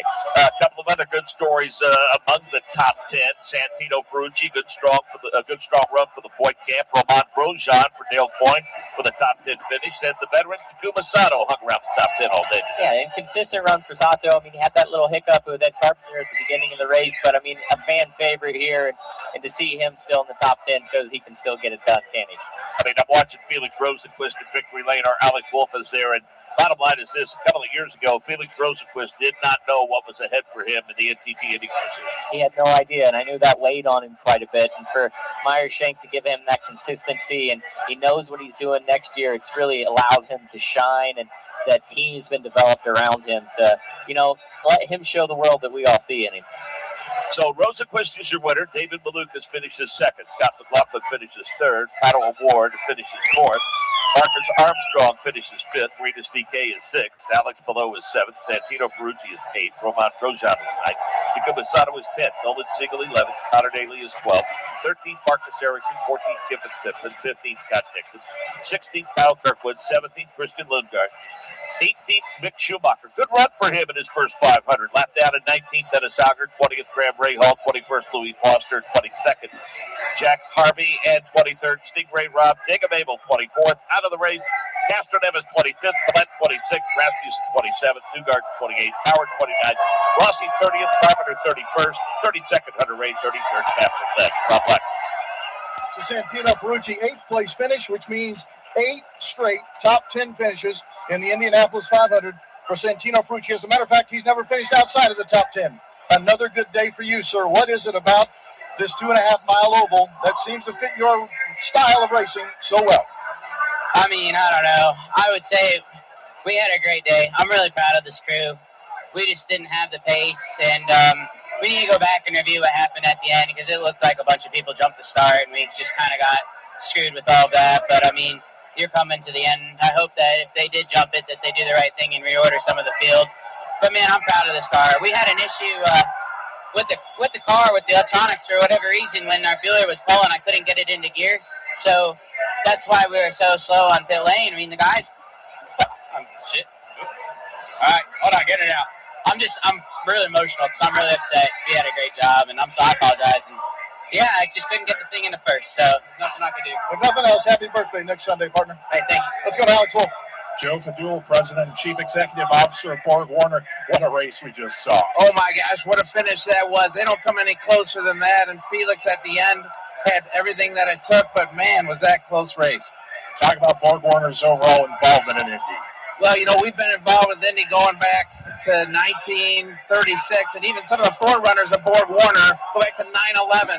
We've been partnered with the track to create and present this trophy to the drivers for the last 90 years. So we couldn't be more proud of being a part of Indy. And connected with the turbochargers. Oh my gosh, the turbochargers. So since 2012, we provide every single team with 2 turbochargers for each race car. We develop them, work with them throughout the season, and I'm just happy to say they perform top-notch, and what a way to show the performance of Borg Warner Turbos. I'm proud for all of our employees. Joe, congratulations up in the wreath on our winner, and we thank you for your involvement. Hey, thank you so much. We couldn't be more proud. Yeah, good stuff at Victory Lane with the folks at Borg Warner, and you will hear from your winner of the 110th Indianapolis 500 coming up in just a couple of minutes as Alex Wolf is experiencing his first Victory Lane here at the world's greatest race course. David Malukas, McLaughlin, Award, and Armstrong, the top 5. VK, Pillow, Ferrucci, Grosjean, and Sato, the top 10. Let's hear from Felix Rosenqvist, winner of the Indianapolis 500. Felix Rosenqvist, Indianapolis 500 champion. Take us through that finish. That was the coolest finish I've ever seen and been part of, and I won the Indy 500. It's just incredible.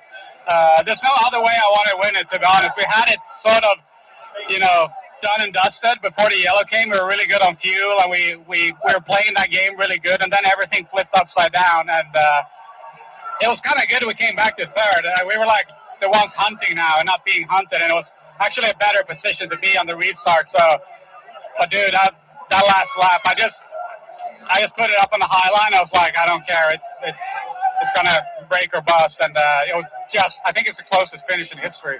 So I mean, huge thanks to this team. They've built an absolute rocket this month, and we didn't get the pole, but yeah, what a way to finish that Q3 off by winning the race. It's unbelievable. 4 years ago, we talked in Toronto, and there was questions about your career in the IndyCar Series. Could you have ever imagined that it would come to this, winning at Indianapolis? Oh, you never dare thinking that it's going to happen to you. You fight for it. You work so hard for this race. Not only me, but everyone in the team and Honda, and back in the factory. But I don't know. It's just so much has to happen. So much. You need a little bit of luck. You need a bit of everything, and you need a good opportunity and a good car, and everything came together, and that's when you start. The last 3 laps, that's when you really start dreaming about it. You're like, this can actually be ours.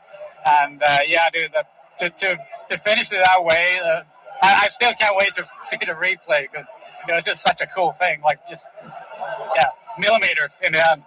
Well, congratulations, and we told you this would happen. Nothing goes better with the American Victory Lane with some chocolate chip cookies. So there, have them. Thank you. This is a new tradition. Thank you. Congratulations, Felix. Thank you very much.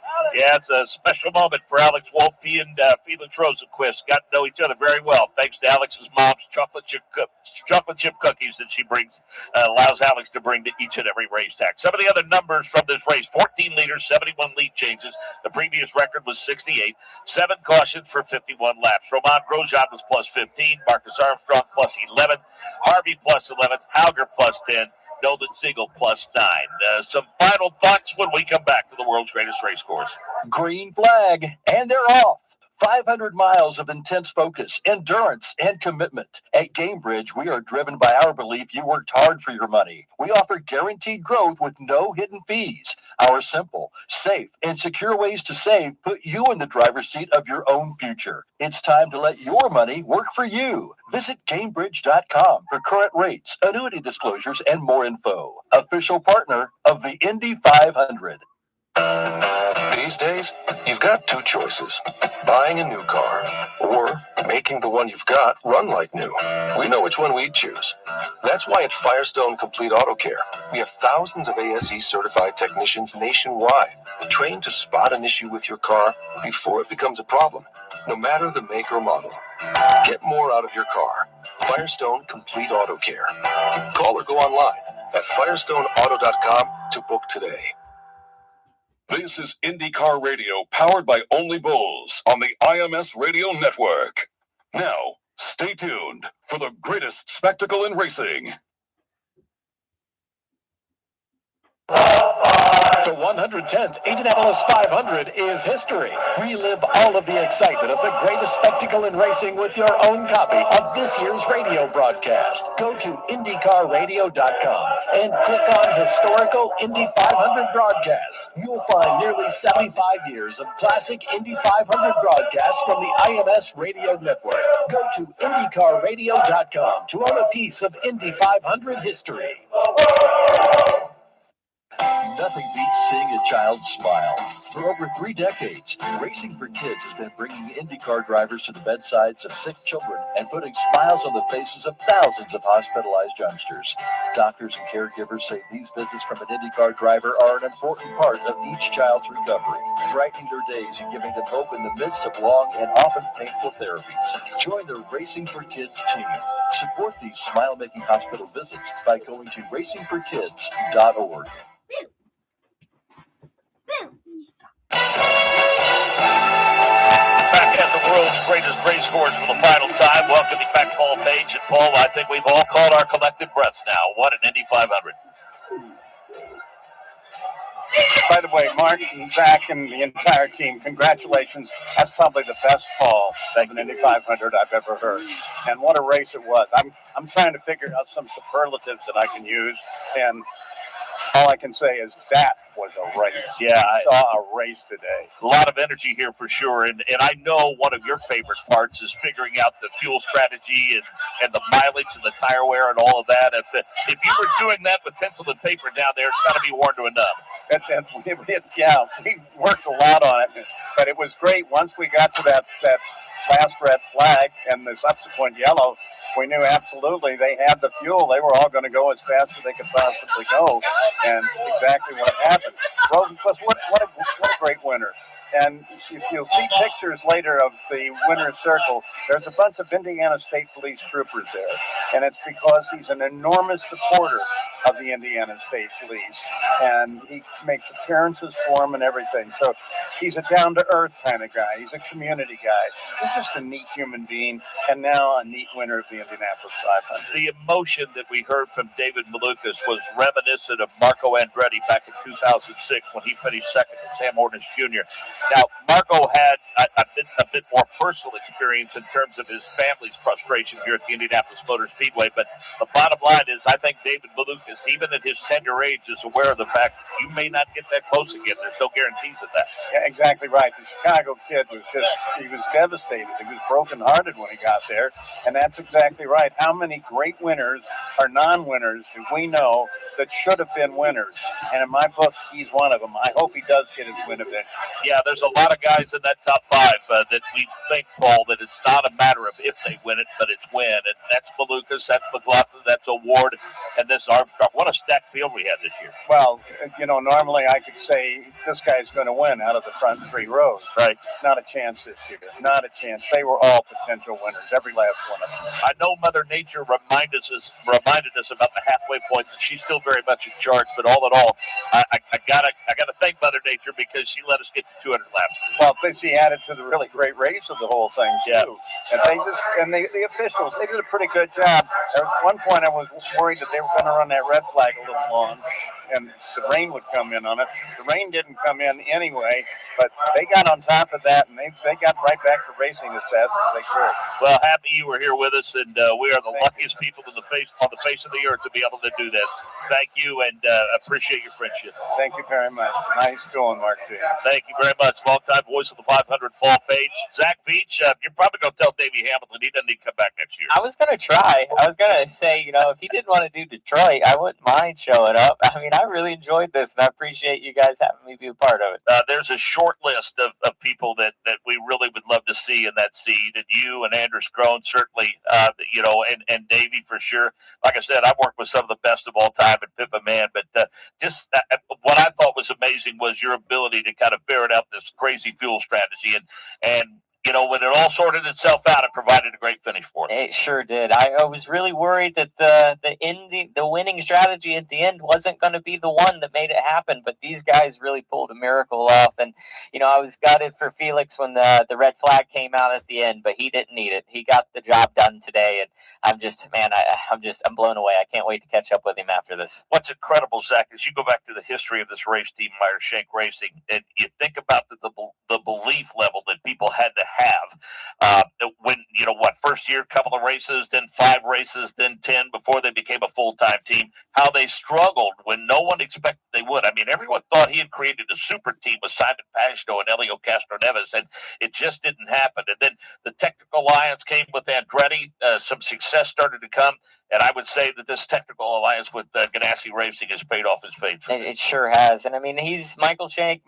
he's just a racer, man. He loves it. He comes from my hometown, and you see that success in their sports car program and now their IndyCar program. I couldn't be more happy for him. And he's the example of what you want to be as a new team owner one day, for sure. Job well done. And 15 years you mentioned since we first met, and you're not a friend anymore, you're family. I could say the same, Mark. I really appreciate you having me a part of it. It's been a pleasure being back alongside you.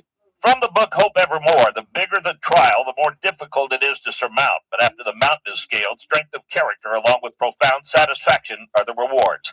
Only Felix Rosenqvist knows that profound satisfaction. For 32 others, the excruciating 364-day countdown begins anew. For millions of fans, that same excruciating wait now begins. We have our memories of this and other 500s, but there's simply nothing quite like the here and now. With that, we close the book on the 110th running of the Indianapolis 500 and the never-ending quest to define what Indy means. Sincere thanks to all of you for choosing us to bring you the sights and sounds. Our hope is we kept you enthralled, entertained, and informed. Your loyalty to this network is humbling and deeply appreciated. As always, thanks to those who provided their immense talents on this broadcast throughout the airwaves. And behind the scenes, there are no small roles here. All are consummate... That'll do it there for the Indianapolis 500, 110th running. Pretty good race. Kind of boring to start the race, but it got better as it went. That restart was insane with Felix Roosevelt and McLaughlin at the end. I actually was watching the race in another room on my mom's TV. It was a pretty good race. Kind of boring at the start. Restarts were insane though. That one wreck was really bad where the rookie caught on fire.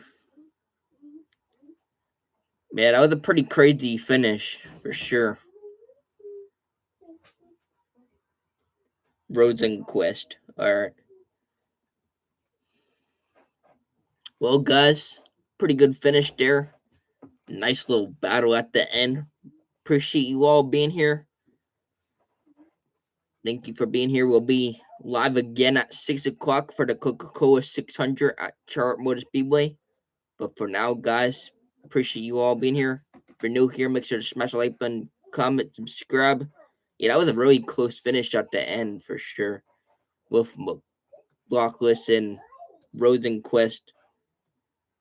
Coke 600 time, guys. Catch you guys then.